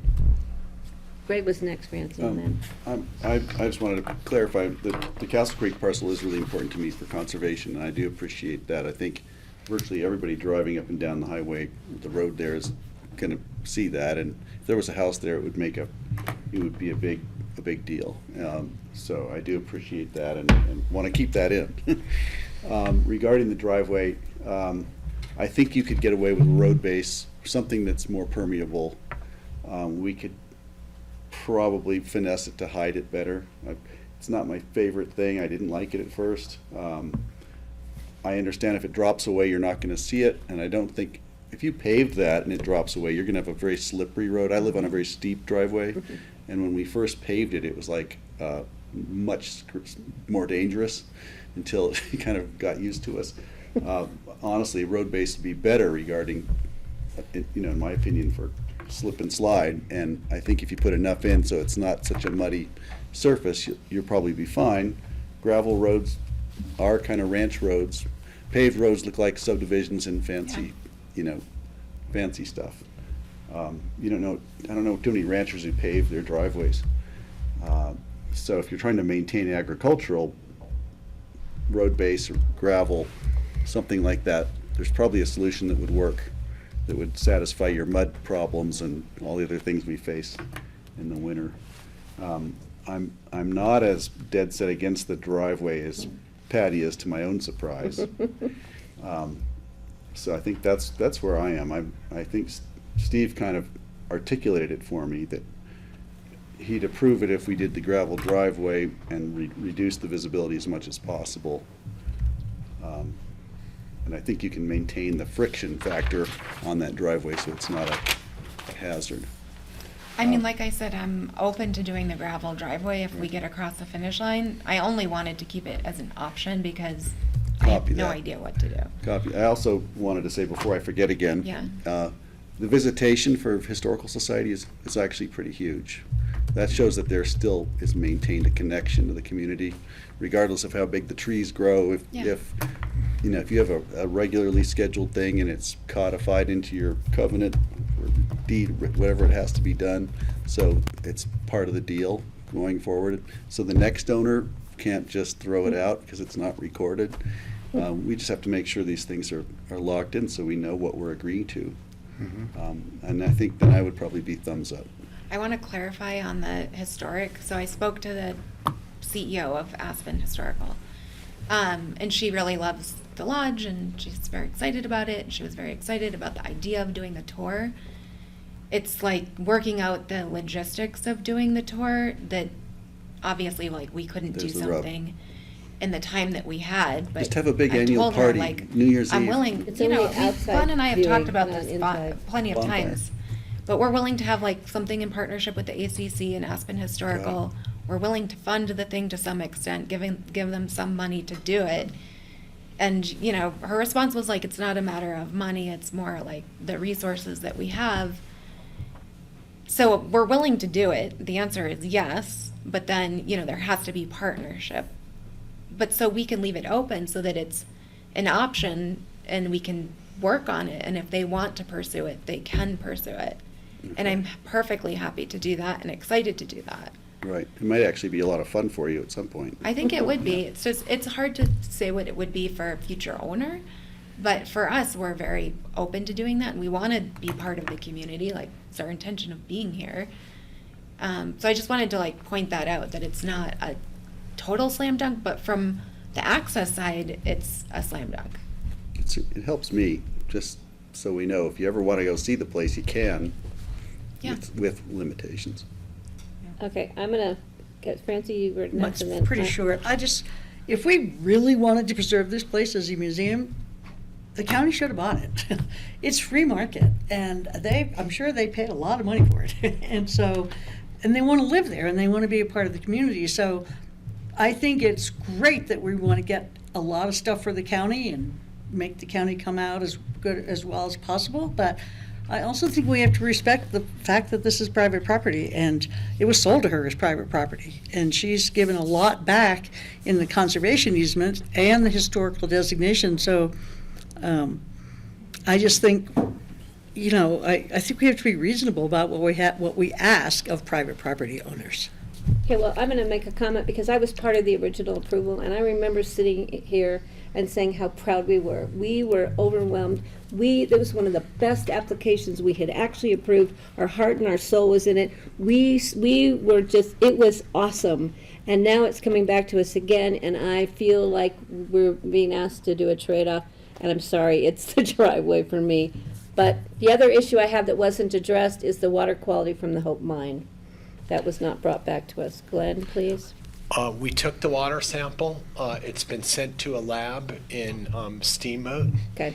And we paid a rush fee to get it back, and we're supposed to get it back today. Maybe we'll have it tomorrow. Well, we got 30 minutes till 5, so. We'll be here another 3 hours. It was just We're gonna delivered. be here I've till been about drinking it. 9, but, okay, so that's in process. It's in Okay, I'm okay process. with that. I just want to make sure we're not spreading hazardous waste down the river and into your property. So I'm going to bring it back to the board because regardless of, well, it depends on what we do here, but it looks like I'm feeling that we might have the opportunity to move this forward because we have to have another hearing to bring back some changes in the ordinance. I just want to bring that up, of the reso, excuse me, which would be that 784 or 884, whatever that square footage is, right, Leslie? The transferring of that from the subgrade or whatever. Yeah, and I just want to say something about that. Staff is not supportive of taking above grade square footage, putting above grade square footage from below grade space. However, as Meredith articulated, there's a lot of moving pieces and parts here. The ranch manager's going away. There was an addition that was approved that's going away. There's an addition that was on the lodge that's going away. And she is adding subgrade space to the lodge. Well, We just need to be really, really clear where these square footages are going, where they're landing. Because we're as Kelly said, we are not supportive of giving exempt square footage and then moving that upstairs. Right, and the other problem for me the last time was we were taking it from the mesa, which wouldn't be seen, and we were moving it to where it could be seen. So Right. I'm more supportive of whatever this works out for was subgrade too, rather than. Okay.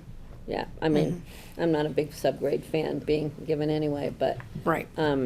So that was the other thing. I think we need to have fire department sign off. I think that's critical, because we could be approving all this, the fire department could say, nope, you gotta put the driveway, you know, on a, over, you know, clover leaf or something. The other one is the Castle Creek Road trail easement. I think we have decided not to go with that. And, the other one, let's see, do we need to add anything about the AVSC Historic Society annual review or annual opportunity to have a visit? Yes, you do. Yeah, we need to add that, and do we need need to add anything about the additional square footage in the conservation easements? The one that goes down to the river and the, okay? So those are items that would need to come back to us in a resolution, if we decide to move this forward to another hearing, another reading, and public hearing is being continued. Steve? Just a thought, looking at the map, if the new 5750 house could be set back more towards where the barn, there's a barn back there, just a little bit further away from the road, that whole driveway going to the barn and sheds area could be set back in the trees a little more, a little further away. That would make the entire driveway system less visible. I was The open part to going down to your house would still be about the Yeah. same, but I think the overall effect would be less driveway visible if that house could be set back a little bit further. The drawback, and I'm open to doing that, just to be clear, and I told everyone I was open to doing that, the drawback is that then you're getting rid of these trees that are there. There are some trees you'd have to. It's all existing trees that you see. Pretty much there, Yeah. so that's why So- they've located the house where it is, so as to not have a detriment to the existing trees. So just putting that idea out there as a possible solution for part of the driveway issue that might make it more palatable. Well, I'm not concerned about the driveway that goes that way, I'm just concerned about the driveway that goes to the house. So, anything else the board wants to? Keeping the Castle Creek conservation easement. Well, that's, I just was gonna blow it up and start from the beginning, start. Oh my gosh, I can't. So, we have a big item here to go, guys. Glenn, please. I just have a question. Is this something that, a resolution that you want to see again, and it's not something the chair could sign? No, Leslie said it should come back. That's what I said. We'll need another hearing. I wrote that at the beginning of this hearing. I don't. Absolutely. So do we have to Too make a many motion to move unknowns it in forward? this topic. Do we have to make a motion to move it forward? I don't want to be out there as a rogue We do, on this. but we're not That's there what yet. we do, though. Okay, so it has to come back, so you need a motion to continue. Well, first of all, I or need a to- motion to approve this with these conditions, with these additions to the resolution, to come back at another time for a hearing, continued public hearing. We need to have a date certain, don't we? You don't need a motion on the aspects of the approval because you're, in essence, Okay. not granting an approval, you're just So we just need a continuing. motion to move it forward to another reading. To continue it. To But continue it. before you do, I just, like, for my own sanity, I don't want to come back, like, I don't want to be continued again if we're going to be, like, if we're not in agreement that, like, if these things are true, then we can move forward. Because I feel like if the driveway issue comes up again and we're at an impasse, or, like, whatever the thing is, like, for me, it's not worth paying teams of people to continue doing the work and spinning our wheels for another 4 weeks. We need legal counsel to advise Okay. us. From what John is saying, the motion before us right now would be to continue this, to come back with a clear resolution in front of us for discussion and passage of that on a next reading or not. We can't. Leslie? Well, I want to be able to be clear in my resolution with the direction. And the two things that I think I need to know from you is with the presentation that Dylan made to you about the link and the garage, that there seemed to be a consensus that that's a direction that we can roll with, and I can, because I may want to attach some exhibits to the resolution for you guys to look at. and then road base. Okay, Don't look at me about that one. I know, but I just, So, I understand Meredith's concerns. She doesn't want to come here again for an unknown. But how clear can we be? I don't think we can't. Either approve it or you don't. Yeah. The action has to be clear on the face of its actions, and that means anything that's contemplated needs to be included in the vote. Which it is not at this point. We approve it now or at the next time? What I've heard so far is that it's not in shape to approve now. Two things that are unknown from a legal point of view is the sign off by the fire district. And the other thing is a tour. What does that mean? How many people, what's the frequency, how many We tours? need to have more what's it direction on scheduled, that. Is it advertised? All that stuff. Those are the two things you see? Yeah, right off the bat. you know. From our perspective, couldn't we make clear what the opportunity is for the tour, saying that it's a once annual tour, and I think it would be very hard to determine like the number of people and if there's We need to have advertising. something in the resolution that addresses that. Right now, there's nothing in the resolution that addresses Right. a tour anyway. So we need to have some clarification then in a resolution that comes back to us, including a fire department sign up, including where that square footage is coming from, the subgrade to the above grade for the thing. And I think that we just don't have that in front of us right now. This resolution doesn't include that. Leslie, did we not have there was a visitation, a tour thing for the Michaud House? We just did that a week or two ago. right. Yeah, Right. we have an And example in that. So we have an language example can that would grab. work. Yeah. So I think we have an example of the tour thing that's not, Yeah. it's pretty cut and dried. Okay. But we don't have it in this document. There's Right, too so many. Leslie could come back with that. Yeah, there's too many unknowns road. in the resolution before us to approve it now without a clear seeing it. Sorry. I'm But we're really getting sorry. closer. I'm We're getting really, closer. I really am I feel sorry. like we're making progress, but I'm not. You are. excited about going. You're almost there. It's painful. Hey, if you had the trail, I think we'd be like all here. You'd have would a have 5 been there. vote right now, you I know? got that driveway. So, do we need a date certain? I am uncertain of any dates I can be June certain about. 22nd is getting too full? Is that too soon?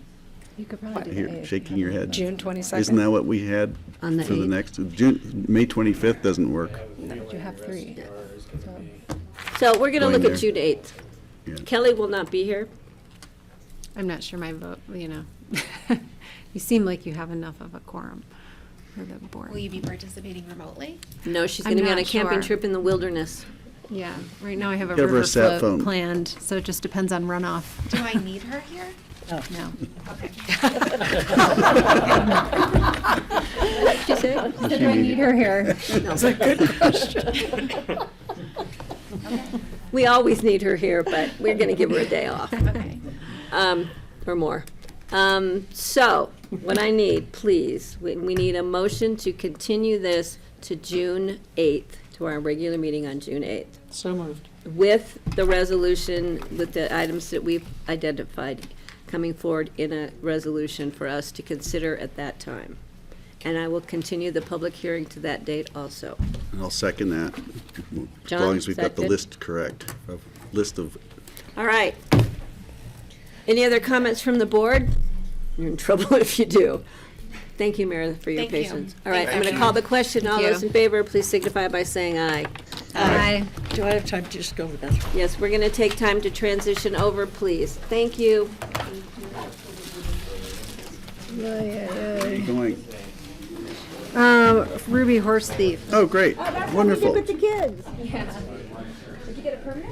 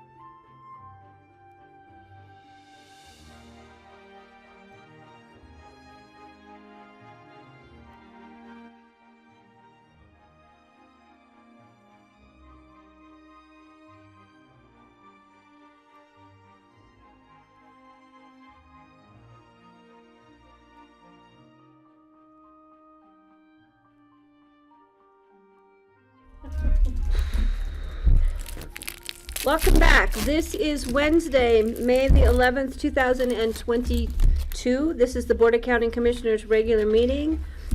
We have one more item on our agenda today. It is a little before 5 o'clock. And our item on our, well, we have two more. We have open discussion, but I've threatened the board with, our item is the individual consideration item, public hearing. This is the third reading, correct? Correct. And this is an ordinance of the Board of Commissioners amending Title VI of the Pickens County Code to adopt laws pertaining to the licensing and regulation of short-term rental of lodging units and residential properties. Okay, the process, everybody knows. I'm going to open it up for staff to give a brief presentation, bring it back to the board for comments, questions, concerns. Then we're going to open up the public hearing. Public hearing will be 3 minutes per public. I will rotate between in the room and online. Everybody gets 3 minutes. We have a timer. I will give a brief notice when 2 minutes is up, so you know you have another minute to wrap up. And then when we're done with public comment, we'll bring it back to the board for further discussion and see where we have to go. So, Mr. Ely, would you like to do the presentation for us, please? Sure. Unless there are any other issues that any of the board members want to address prior to.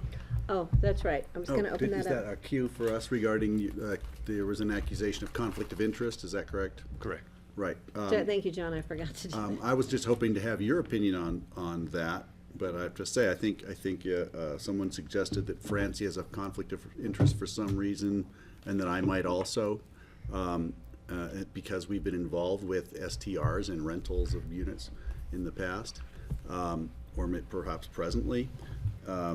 And I'm just going to say I have no conflict of interest, or at least I don't perceive it that way. There's no financial interest with STRs in, really anywhere else in the valley.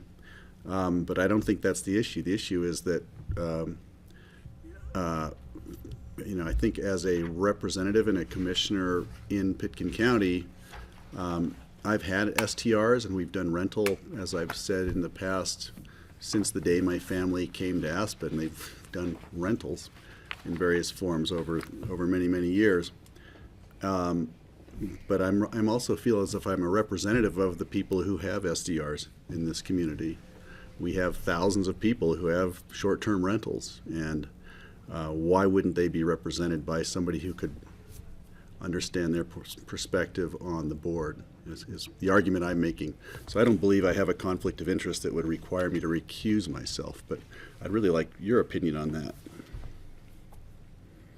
I don't have a conflict of interest. I don't have any STRs. My daughter-in-law no longer has any relationship with any STRs. They were simply overflow for Avalanche Ranch, and it's her right to make an opinion on Redstone STRs. She can make an opinion on anything she wants, and it doesn't make me have a conflict of interest. I have no conflict of interest. John, any?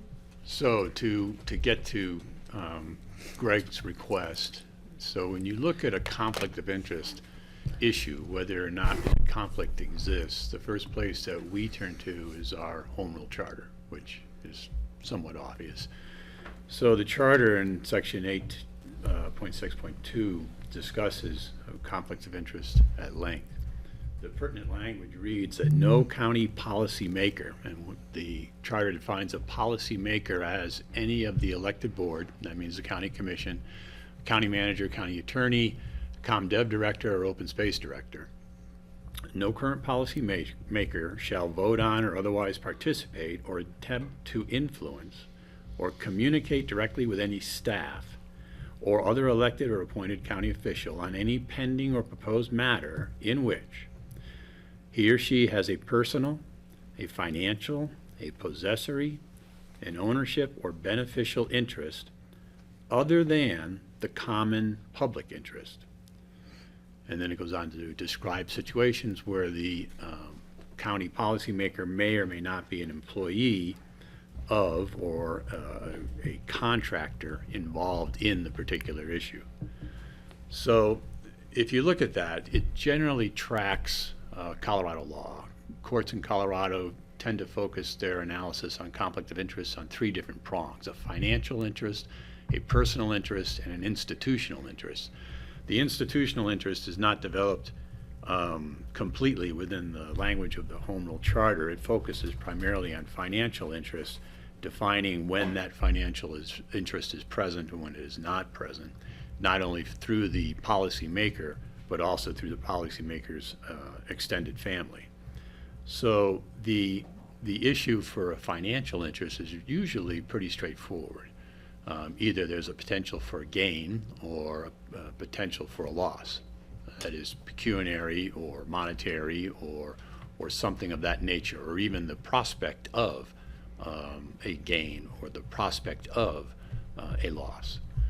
So if someone has been engaged in an activity, it may or may not qualify as a evidence or an indicia of a conflict of interest. It basically depends upon the circumstances. For example, if someone is a property owner in Pickens County and holds the title of policymaker under the charter, does that mean that that person cannot participate in, have a dialogue on, or ultimately vote on an issue concerning any property in Pickens County? Because if some other property goes up or down in value as a consequence of a regulatory action, that would necessarily impact that policymaker.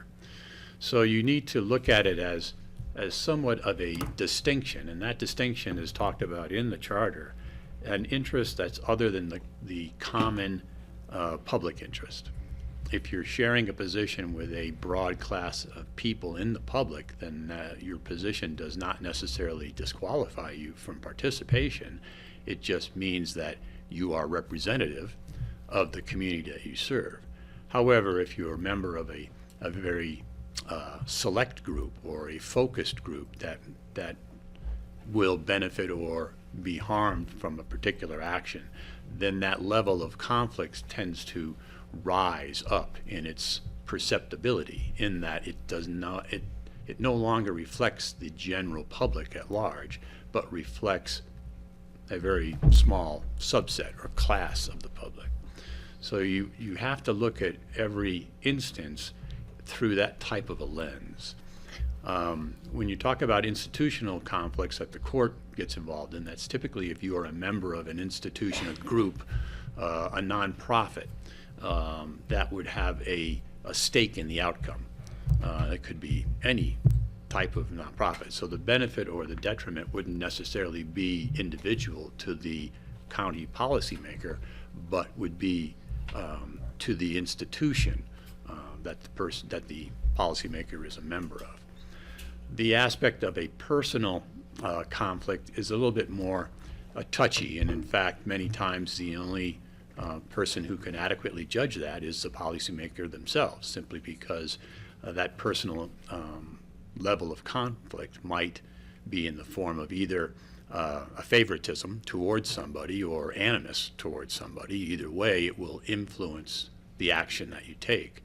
But the court in this state is very careful to point out that that doesn't necessarily conflict the policymaker under our charter or elected official statewide if the person is simply reflecting opinions that may or may not be in the public at large already. For example, an elected official campaigns that there should be no further employee housing because we don't want any further growth.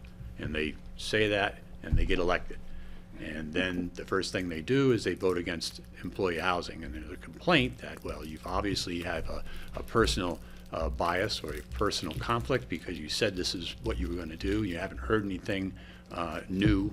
You haven't considered any different information, and you're just doing what you said you'd do before you were in office. And that shows some type of personal bias.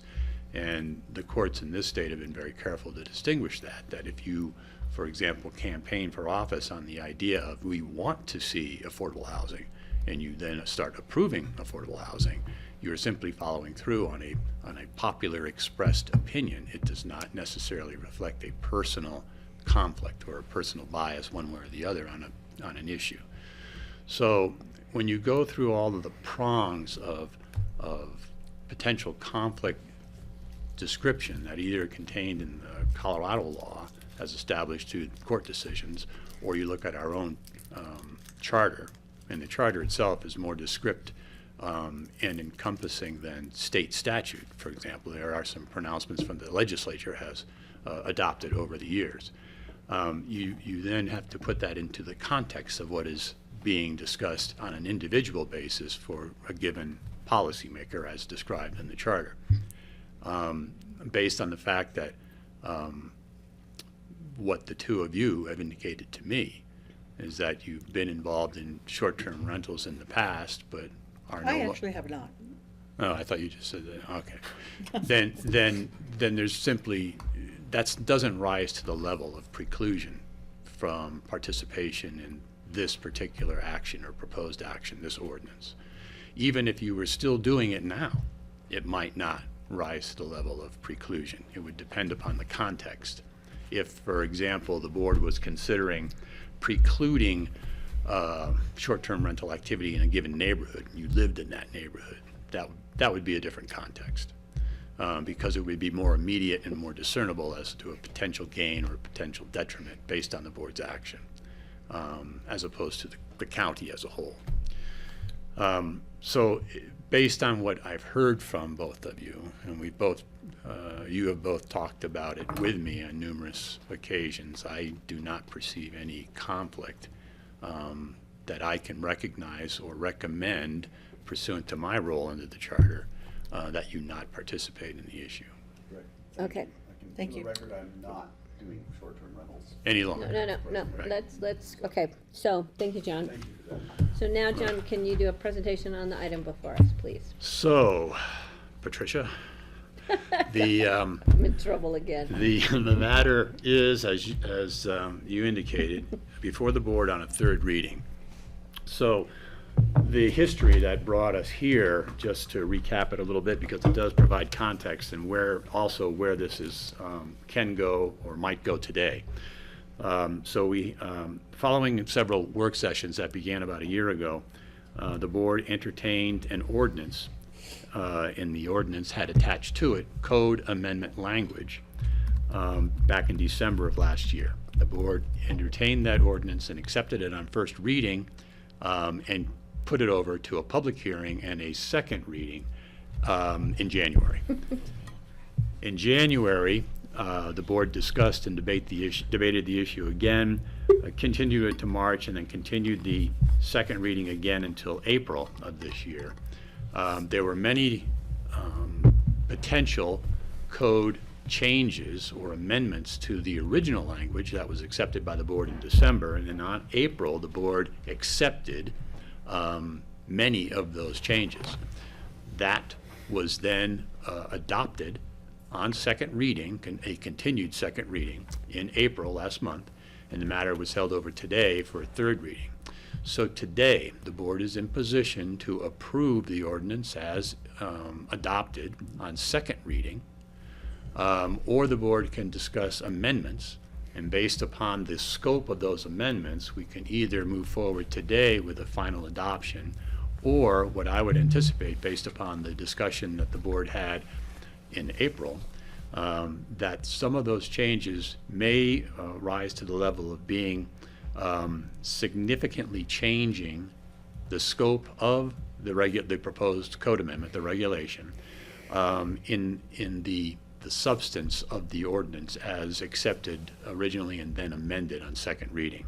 If that is the case, then pursuant to the charter, we'll have to continue this to a fourth reading and continued public hearing.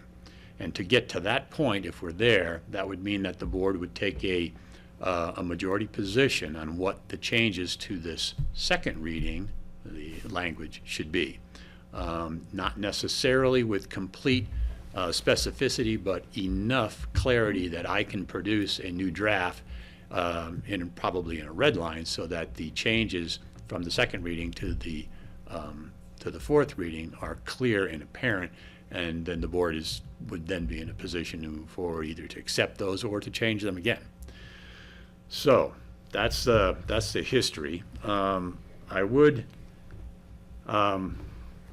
in trying to figure a way to assist the board the best, I guess I would reflect that the the greatest extent of conversation and debate among the board that we all remember just a month ago centered on the language in the carried forward ordinance that addressed principal residence, and whether or not a principal residence should be required of an applicant in the proposed licensed property.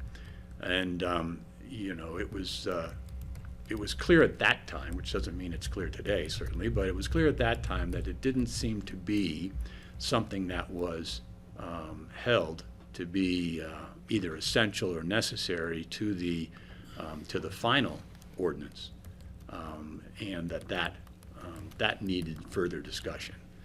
So, from a point of clarity, what we are talking about, and for the benefit of the public, is we're talking about a requirement that appears in the current language or current version of the ordinance, which states that no license shall issue for a property which is not an applicant's principal residence, period. Now, there were two exceptions that could be utilized by an applicant or a prospective applicant. And as we were referring to those in the previous meetings as the Clapper Compromise, just because Patty was looking for a way to resolve differences within the board's opinions to try to move us forward. Those two exceptions or potential waivers of that parameter, no license for any applicant who does not use the property as a principal residence. So the two waivers, one or the other, could satisfy the release of a license, are contained in the existing language. The first one is if the property is not a principal residence of the owner, but the property has been held in the same ownership for at least 10 years. And the same ownership means that the same person owned that property for 10 years or more, or a successor to that individual, depending how far back we go, who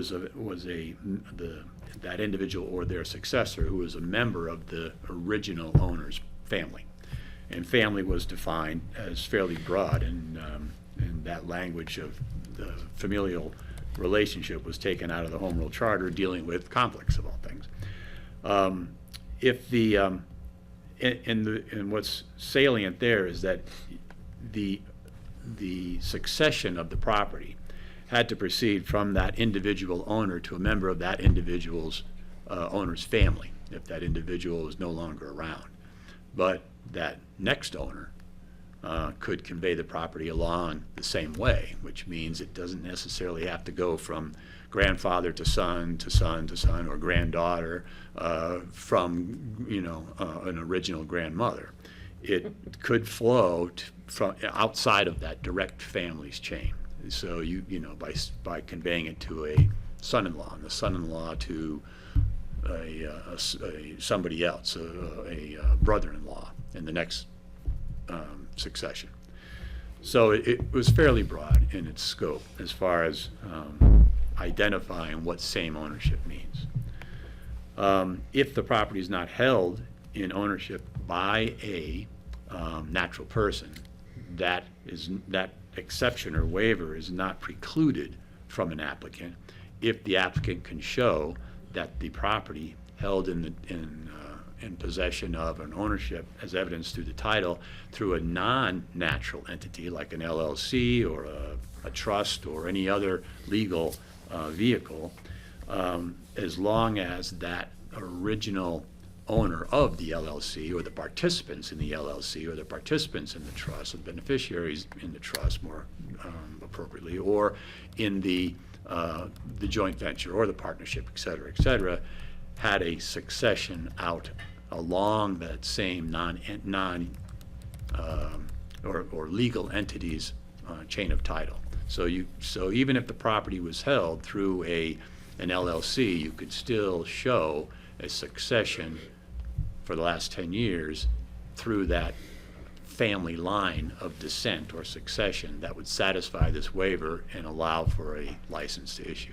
The second exception focused on previous rental activity. If previous short-term rental activity was conducted for at least 5 years, and there had been no injury to guests or other people on the property, that the owner of the property had complied with all county codes, that the required sales tax had been paid, and there was an absence of any significant complaint concerning the rental activity, then that waiver could be taken advantage of.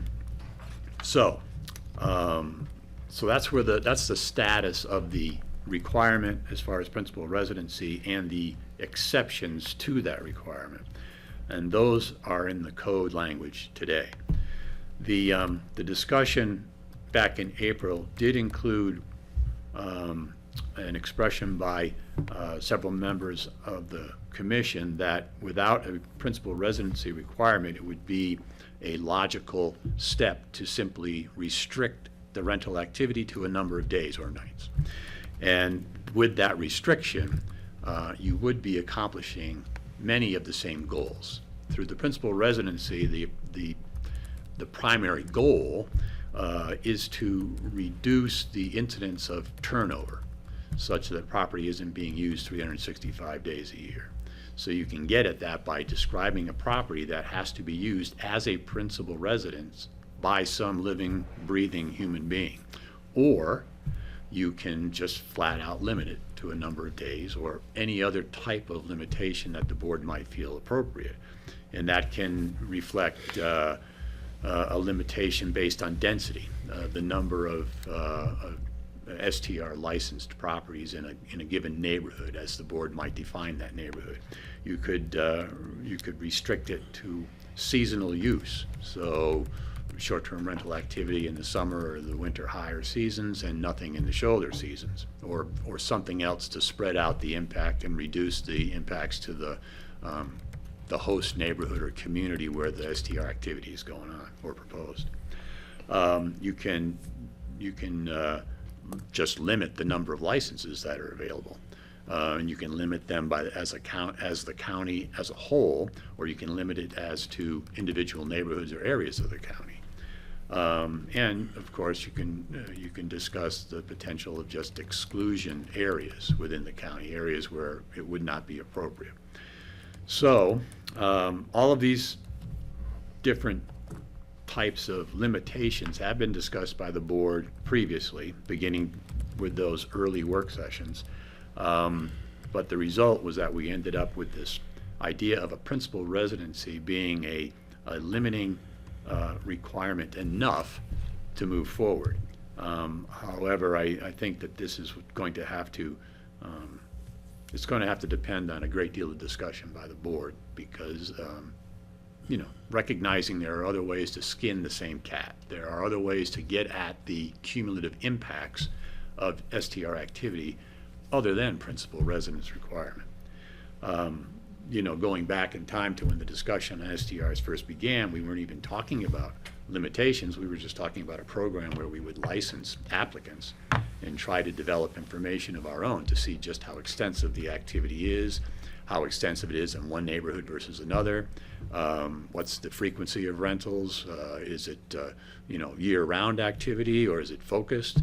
How can we ameliorate the impacts on the host neighborhoods? How can we require impact mitigation from the license holder as a consequence of having that type of activity on a given property? So we aren't at that point yet because we really don't know how to construct that type of next step, if you will, without having a little bit more information than what we have currently. But we can move in any number of different directions that the board might feel appropriate based on what you feel is the fairest consideration for the needs and the expectations of the community. That is about all I have for an opening salvo. That's all I got. So I'm going to bring it back to the board for just points of clarification before I open the public hearing again. Does anybody Need more from John at this point? That's all. It's good. So I'm gonna, A quick question, I Yeah. had to process that. Just regarding the two exceptions, it sounded like the two exceptions expanded somewhat. And I wasn't sure when you made you were talking about the Clapper compromise, and then you talked about the 5 years rental activity. So those sound like the two exceptions.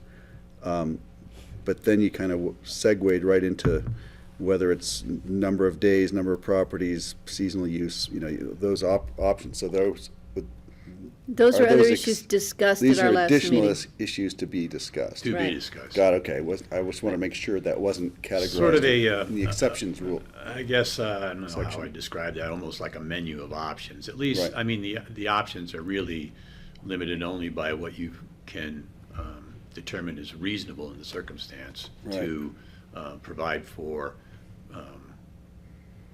a protection of occupancy and enjoyment of neighborhood areas or the county as a whole, in light of STR activity and the demands of that activity on the community as a whole, or individual areas within the county. So, I mean, there are different things you can look at to try to ameliorate those impacts, and depending on how far you want to take it. I guess I would reiterate something that I mentioned at the very beginning of this process, in that this is not what the board typically sees, a land use contextualized issue, something where an approval is possible that would generate a vested right. What this is a licensing activity, and the license that is granted through this particular regulation is for 1 year, and there is no guarantee of a renewal. And quite frankly, the regulation can be expanded or contracted based upon what we observe and what we learn as we go forward with a licensing regime. Well, that's the starting point then, right? I did want to say is that the first step we would take is that establishing the license, regardless of those elements that may evolve. That's the first order. That, is there anything to speak about that one issue of just establishing the license? No, I mean, I don't think the board has ever wavered from the goal of wanting to license the activity. When we, as I mentioned, when we started the dialogue, it was more to learn about the activity and get everybody in the door, so to speak, so that we can get a handle on what's going on, so that we can have some process of analytic to determine, well, how impactful is this really? Is this something we really need to be concerned with, or is it something that we can, let continue? And we can do that over time continually, and we can change this regulation when licenses are available and when not, or even if we don't have preclusions. The types of preclusions that we're talking about now, the limitations, are limitations on the ability to apply. You still have criteria under which the applications, if filed, are evaluated. Filing an application is no guarantee that you'll get a license. It just means that you can be reviewed and have a chance to make your case for a license. So, that's the protocol, so to speak. So what we're really talking about at this juncture, it seems to me, is not so much how the applications would be reviewed and what criteria they should be held to justify a denial, for example, but who gets to come in the door at all. Do we just say, this is foreclosed? Unless you use this property as a principal residence, you're foreclosed from this application process, which means you're not entitled to even consideration for a potential license. So in other words, what John said at the beginning was, there might be more ways to skin this cat, or a better way to skin this cat. That's up for discussion. So anything else, or the board like me to open public comment? All right. We are opening public comment. We're going to rotate again. We're going to start here in the room. So we're starting here with the front row. You need to come up and give your name. Where are we seating people? Right here? So please, sir, would you like to come up, give your name for the public record? We have 3 minutes. Skylar will start the time clock, and I will be the timekeeper. Thank you very much for being patient with us today. Yes. Thank you. My name is Rob Hunker. I moved to the upper Crystal River Valley in 1994. Then in 2003, I moved to the Redstone Boulevard. And I still live on the Redstone Boulevard. Thank you. So I'd like to focus specifically on short-term rentals on the boulevard. And actually, the boulevard has been referred to as a village. And if you look at what this exhibit I have up right now, this is the Crystal River Valley Master Plan. Do you know how many years, how many meetings, we went through with that? So, Can you use that mouse? oh, okay. And so, you did sign and approve a resolution for the Crystal River Valley Master Plan. Part of that master plan is a zoning map. And I'm going to go down here specifically to Okay, don't forget, you get 3 minutes, including the time it takes you to do this. All right. It's all wrapped into one 3-minute period. Yes. Okay, so I'm coming down here to the zoning map of the village of Redstone.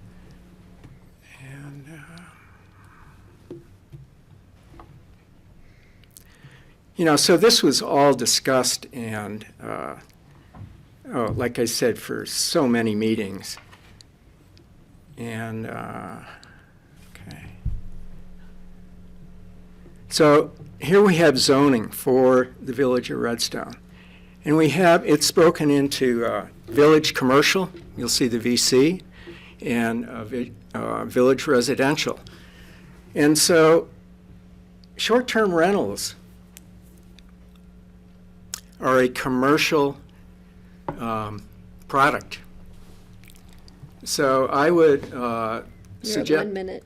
Mm-hmm. You're at 1 minute. Okay. So what I'm suggesting is that in the village of Redstone, an amendment for this particular area where short-term rentals are appropriate for village commercial, but not in village residential.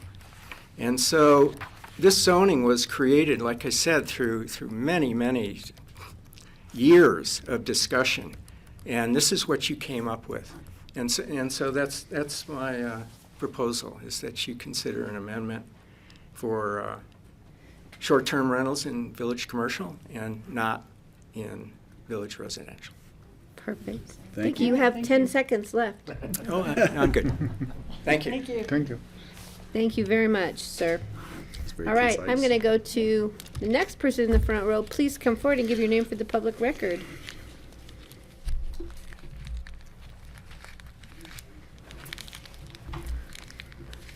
Hello, Commissioners. I'm Bruce Garr.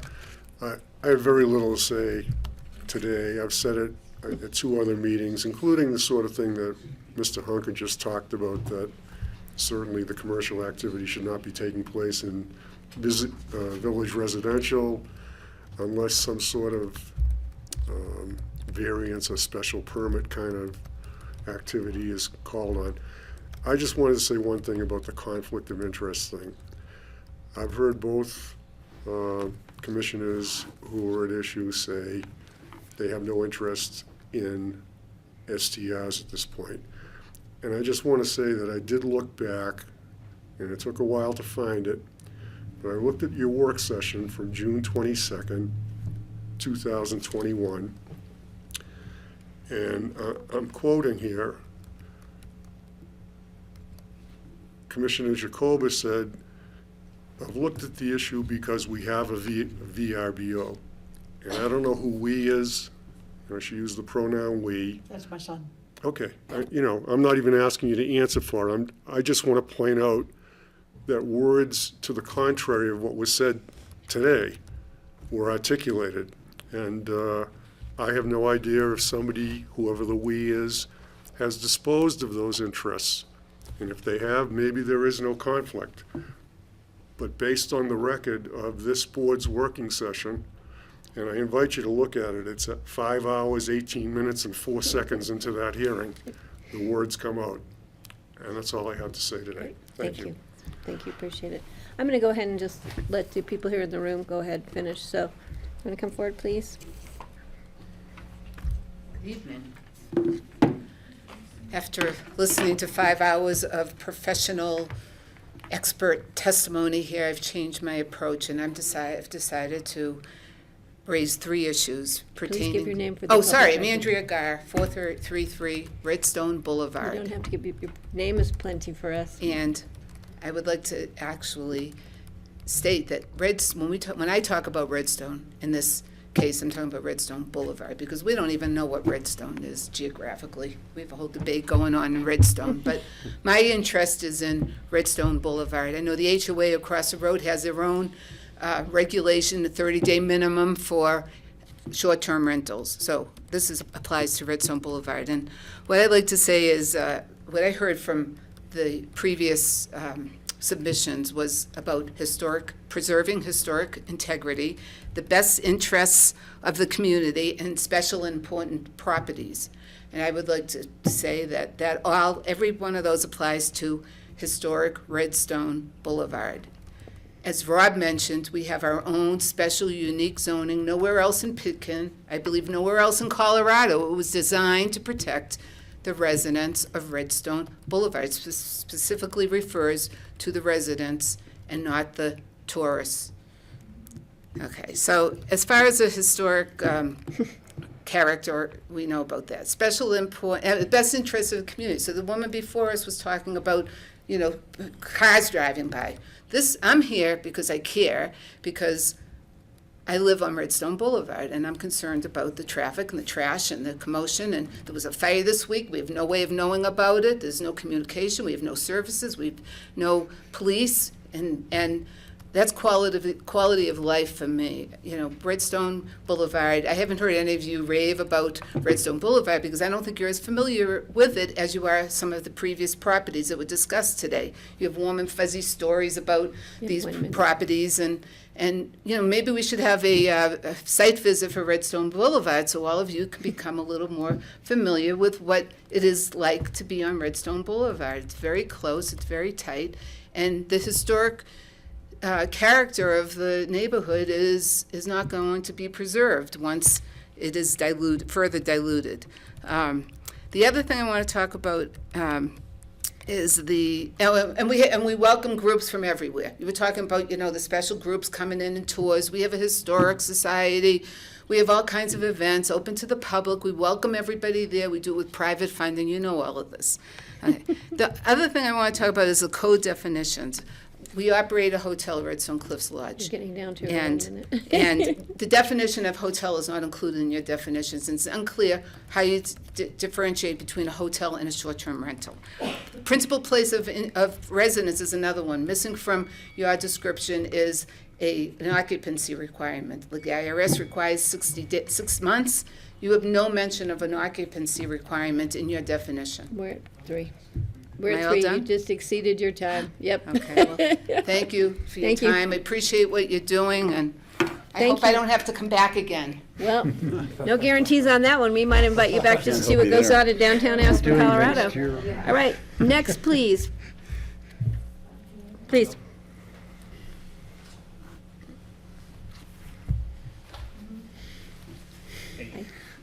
Bob McCormick, resident of Redstone. Thank you for continuing these things and getting more and more information, because I think that's been a really eye-opener to really hear all the sides of this story. Redstone's fairly complicated, as I think you all know, but I appreciate all your effort. I'm going to have to read some stuff because I'm not very good at this, but in the early 1990s, I was asked to be on the Master Plan Task Force. We spent like 2.5 years working on this, and during that time, one of the One of the goals of the master plan was to try to keep the vibrancy of our village and still have it be a great place to live and work. Today, almost half of the shops and restaurants and galleries are closed that we once had. Those are now residences. We need to keep some vibrancy in Redstone for the commercial part of Redstone. That was not, it wasn't just for residents when it came to Redstone and the master plan. It was a combination of the two things together. I have a lot of empathy for the lodge owners and also the retail shop owners and the other shop owners after this last 2 years. Having been a shop owner in town for 33 years, I know how hard it is to make a living in Redstone. And the existing short-term rentals help bring some much needed tourists to town during that period of time. These tourists that came to these short-term rentals really helped keep these stores alive. They're not the corporations coming in to take away and steal from our town. I made a point at the last meeting to go out and meet some of these people. They're really nice people. I'm hoping that they are able to stay in Redstone because they bring vibrancy with themselves. We have read and agree with Matthew Betcher's presentation that he will be making shortly about the master plan and a way forward. I hope we can find a compromise that can help everybody here and help Redstone get back together, come together as businesses and residences, and work together to be a town again. Thank you. Thank you very much. Well done. Okay, next, and then we're going to go to people who are online.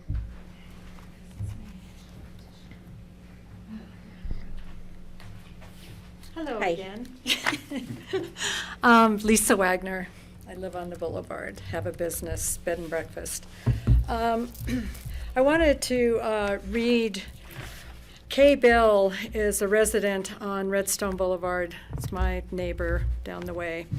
And she wrote you a letter, but I'm going to read it to you because I want it out there. It says, Dear Commissioners, first I would like to say that given the enormous importance of the STR issue to the community of Redstone, that these meetings should be taking place here in Redstone, and we agree on that, so that the majority of residents can attend. In the old days, this was a consideration. Secondly, I want any and all of you who own any family members who own STRs to recuse themselves. We've already gone through all that, so I'll let that piece go. And lastly, I have owned my home and lived on the residential end of the boulevard for 37 years. I purchased my home on the residential end of town, Village Residential, for a reason. Now there are businesses running down here, namely STRs. I want my rights as a homeowner here to be protected by our current Pickens County Code. Get these STRs out of the Village Residential end of town and keep them out. And I'm a proponent that for Village Residential, that STRs are not an option, period. Village Commercial, I'm perfectly fine with on the boulevard. And it's not that I don't like my neighbors that bought across the way, there's doing STRs, but at the same time too, that was sold and they knew how I was feeling about STRs, so this wasn't a new issue for them when they bought. And the other thing is, this is our neighborhood. Hello, I live on the boulevard. I see what's coming in and out of our, in our community. And one other thing, and I kind of mentioned it to John, is that the definition of a bed and breakfast on this attachment 2, it says the provision of short-term room and board in a dwelling unit as an incidental use. However, Pickens County Land Code says the owner, bed and breakfast, the owner of the premises shall reside in and manage that establishment. That's a big deal right there. That's your primary residence coming back again. And that's part of the Pitkin County Land Code. So I want you to look at Redstone Boulevard as a separate entity just because you've already done that zoning before. And that's it. Thank you very much. Thank you. And Appreciate it. I guess I was the topic of conversation at the last meeting since they did a whole video of my bed and breakfast. And hello, I've been in business since '95. It's for couples, romantic getaway, and I do breakfast. All right, we are going to. I just wanna. We're going to people online here. So we can pull up, okay, so first online, we have Gideon Kaufman. Gideon, if you can unmute by *6. Perfect. Can you hear me? Yes, we can hear you, and we're starting your clock, sir. I'll be fast. For the record, my name is Gideon Kaufman. Thank you for the opportunity to address the short-term rental ordinance. I believe most people feel that some regulation is necessary to deal with the proliferation of short-term rentals in residential neighborhoods. I also believe, however, that most people feel that those regulations should be effective and fair. It doesn't matter to me whether my neighbor's house is their principal residence and they live in it 6 months out of the year and then rent it 6 months out of the year. Or my second homeowner neighbor rents his home 6 months out of the year, as the problematic impacts are not created by the ownership. The problematic impacts are created by the renters and the noise and disruption that they create, which is not tied to ownership of the home. The best way to handle those problematic impacts seems to be to limit the amount of time that a property owner, whether local or second home, can short-term their property. However, if the number of times a property can be rented isn't going to be the way the code is adopted, then I was glad to see the proposed ordinance permits non-permanent residents who have owned their property for an extended period of time and have a history of short-term rentals and paying their taxes on those rentals, that they should have the opportunity to apply for a short-term rental permit, keeping in mind that it's not guaranteed that you get it. I believe that approach is fair and equitable for those owners to be able to continue renting and to be able to apply for a short-term license, as they are not the ones who have created the concerns you are seeking to address today. I know a few people whose homes are not their principal residence, whose properties are outside of the urban growth boundary, and who have owned their properties for many years, short-termed it on occasions, have no neighbors in close proximity that are impacted by rentals, but occasionally do short-term rentals, as it enables them to generate income. You're at 1 to minute, maintain Gideon. their property. What? You're at 1 minute. I believe those type of owners should be able to apply for a permit, and then the permitting authority can then make the determination on the suitability of then being able to continue their short-term rentals. Thank you. Thanks, Gideon. Okay, next on our list we have Kevin Reyes. Would you please unmute by *6? Hi, can commissioners hear me? Yes, we can, and your clock is starting. Thank you. My name is Kevin Reyes. I'm actually a planner with the city of Aspen, but I'm calling in just representing myself. I recently worked with the Board of Trustees in Carbondale to get regulations passed down Valley. And I'd like to share a little bit about what I learned from that experience and just offer a little bit of perspective. So my main recommendation for this body moving forward is to work within the existing long-range plan and the land use code. Understanding that the Aspen Area Community Plan and the land use code do not anticipate short-term rentals, they do speak to the appropriate amount of commercial uses for our area and the impacts that they have. The AACP states that we should reduce short-term and long-term job generation impacts, such as traffic congestion and demand for affordable housing.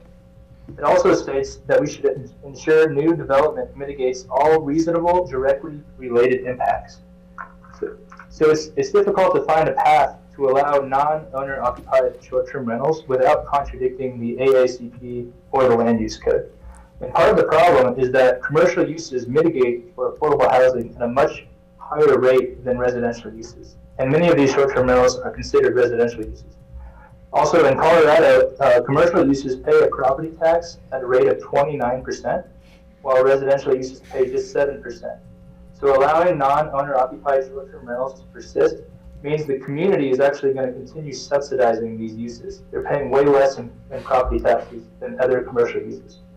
The 2021 Mountain Migration Report from the Northwest Council of Governments recommends allowing short-term rentals within commercial zone districts to remain after undergoing a change in use from residential to commercial.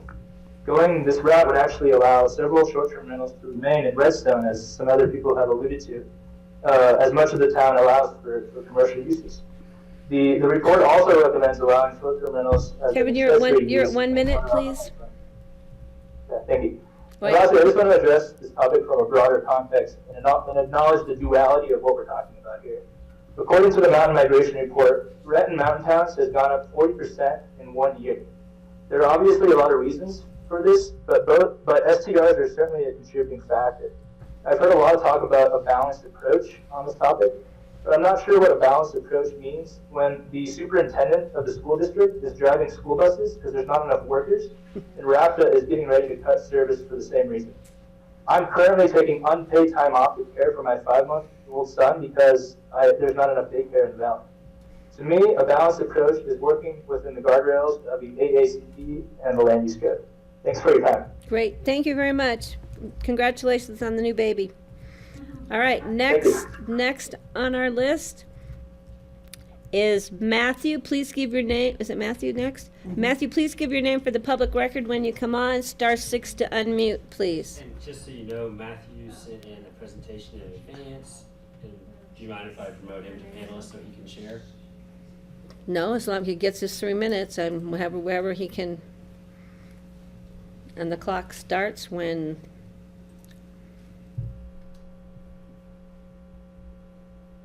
What does he need to do? He just needs to share screen. Matthew, you need to share your screen, and we're going to move you forward with the clock starting.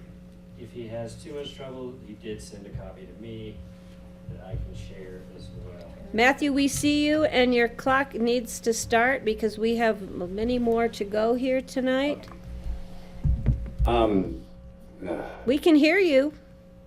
Okay, yeah, I can't, there's no, your share screen. I'll do it for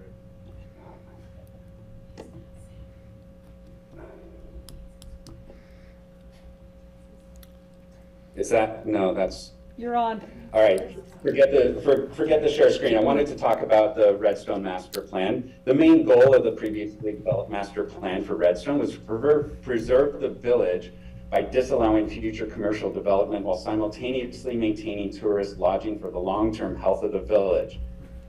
The first objective of the plan that's right there says to maintain the existing balance between residential, commercial, and tourist accommodations. At the time the plan was drafted, the existing ratio of 1-to-1 commercial to residential was found to be optimal and could be maintained through the encouragement of residential commercial mixed-use development throughout all zones of the village, even including the village residential as outlined in the plan. However, when you look at the current landscape, we see an overwhelming conversion of commercially zoned parcels that are now used solely for full-time residential, which creates an imbalance of commercial to residential use of over 2-to-1, double from what the plan proposed. This is what the current situation looks like in Redstone. There are already a large number of homes in Redstone that are literally boarded up 10 months out of the year. This is a residential use and should not be confused with the STR issue. In fact, the vacation rentals actually help keep the community vibrant through their continued use and upkeep. Regulations that will remove any lodging opportunities or limit nights available do nothing to solve whatever problem we're trying to solve and only further expands that gap between residential use and affordable lodging for the family-based tourism that the Redstone Community Association's Visit Redstone Marketing Committee itself identified as a target market and recently received a grant from the county. You're at 1 minute, please. In fact, the new Redstone website created by this committee even lists the current vacation rentals as lodging options. We welcome regulation, but we need to find equitable solutions. Redstone needs all your lodging solutions, and the current vacation rentals afford that. To regulate vacation rentals in a way proposed only harms the long-term vitality of the of the community. This has been echoed by virtually every business. Do we really want a village where it's impossible for businesses to thrive, where every third home on the boulevard becomes a ghost home, used for a couple of weeks? This is the path we're heading down. In fact, when you look at, if there are about 5 short-term rentals in the village residential, and you've seen from my presentation many, many more commercial properties being used for full-time residential. By removing those vacation rentals through this aggressive regulation at this stage is akin to amputating a leg for us. Matthew, your time is up, and for some reason, the screen that you shared with us is from... I'm not sharing the screen. I don't know where this is. Okay. Okay, all right. I'm sorry. You've got my presentation. Hopefully you've been able to look at it to see the disparity and the potential cause of a 4-to-1 now ratio All right. of residential versus commercial. Thank you. We will share your presentation and put it into the public record. Thank you. Thank you, Matthew. So next on our list, going back to our attendees, is Wendy Lauer. You need to please star 6 to unmute, and we will start your clock, please. Please give your name for the public record. Yes, Wendy Lowry. Hey, Patty, I don't know if you received my email, and you promised that you would show it with the rest of the committee when I sent it to you. Did you do that? You know what? We've had hundreds of things, and every one that we get, we share on to the public record, which we're required to do. So if you sent me anything, it got sent on, and as you can see, I have volumes of documents that people have sent us. So okay. Thank you, Wendy. I just want to say I disagree with the primary residents. We have been lucky with our short-term rental. We cannot make it at this time a primary resident. It cannot be for 10 years. The people that we employ will be damaged. They will lose money by taking away the short-term rentals. It will hurt the economy into Redstone itself. They mentioned the country store, they mentioned the art galleries, they mentioned the inn, propaganda. They utilize everything in Redstone. They become endeared and cannot wait to come back. We are lucky that we do not have hoodlums staying in our place. We will not allow that. And to take away people and share the beauty of Redstone would absolutely be a crime. We cannot stay there full time. And how it can be a primary resident and rent it out at the same time doesn't even make sense. I can't live there and share it out. That doesn't even make sense to me. But I'm telling you, it would be a crime. Now, you want to take it and make the boulevard no short-term rentals? I get that. I honestly get that. But to take it away from all of Redstone, it would absolutely be a crime. Because we have so many people that cannot wait to get back. They never heard of Redstone. Wendy, you're at 1 minute, please. Never heard of Redstone. Thought it was the most beautiful, endearing place. People have gotten engaged. We've gotten a sheriff married for free on our place. We're not there just to make money. We're there to share Redstone. Thank you. Thank you, Wendy. Appreciate it. All right, next on our list is Brenda. Holland, would you please star 6 to unmute and then give your name for the public record? Yeah, good. No, Brenda, you need to, there we go. Okay. Okay, I'm Brenda Holland. I'm a part owner of a residence in Redstone. And I sent you all some data about Redstone that I think is a little startling and important. So, but first I'll get right to the point. I am proposing to you county commissioners that you change the ordinance to allow all residential properties in unincorporated Pittman County to apply for a license if they have a history of any kind of paying taxes for short-term rentals. Now, back to the data. Off the Pittman County Assessor's website, which is really very nice, I have gathered this data for you. And it's all there. I sent you the spreadsheet if you want to look at it. 75% of owners' properties in Redstone are residential. So that's most of the properties are residential on the assessor's website. Now, of the residential properties, get this, 70% are owned by second homeowners. There are only 32 residential properties in Redstone, that have a owner with a Redstone address. 32 properties out of 141. That's not very many. So these are your only principal residents that are there. Okay, so the current ordinance would allow only a handful of STRs in Redstone. And this could be considered arbitrary and capricious and, yes, discriminatory. So now, another statistic that you may not know is 25% of the owners in Redstone are commercial. So, and You're at 1 minute, you're at 1 minute, Brenda, please. Okay, they want increased tourism because they need to stay alive. 6 of these businesses have told you they need SDRs to stay alive. The opponents of SDRs are business owners, not residential property owners, as you can see from their discussion today.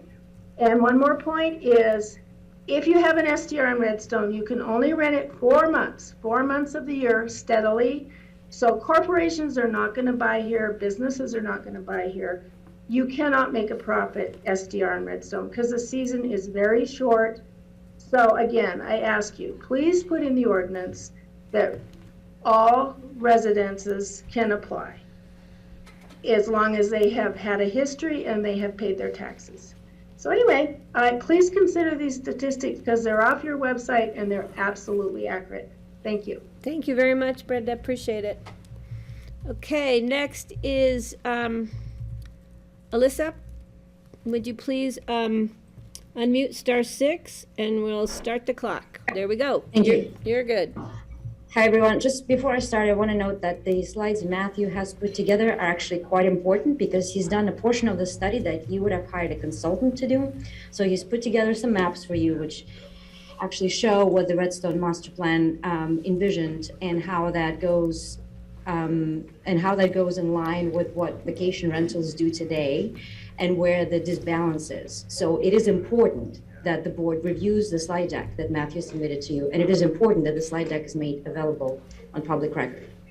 So it is a pity that he wasn't able to share them. I think your moderator has them, so maybe during my 3 minutes, I don't have any slides to share. If the moderator is able to pull up the correct slides, I will say my talking points, but it'd be really nice to have those maps up on the screen.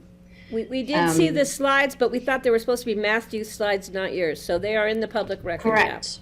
So Matthew's slides is an actual study that you would have been doing if you were to do an impact assessment of the short-term rentals in Redstone. He's done that for you. So those are important slides, and I really urge the commission to review them and make sure that they're available for public record. Okay, so the first point I want to make is this. My name is Alisa Cranis, and I own a home on the Boulevard. We rent our house when we're not there. We consider ourselves and other vacation rental owners as an integral part of the community. The village has grown over the years because of its diverse stakeholders, local businesses, and full-time residents, as well as second homeowners. Redstone Master Plan sets out to find a balance in moving forward by limiting growth, but understanding the value each of these diverse groups of people bring to the community. The ordinance you're proposing goes against this. Nobody is getting rich on short-term rentals. In one of the slides in Matthew's deck actually breaks down the covering costs and what it actually costs to run a vacation rental in Redstone. So it's not an investment. This is not an investment property, and we actually show you line by line why it is not an investment property. we did this because we wanted to invest in the community, and we believe other vacation rental homeowners did it for the same reason. We love the community, and we bought the house there so that we can move there full time once we can, and once our jobs allow us to do that. Alyssa, you're at 1 minute, please. We need to find solutions that work for long-term health of the community. And we need to make sure that all the voices of the community are taken into consideration. You are only hearing very limited voices because these meetings are held in the middle of the day, in the middle of the work week. We haven't had any open house dialogues after work hours like Aspen has had. There has been no contact with the local businesses, even after they've sent their letters appealing to stop this ordinance. This is serious, and it needs to be considered. We need to consider complete stakeholder and community engagement. Quick analogy here. Let's just say that several residents really don't like a certain type of plant and you want it gone. And you say, okay, let's just get rid of it and see what happens. And then you realize that, oh, it actually disrupts the whole ecosystem and the fish in the Crystal River dies. So you end up, disrupting the whole thing because you took an action without actually studying it. You were doing exactly that. And You're at 3 minutes, Alyssa. Okay. So thanks very much for your time. Thank Please make informed decisions before you take any further steps on this ordinance. Thank you very much for being patient with us today. Next on our, who are we missing? Dan? Dan, would you please unmute *6 and we will start the clock? Hey, can everyone hear me? Yes, please give your name for the public record. Sure. My name is Daniel Stoner. My wife and I are, yes, that's right. Hang on one sec. I have a 2-year-old here. My wife and I, from what we know, are the youngest homeowners on the boulevard. And I was just calling in to sort of voice my concerns about how poorly this entire process has sort of run. It seems like you guys are making these decisions based off of emotion and absolutely no research whatsoever.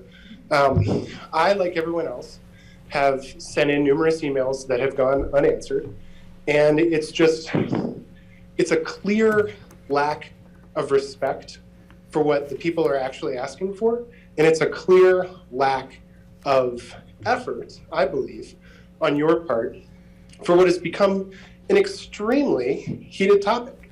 Why wouldn't you pursue the correct answer instead of just doing whatever you want, is what it seems like is happening here. And I don't mean to be extremely negative, but I do feel like there is a time and a place to be honest and forceful, and that's sort of what I feel is my role in this whole thing. I welcome short-term rentals. I've never had an issue with any short-term rental that's around our house at all. And I don't believe that they diminish or degrade the community in the least bit. If anything, it's been a really cool way to see, it's been really cool to see people come into our town and leave with a renewed understanding and respect for where we live. And you wouldn't get that without short-term rentals. My family wouldn't be able to visit and hang out with their granddaughter without short-term rentals. I just hope that people are actually going through the archives and looking at all of the letters. Sorry about that. I hope people are going through the archives and looking at the letters and actually listening to what the residents want. That's all I've got. Great. Thank you, Dan. Thank you, guys. And your daughter. All right, next. Yeah, she says hi. That's okay. Next, Tracy Sutton, please give your name for the public record and *6 to unmute, please. Okay there. Hi, can you guys hear me? Yes, we can. Okay, good evening. A couple of things I wanted to point out. A lot of things have been covered. I really agree a lot with what Gideon Kaufman said, because I represent homeowners. I'm in the short term, I'm in the vacation rental business. I'm Aspen Signature Vacation Rentals, and so I'm representing a handful of my homeowners that are more in the Upper Valley. And I totally understand and feel for the people in Redstone. I can see how that affects them more directly than it does some of the other residences that are in different parts of the county. And, you know, I don't know the answer to this, but it seems that whatever decision you make is going to affect different areas, obviously, because we have, you know, ranches and single family homes more in the Upper Valley, Woody Creek, that area, that doesn't have the impact that it does in Redstone. And I don't know what the answer is, but I think that that's something that should be considered as this process goes forward, because it's not affecting the same areas. I hope that makes sense, but where Redstone is its own lovely little community, which I have to admit, I spend a lot of time there and I take my guests there because I find it very charming. I just don't think that all the rules are fair to everyone in Pitkin County. And I don't have an answer to it, but I just wanted to bring that subject up. Great. Thank you, Tracy. You still have a minute. Is there anything else you'd like to say? No, I don't. I think that everything that I wanted to say, Gideon did a really thorough job of, so there's no sense in, I just want to reiterate that and put my 2 cents worth in. So that's all I have to say. Thank you. Thank you very much. Okay, I didn't see any other raised hands, I don't believe. Is anybody else who's online wishing to make public comment? If so, please raise your hand with *9.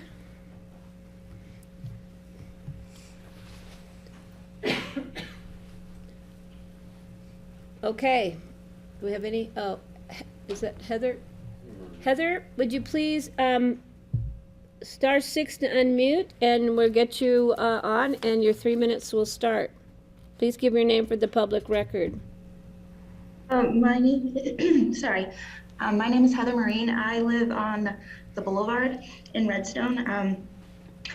I have to have not super prepared to tell you the whole story, but from where I've lived in the community on the Boulevard, not in residential, but further down the way. And from what my view on this is that our community is kind of losing its sense of who it is, because we have STRs and we have a lot of visitors coming in and out, and it's causing like a disconnection, because like we might not know our neighbors, and we're all in a very tight-knit, close space, and if we don't have volunteers in the community to put on events, or you know, when there was a fire earlier this week, we had somebody ran down the boulevard saying fire, fire, and we had people that banded together and went and put it out with buckets. And that's the kind of community that Redstone is. And if we have visitors coming in and out, and those people aren't contributing to the same sense of community that we have, and it dilutes us. And if you have that many visitors, it's like we have places for visitors, we just have a small number of beds to put people. And so specifically on the Boulevard, we have to know what our community needs and doesn't. And I don't have this solution, but I don't know if a 1-to-1 ratio as suggested in the master plan is actually appropriate for Redstone Boulevard as it is today. Thank you, Heather. You still have a minute? Did you want to say anything else? That's going to cover it for me for now. Thank you. Thank you very much. We appreciate it. So do we have anybody else who would like to speak? And then I want to bring it back to the Board of Commissioners.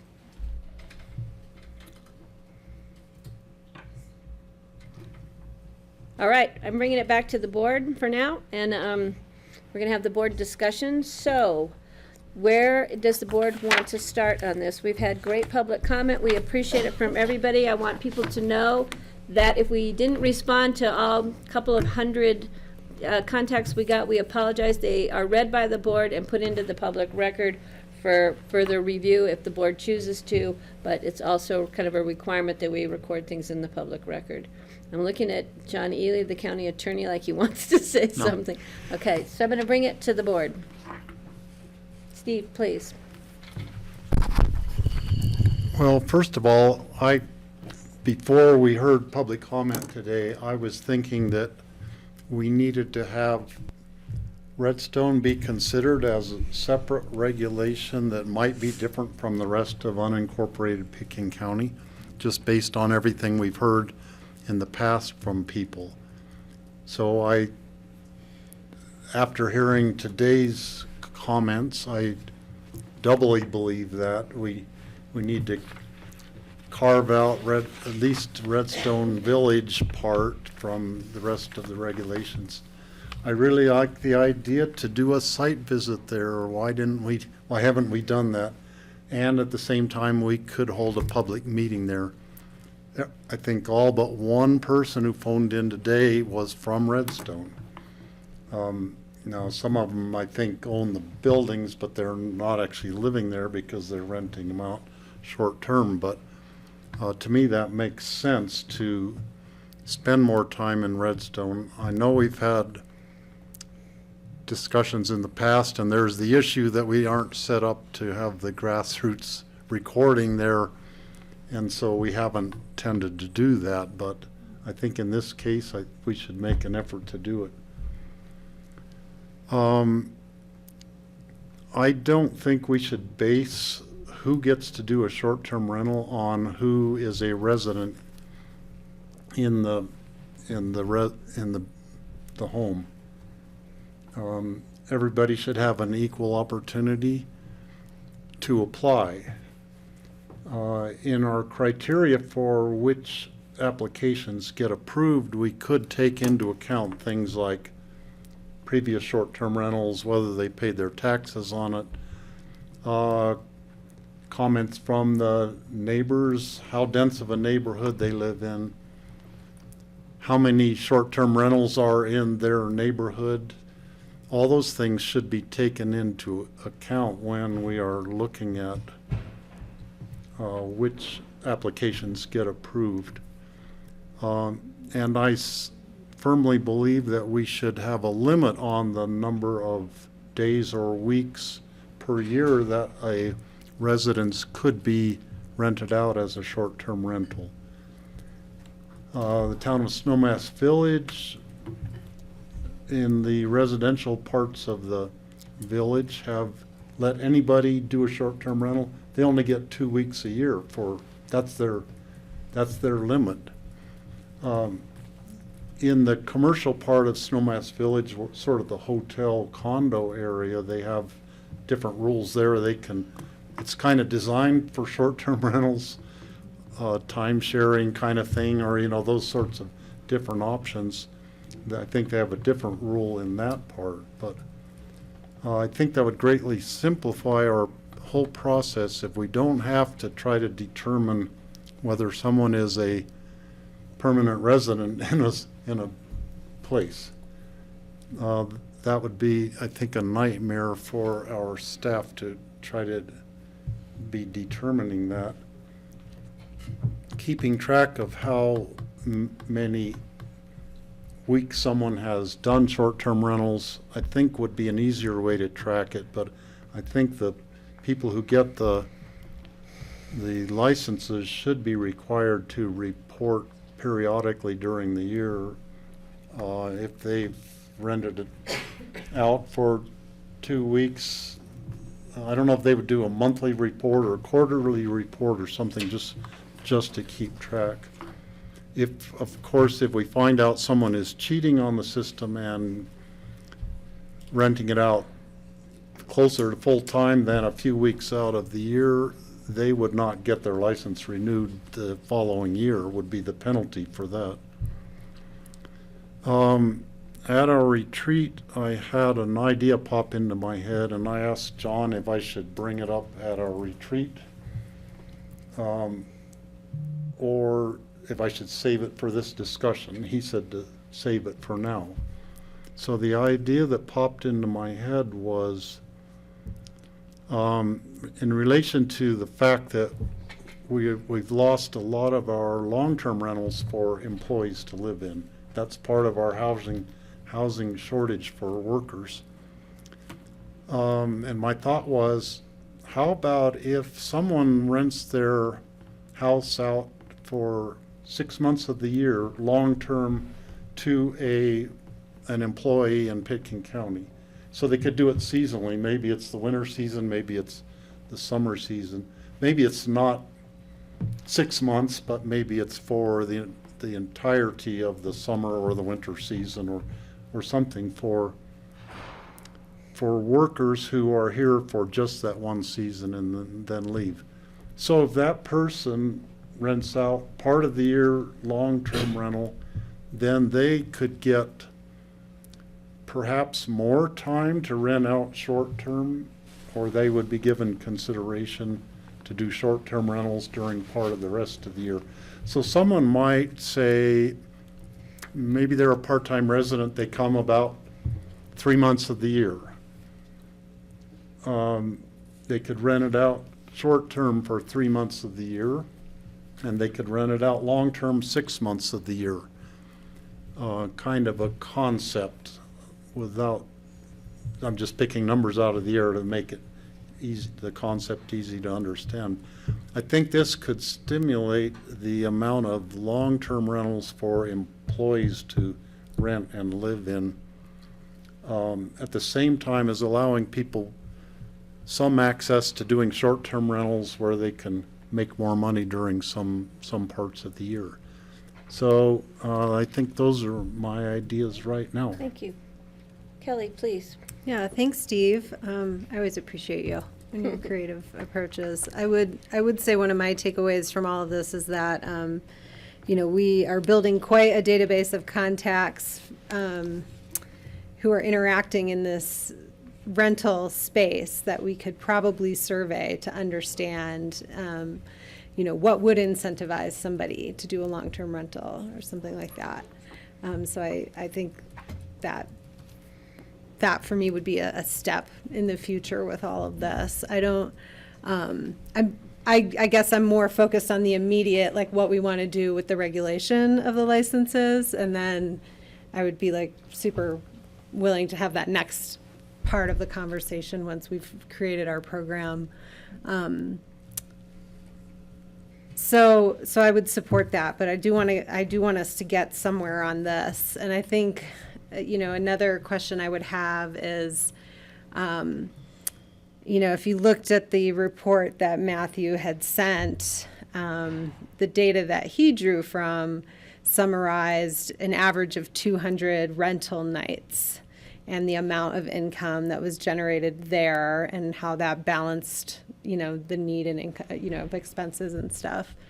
So, I'm worried that something like a number of days proposal, which, at this point, I'm happy to entertain any conversation, but, people are going to tell us that's not enough, right? We need more to do what we need to do for our family or to keep our property, and all along the lines of the same stories that we've heard. So I just would like to understand from your perspective how that is the balance of fairness, like why a 90-day limit is what seems fair in terms of balancing equitable access to the opportunity with the impacts, because I think we would be faced with that type of reaction. So the 90-day was a nice round figure. It's 1/4 of the year.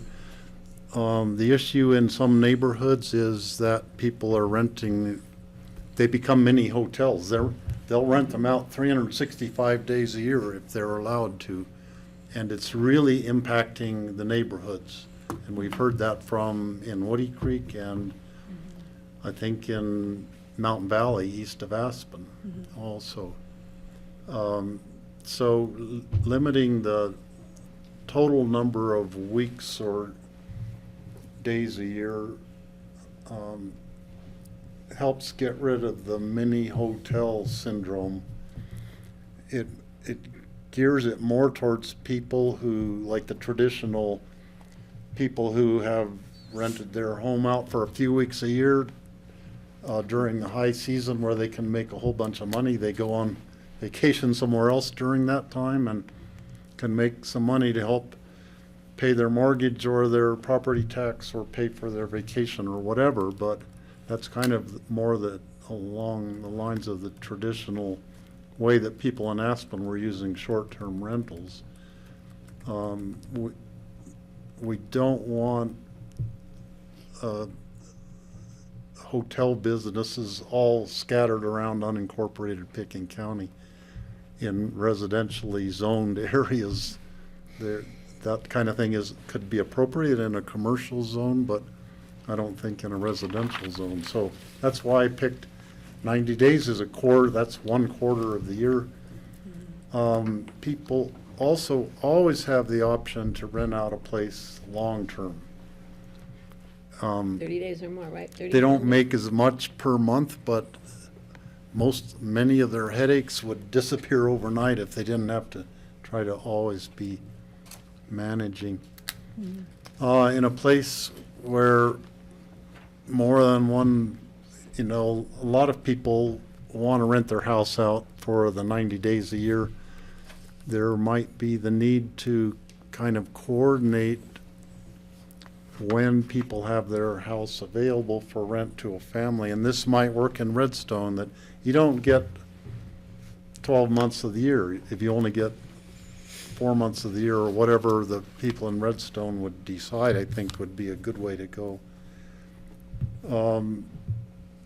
They might get these certain weeks or something, and other people get other certain weeks. So there would always be short-term rentals available for families to rent in Redstone, using Redstone as an example.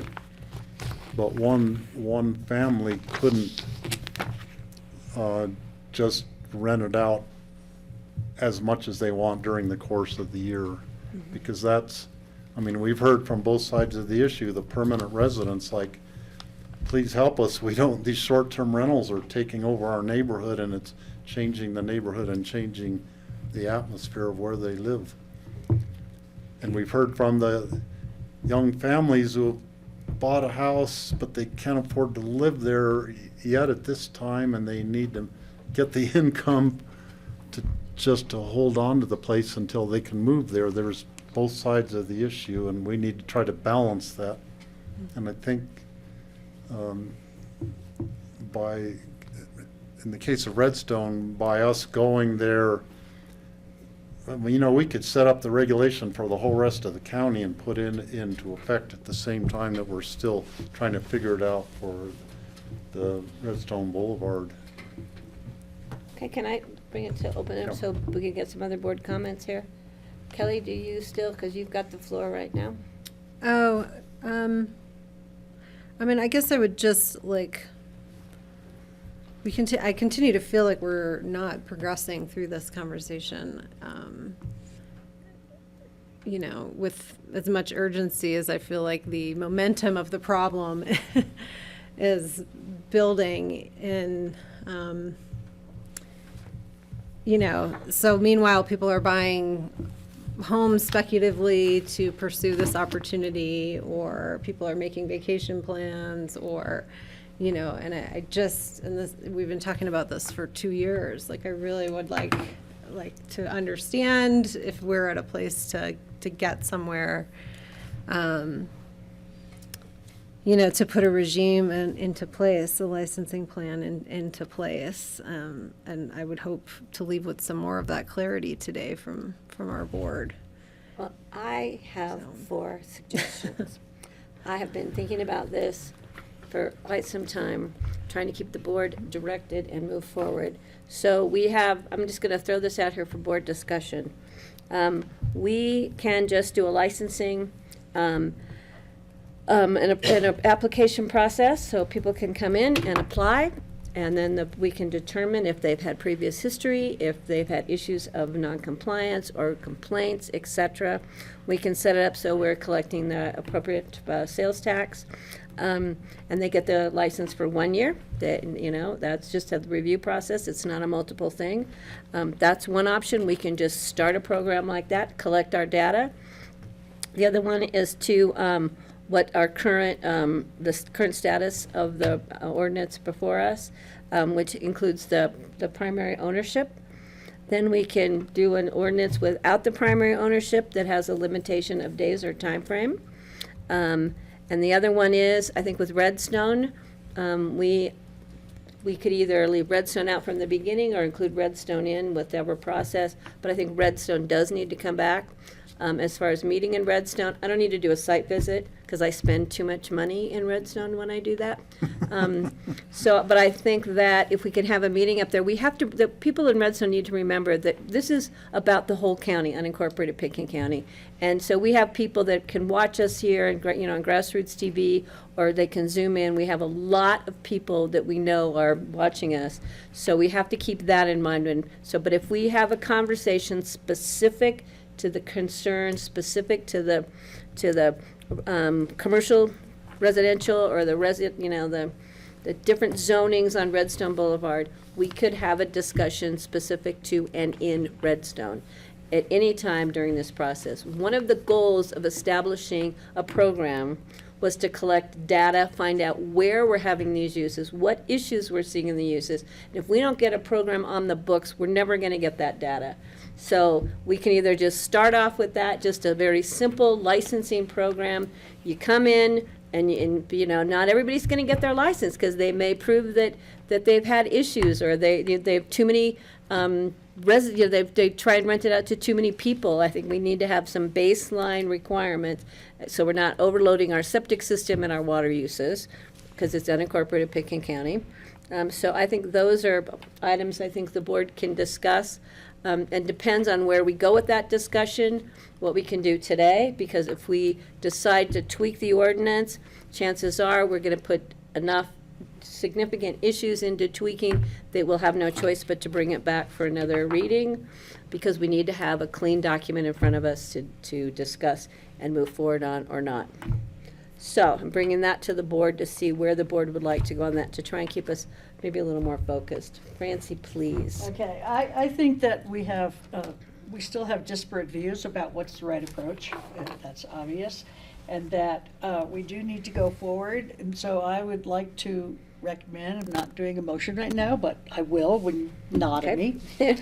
I would like to recommend that we open up the application process to one of two things. Either anybody who wants to apply in the entire county, and we accept the ordinance the way it is, except for the principal residence thing, because I think John put some really good regulations in there on how to keep it a safe, how to keep the unit safe and how to keep track of things and stuff. And we do what we originally set out to do, which is we figure out where we are. And I have heard, I have been to Redstone probably, 5 or 6 times in the last couple of months, met with a bunch of people.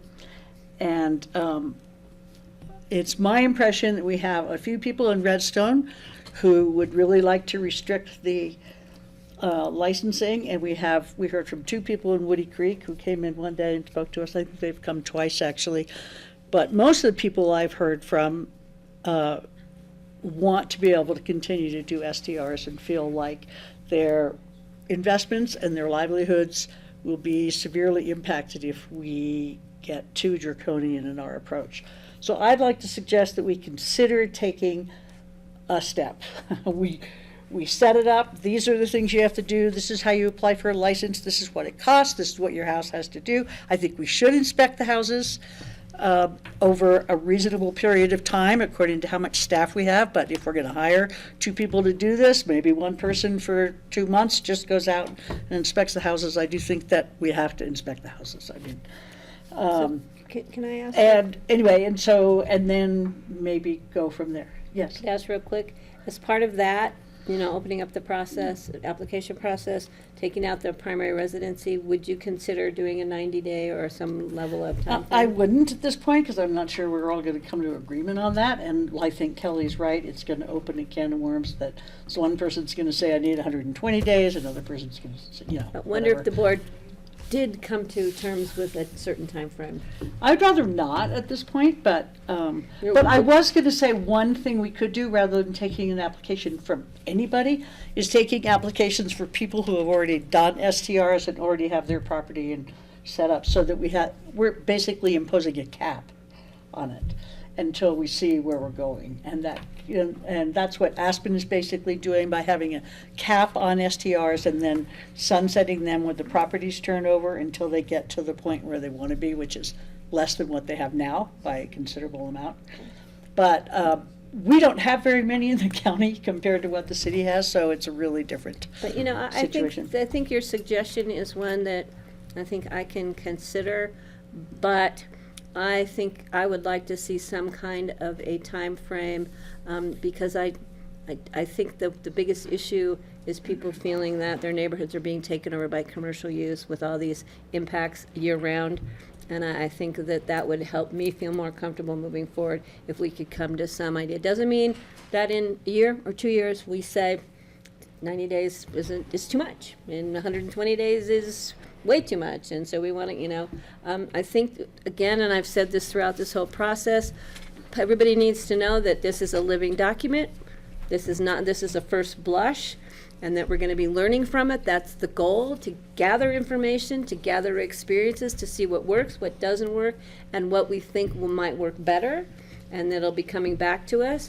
But I think until we get something on the books and have some gathering of data we've got other ways to get data. I want people to know we've been researching wherever we can find data from, but this would give us more of the living experience of what's going on in our community. So Kelly, and I will probably have more, but I'm going to pass it over to Kelly and then look at Greg, who has not had a chance yet. Yeah. Thank you, Nancy. I just really struggle with that because it's hard for me to not acknowledge the impacts that have been generated over, you know, the last 2 years, when our area really became, I think, a refuge from people all over the country and the world during the pandemic. And, you know, by not regulating anything, you know, we're tacitly acknowledging and contributing to a tourist economy that is car-centric, that we are contributing to the transfer of jobs from like restaurants, ski resorts, et cetera, to serving private homes to support this type of industry with zero impact fee related to it for the housing that is generated, the loss of essential workers that we're experiencing in our public facing like businesses. You know, the conversion of housing, you know, the loss of music festival programming, like all of these impacts that like are right in our lap, you know, and to just say, gosh, we don't know enough over the last 2 years to move forward on any, you know, tamping down of what I think is really against our community values and community planning is really hard for me, you know, and I'm trying, like, you know, I'm moving back. I mean, lesson learned for me. If I could do this all over again, 2 years ago, I would have just said, let's just put a license regime into place. July 2020, when the bill passed and was made effective, you know, lesson learned on governing for me. But here we are, you know, and the world is transformed and changed, and I think we need to transform and change with it to the benefit of our community. And I'm very open to figuring out ways that this board feels are more fair, you know, and effective. So you know, I'm hoping to compel some of you to do some kind of limitation that is beyond just setting up a license program, and that's my reaction to that proposal. All right, Mr. Postman, quietly sitting over there listening to his horoscope. I appreciate what everyone has said here, and I have to say, in the 2 years we've been talking about this, or the year, whatever it has been, feels like forever. I have learned so much. I'm still learning a lot. Every time I hear from anybody, I hear a new, different story, and they're all compelling. You know, from the long-time people who've lived here who've depended upon renting their houses in order to replace the roof, or, you know, have to leave town for a number of days or weeks in order to make the mortgage. You know, people have been doing that for decades here, my family included, over the years. And what I'm seeing are different impacts and different situations for almost everyone. Everyone will tell you a different story, and they're all legitimate. And so that's what I've learned here. What Kelly has just said about impacts has really struck me, and it's super important to me. And I think I would like to establish the licensing regime, but I also think we need to establish a way of, adding impact fees and somehow distributing those fees appropriately, whether it's toward housing or toward the bus system or toward, embedded carbon fees. I had a great conversation with somebody who had an STR, and they said, well, why would you do this? And I said, well, if you have somebody servicing your house in Redstone every night because you have turnover every day, theoretically, then how many vehicle trips, how many miles, how many gallons of gas, how much carbon emissions are coming from that? Not to mention all the other supplies and things that housekeepers have to do, and not to mention maintenance and everything else. That's a legitimate fee. It's a cost to the community at large, and I don't think we've ever had a situation like this before. The STRs have created a new dilemma for us, so we do need to recognize that. I thought, the other day, I think Cindy has said she's thought of it as well, and others have well about a renewable energy impact fee, or renewable energy, what is it called? Mitigation, fee or something that we can base on full-time employees and vehicle trips, and what is the actual cost of operating and running an STR, not only for the homeowner or for the guest, but for the community at large, because we know it's using more resources. So I don't know how that would look yet, but I'd like to establish a framework so we could develop that over some time. But yes, licensing sounds good. I would love to have a cap on existing STRs. Maybe that's the way we start from today on. A cap on the number of STRs we have now. That's it. A number of nights, perhaps at some point. When they're renting out every night of the year, it does become a hotel house. If they're renting out occasionally, if they're in an area where nobody sees it happening, it's a different scenario. Even though you still have, if they're servicing and changing the sheets themselves, maybe that's different from the housekeeper having to commute up from Sylph. But I think that we need to take this into consideration. As much as I appreciate Redstone, I think that we could have the same issue from Thomasville and Meredith at some point. So I'm not sure this is a rule that needs to apply differently to Redstone, although I do appreciate what I'm hearing from all the residents. And we did look over, just so the commenters know, I think all of us have seen the data and the reports and the beautiful PowerPoints and everything that have been put together and sent to us. And I think I've read every single letter, some more than once. It hurts when somebody accuses us of all the negligence, but the fact of the matter is we have all been reading this and looking at this, and we're grasping for ways to make something equitable work. I really wanted to take care of the people who are most impacted by noisy neighbor hotel houses, the ones in Woody Creek we've heard of, the ones in east of Aspen, and the ones in Redstone, where the culture of their neighborhood and their community is changing. So we've got neighborhood cultural impacts, we've got environmental impacts, and now with the income that's coming from STRs, we have financial impacts.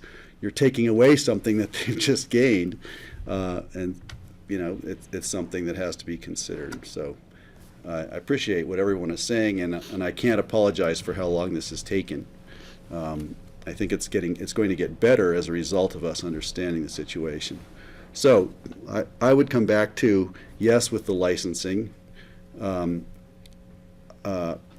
I think the principal residence part seems to be problematic for reasons that we've discussed.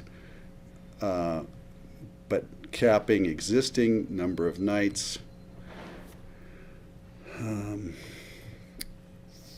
what am I leaving out? So I have a thought for you, Greg. Yeah, go ahead.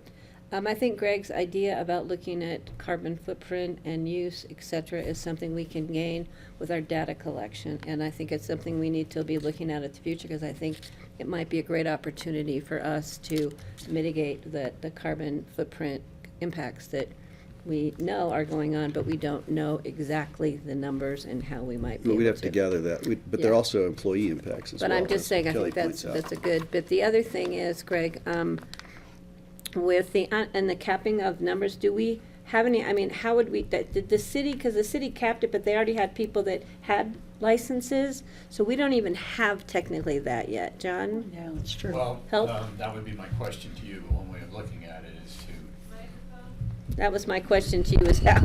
thanks, Steve. One way of looking at it is anyone can apply and obtain a license who has already been engaged in STR activity as evidenced by something, a receipt, some kind of indication of Sales tax getting payment. income, or the payment of sales tax if you want to be a little bit more to the point. So if you have, rented out on a short-term basis and you've paid sales tax, then it's wide open. But I don't know if you want to limit it that much. That's, In the short term, let me mention one other thing in response to Greg. When you look at what the impacts are to the activity, apart from just people occupying beds, so you definitely have an impact related just to the fact that there's a capacity increase in the number of people who can be here at any one time. So that's a strain on overall infrastructure, say.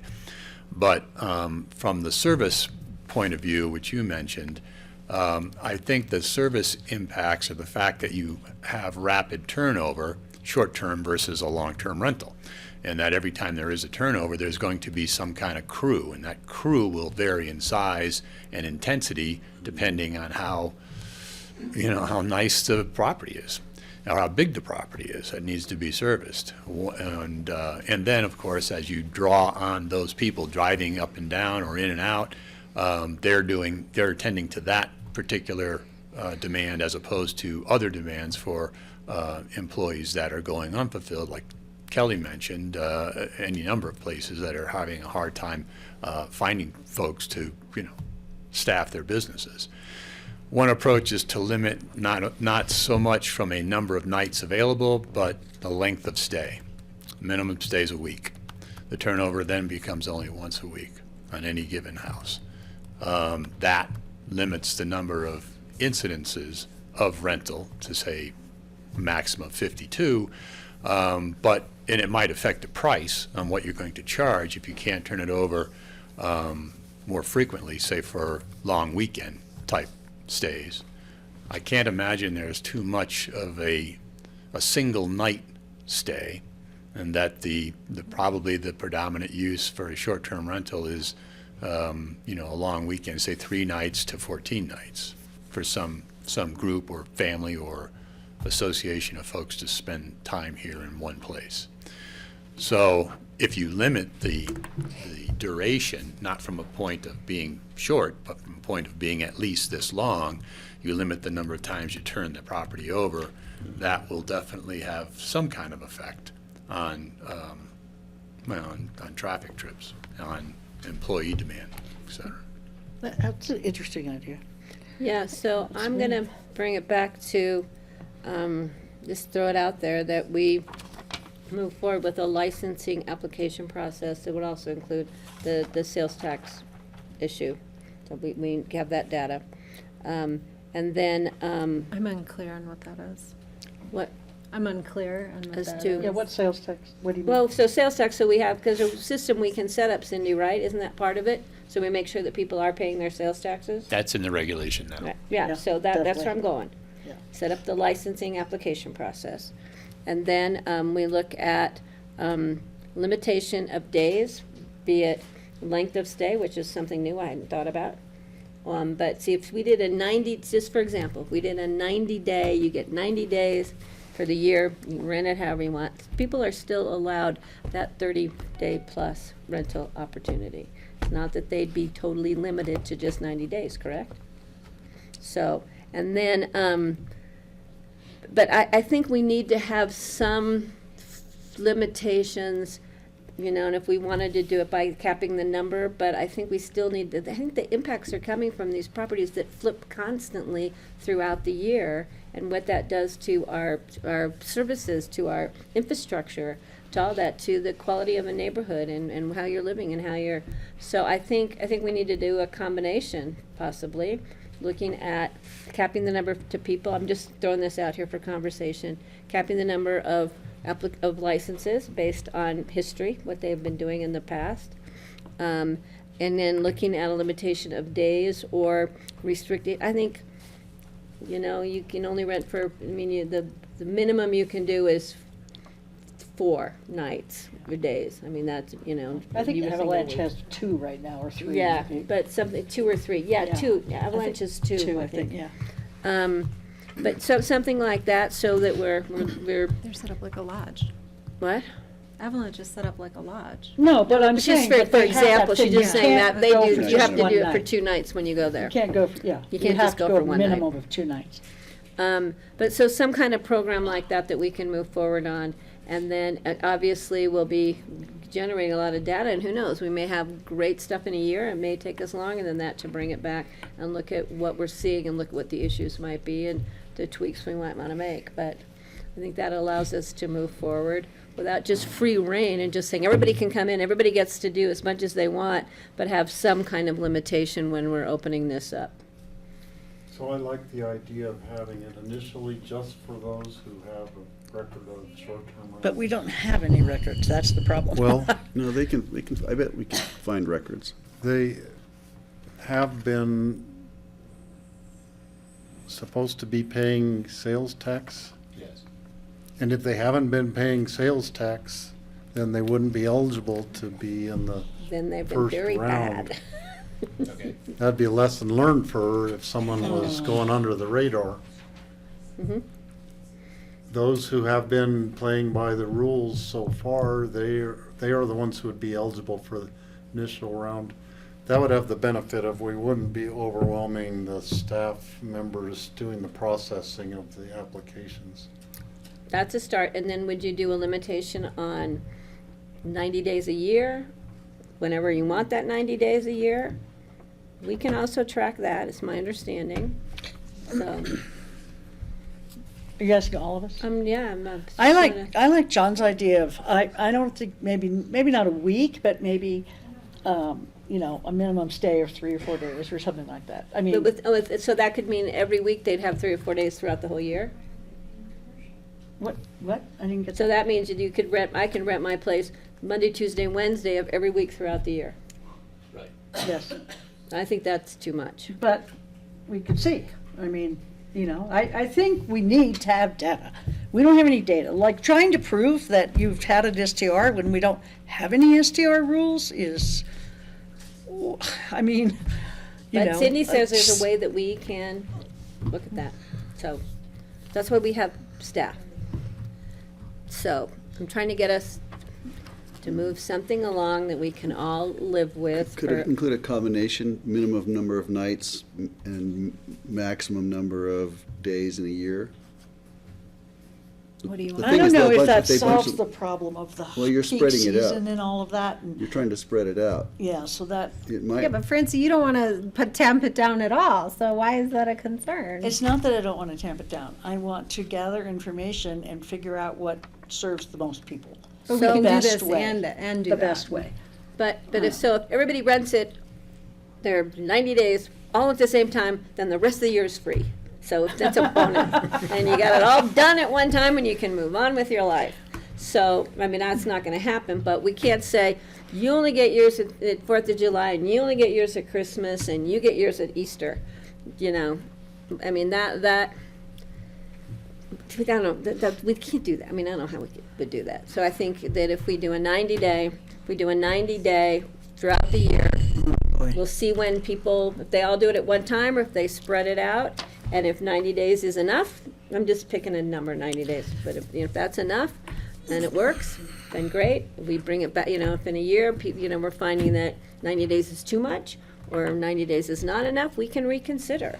You know, one of the things that I'm concerned about is that we've had a lot of information from people who, for instance, feel that STRs have revitalized downtown Redstone. We've heard from some people that they feel like they're losing their neighborhoods, but we've heard from a lot of people and a lot of the business owners who feel that the STRs have revitalized the town, that it was. Redstone, I'm not talking about Yeah, I know, Redstone. Redstone. And we have the same thing with other issues, so I just feel like we don't really have a handle on how many people are causing problems and how many people are loud compared to how many people are fine with it, and, Well, you know. but then, we're having people in Mountain Valley who don't have a commercial use there, who say that it's destroying the neighborhood character. I of haven't their heard neighborhood. anything from Mountain Well, Valley. Did we have them get start letters calling from me, earlier and on? They're there.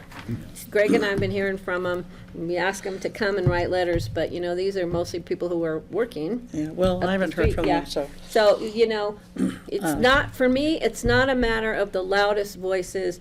It's a matter of, we've got a lot of information here and we have to look at it across the spectrum to start off. I agree, completely agree with that.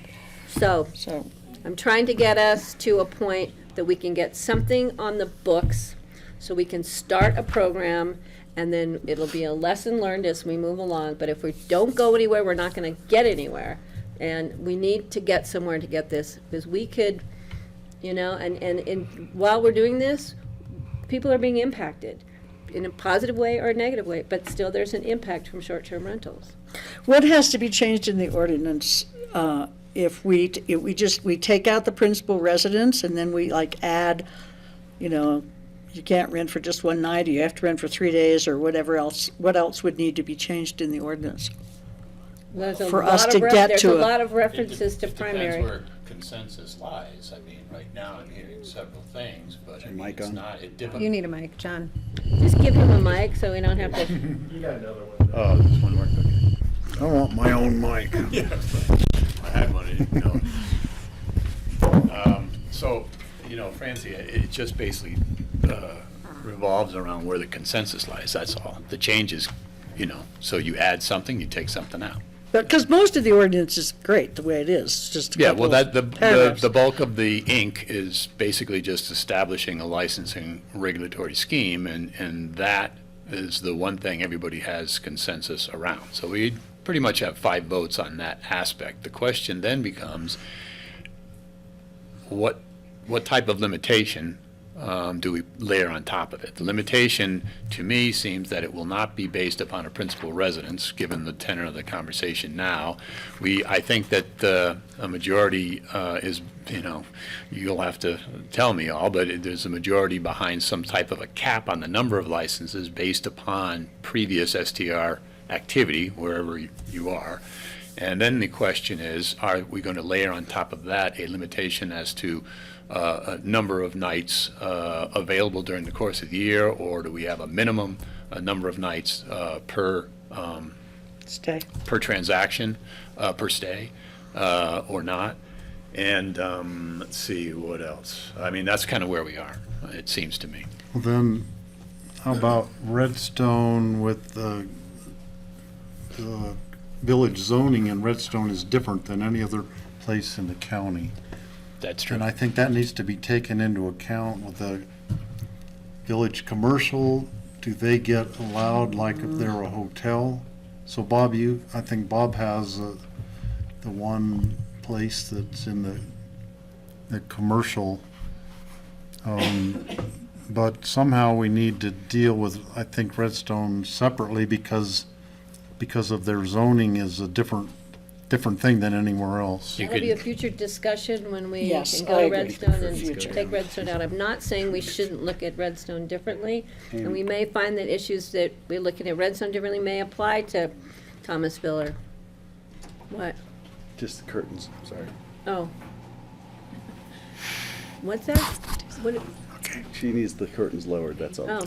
Well, one of the things You that lowered Bob her. talked about when I met with him was that when they wrote the master plan for Redstone, they were hoping to have a one-on-one relationship between commercial and residential, and that it's way over the side on residential now.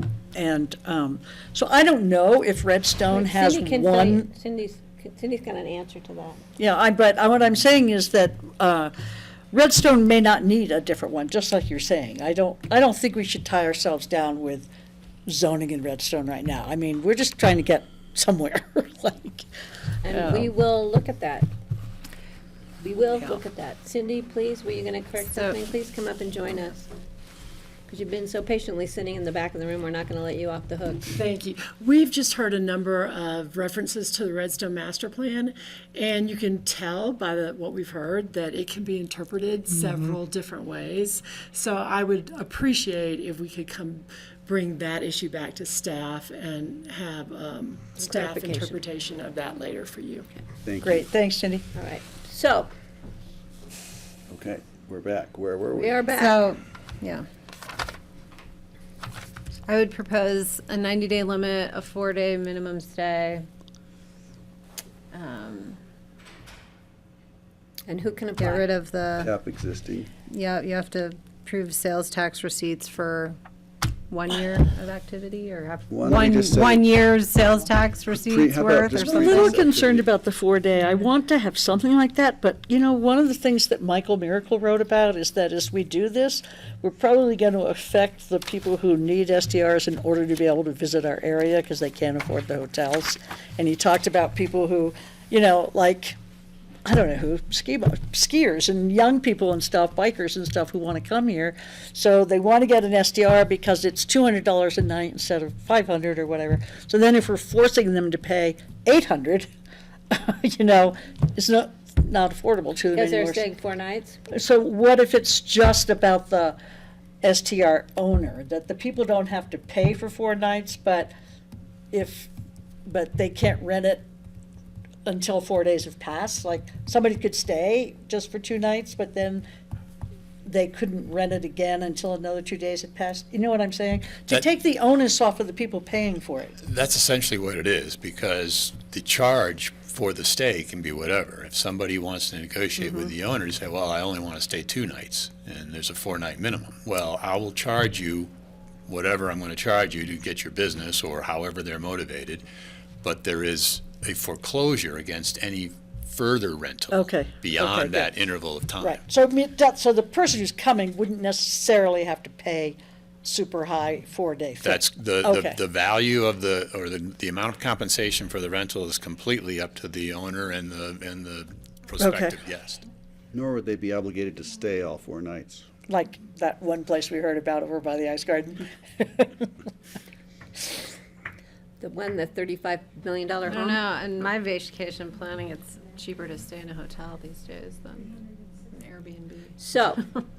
So we're looking at creating the licensing program as it's in the current ordinance, with the exclusion of primary residence at this time. Reluctantly. I know, me too, but with a minimum, a maximum amount of rental days at 90 per year, with some issue with you can rent for 4 days. I don't know how you want to word that. Minimum stay of 4 days. Minimum stay of 4 days. That can be negotiated by but it's still a minimum of 4 days, which means they can't flip it every 2 days or A minimum of 4 days is 90. 360 divided by 4 is 90. Yeah, So, but I mean, but they I don't think have to- that's, can we just pick one of those? Sure. I mean, Well, it's up to the board. I don't know. Not up Well, to no, me. it's not the same thing. It's not 90 Tracy. days, but it's 90 visits. 90, Yeah. yes, Yeah, 90 90 visits. reservations, say, Mhm. as opposed So- to 90 how many days. how And many that days are doesn't actually preclude them renting for 31 days or more?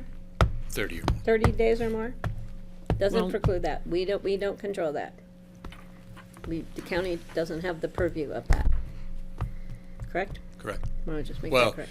there are other checks on that activity, but No, I just want but people it's to not. know if but they it's, feel but they it's need. not typically employed Yeah. against residential structures. If put it they that way. feel that doesn't give them enough revenue, they could take 2 months and rent it for 30 days and, because we have so many people saying, I don't get enough income for that to maintain my property taxes and put the new Yeah, I roof know. on it and paint the front porch. So I'm sensing you may actually be perilously close to counting. Did you say hands. perilously close? Well, So- that was my goal, because I have 7 minutes, If I- I'm losing my bet. If I can back you up just to talk about the cap aspect. So the licensing There's a spider. availability is limited to those properties that have been engaged in STR rentals previously. So I need to put some parameters on that. You'd have to show STR rentals, sales period. tax collections from 2021. pretty tricky. Prior. Okay, so we can rely on a history as demonstrated through whatever means the property owner has to demonstrate, or we can tag Advertising? it particularly to sales tax or some other particular.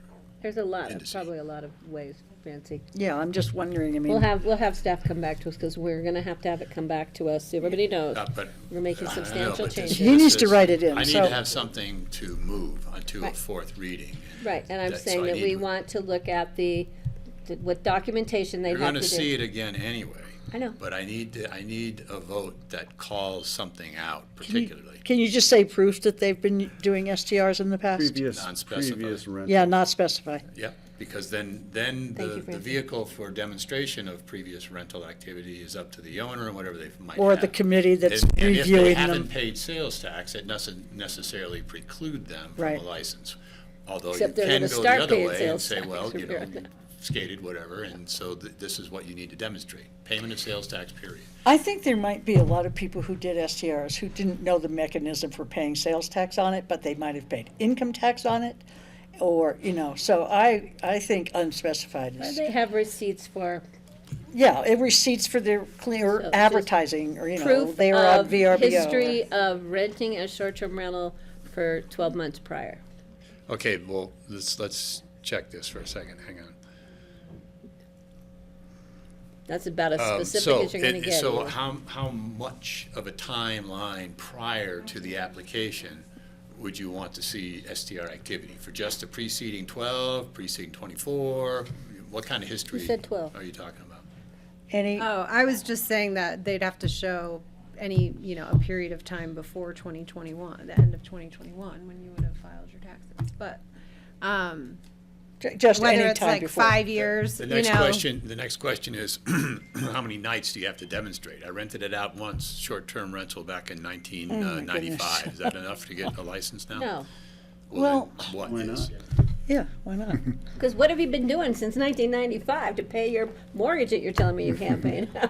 Maybe they lost their job recently. We don't know. We You can't don't know. cover every single person. Okay, So I need those two parameters fleshed out of it. at any point in your entire life, if you rented your place for one night a short-term rental and you have I'm just making it up. I because mean, we're we getting could just ridiculous. start with No, any what's the proof. point of having a cap? Like that. Yeah. Registered with one of the rental agencies. It's all based I mean, on yeah. Airbnb or VRBO or Well, some of whatever. it's word of mouth. Necessarily. I mean, it could be advertised privately, who knows? But if we're Well, gonna that- put that's a a very I'd say small fair, number. like in the last 5 years, they have been remitting. 5 years, sales yeah, tax say 5 years, by I think. half, so, I'm fine to the So- last 5 Either years. that or we Are you? won't, either that or a cap is a joke. right. So Okay, let's, so but Yeah, I'm not clear on what you mean by the 5 years. Any time in the last 5 years. Any time for any amount of time during the last 5 years. yes. As evidence, I think, by sales tax receipts, personally. But some people may not have paid sales tax because like Francie Yeah, said. but we were willing to do that as an exemption to let people into the application process anyway. Well, going forward, they better pay their sales tax. So are we going to require it to be just by sales tax receipts that they've paid their sales tax? No. Or could it be that they've reported it on their income tax, or they have receipts that document that they are dated, notarized, and signed with blood? I would not specify it and let the people who are reviewing the applications look at it. This. That's there- my recommendation. There are probably people who were not aware they were supposed to be paying sales. Yeah, tax. that's so what too. Francie said. Yeah. That's So what I think. And are we this is good an with letting educational staff means determine? to inform them. Are we good with letting staff determine? Yes, at this juncture, yes, to move it forward, yes. So we are setting up the licensing program per what we have in the ordinance. We are removing the primary ownership clause at this time. Doesn't mean it might not come back in the future, but at this time, we are going to cap it.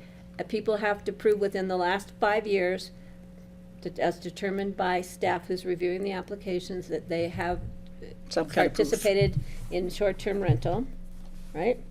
We're going to cap the time frame at 90 days, a year, with a limited amount, that the minimum stay is 4 days. I prefer one or the other of those, not both. Okay, I'm just throwing it, that's what yeah. I'm hearing, and it's up to the That's where board. we You wanna are. throw out the That's 4 days and just keep 90? Well, I like there's the 4 a days. situation like, someone indicated in Redstone that there's a 4-month period where that's when the visitors come, I believe was what was. Well, then they can use their Stated. 90 days and all that whole time. We're not we're not What And saying. are you gonna not say have the about that? 4-day limit. Oh, I see. Yeah. the That's 4 day that's their limit- only 90 days was opportunity so in the random. whole year It Just when the means number your you minimum. said. Oh, okay, so I okay. just think 90 days is random. You just said it one day and suddenly it's becoming law. That All just, right. you know, Are we good with 90 days without the 4 day in there? Or why what? 90 days?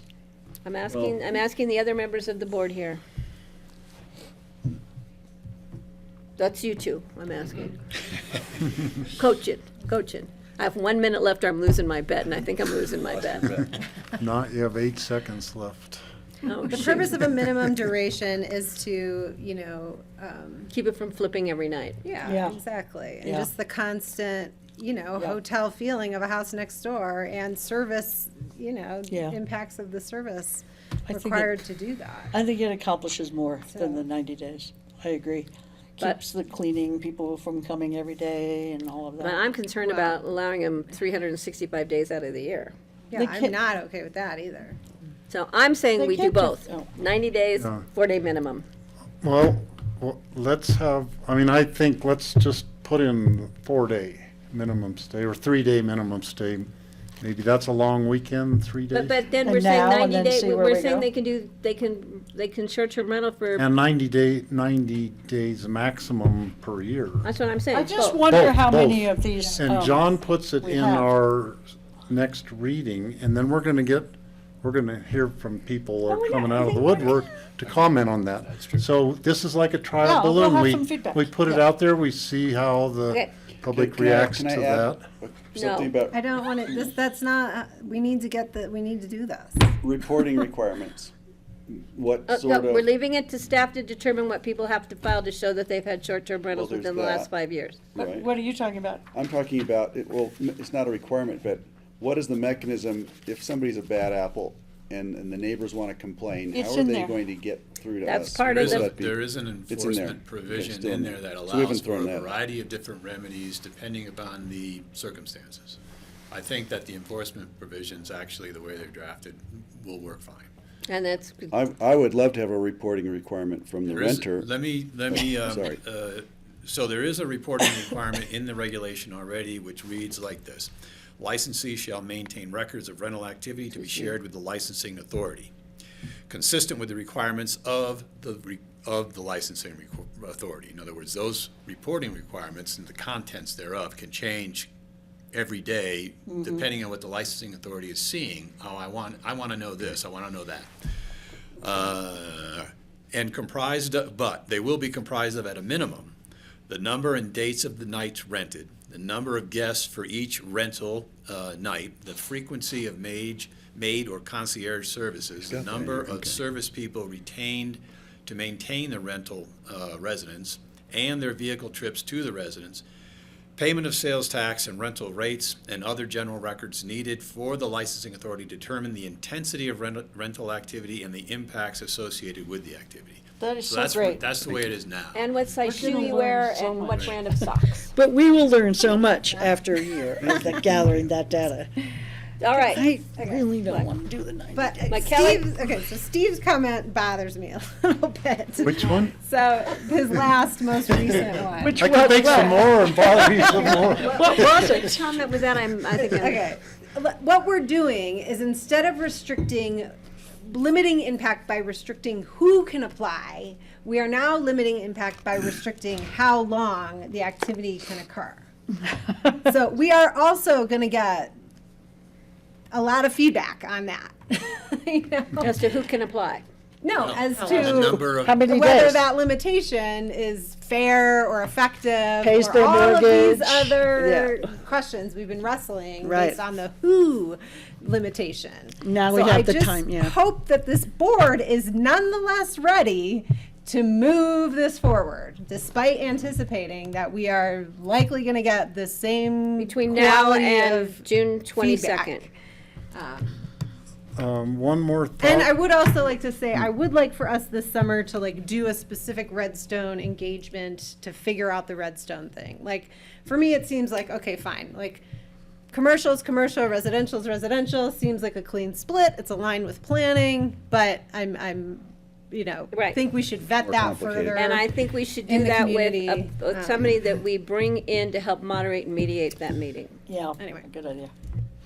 I don't know, you both fight it out. So another thing we could put in there is wording to the effect that people who have not done a short-term rental in the last 5 years, or property owners, will most likely have the opportunity to apply at some time in the future. We don't know that. We can't, I don't want to say that. I want to say that we will be evaluating this We'll be process within a evaluating certain it. time frame, and it's subject to change, and Yeah, just leave that's it that way. perfect. I'm not And I going to don't be know if we should specific, because then put they'll that say, in the they'll wording say, at all. you told me I could come back in a year and apply. No, we're not saying that. We're saying we're going to do this, we're going to evaluate it within a reasonable amount of time, and we're going to see what works, what didn't work, what we've learned, and how to move forward from there. If we need to make changes, if we don't, Yeah. but we're going to be open to that. We want the public to know that we're going to be bringing it back based on the data and information we have received to I see how think it's that's awesome. working. I Do love we that. also need to say that whatever evidence of short-term rental, like, is of this date? What? Yeah, So for someone's gonna say, cap- oh, shit, I capping gotta rent existing- out my property Memorial Day weekend, because now I capping wanna be existing. able to Oh, yeah, apply I for see what you this. mean. you They know? can't Oh, start that. doing it right now. Oh, God, Just we have to because do they that were tonight? watching TV today and. Make it set a date. We can say Or say prior just to today's date. 2021 and earlier or something, you know? Prior to today's date. Well, I'm sorry. What? I'm not following. Kelly doesn't want it so that by the time we get this ordinance in effect, somebody runs out and rents their 2,000 more place and says, applications. see, I have proof now, I'm within your cap. Date, So we can today's say, date. it's subject to May 1st. May 1st, 2022. How's that, I Kelly? do think we should keep in mind that we're a cap. not talking about Aspen. So I just think we're gonna find out we don't have a whole lot of places that are flipping over all the time. Then that's great. I We mean, can- I think we have Cypress Ranch probably might have a We'll find out when couple. we find out. What? That's We'll part of find it. out. Yeah, we'll find out. But so, I mean, I just wanna, We're not gonna find out if we there are a don't put- lot of people in the county who are just quietly doing their STRs and nobody cares and nobody minds, and it's working really well for them, and we're kind of basing a countywide decision on just a few communities. So I'm That's why really we've- looking forward to gathering the data and possibly, like you say, Patty, reassessing. That's part of the thing, Yeah. and that's why we fought so hard to get this through at the state level, so that the county had the opportunity, because we were hearing from people, both in the positive and the negative, that something needed to be done. That's where we are today. So, oh geez. I will make a motion. No, They have their hands up. Let him make the motion. No, John Ely, please, and then Cindy Hoopman, or vice versa. Bite it out. Cindy has a couple of things anyways, but in regards to Redstone, there are a couple of different ways you can proceed. You can treat Redstone, well, actually just two exactly different ways to proceed. Give it a special treatment or treat it the same as the county as outlined here. Right now, we're treating it the same as the county. If you outlined here. think, if you think that you're going to have a meeting out there on the boulevard or at somewhere, I'm not even sure where we could have a meeting out there these days. I think we've lost a couple of venues in the area, but Propaganda Pie, that's where all the meetings are. that'd be great. Yeah. That's where they are. So, Only when my if son- you think Wrap up. that- if My you think you're daughter going to do works something there, this so I summer, have if to you step think out. you're going to might be in a position to take an action on Redstone, whether it's drawing a line on license availability consistent with the VRVC zone districts, or some unique cap or limitation, or some unique relaxation of the activity. Okay, so we versus make rest of that the county. decision. Then what you can do now is not wait for a year, because once licenses are out, they will have a 1-year life to them. If you want to stay ahead of the game, you can jump into it at any time without issuing a license. So this regulation does not need to apply to Redstone.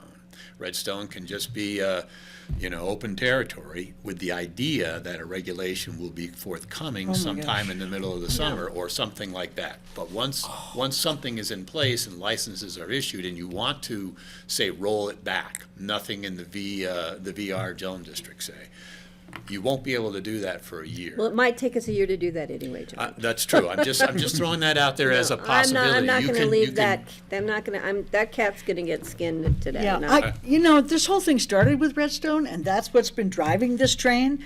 So let's not leave them out of it right now. I've heard people Like, from Mountain that's- Valley for years. I think it has to apply to Redstone because really that's what we're talking about mostly. So, Okay. That's just my opinion, though. Cindy Yes. has the floor. Mine's very practical. Are you going to require that there be an inspection of the units prior to licensing, building inspections and fire inspections? Or just an And- affidavit? Or an affidavit saying that they meet all the standards. I'll just tell you from a staff perspective, if you are going to require that, we would appreciate that there be third-party inspections versus in-house inspections, because we don't have the capacity. The problem with that is, I don't think anybody has the capacity for that right now. I with the way agree. it's going on in our industry in the valley. I agree. So I would say for the first year, we do an affidavit, and the time frame then, if anybody wanted to or had the opportunity to do one, that would apply if they reapplied in the following year, and they wouldn't have to, or some, Rather than requiring it as part of the, I'm sorry. Go ahead. Oh, I was gonna say, can we just reserve the right to do it? Yes, that, Like if we get exactly some right. sketchy Exactly application, right. we're kinda like, I thought we were hiring 2 people for this. We have one person who's going to be managing the process, and then we had agreed to hire an enforcement person, which has not been hired yet because we didn't know exactly. and that's So not. couldn't the enforcement person begin as the inspection person? They don't Because we have don't the have same any skill. enforcement until after we get It's a rolling. different skill set Just for as the a employee. practical matter, if we're doing 351 inspections before we issue licenses, you're gonna have a whole lot of people in this room, because that's gonna take It's gonna us take some three hundred time. and 51 plus days. Now, I think we can. We don't have staff. And so, yeah, and so, I do think that, the idea of having an affidavit and having Spot or the opportunity to start looking, which is, I think what I was hearing from you earlier, Francis, I think we'll have that capacity, but if you're doing it as a condition of the license being issued, that is gonna clog up the system. I'll No, just I was tell you thinking right some now. time, like Aspen was saying, like they're gonna, 1,300, it's gonna Right take now- them a long time to do that. Yeah. Right now, the regulation requires the property to be available to inspection to any county employee or county agent.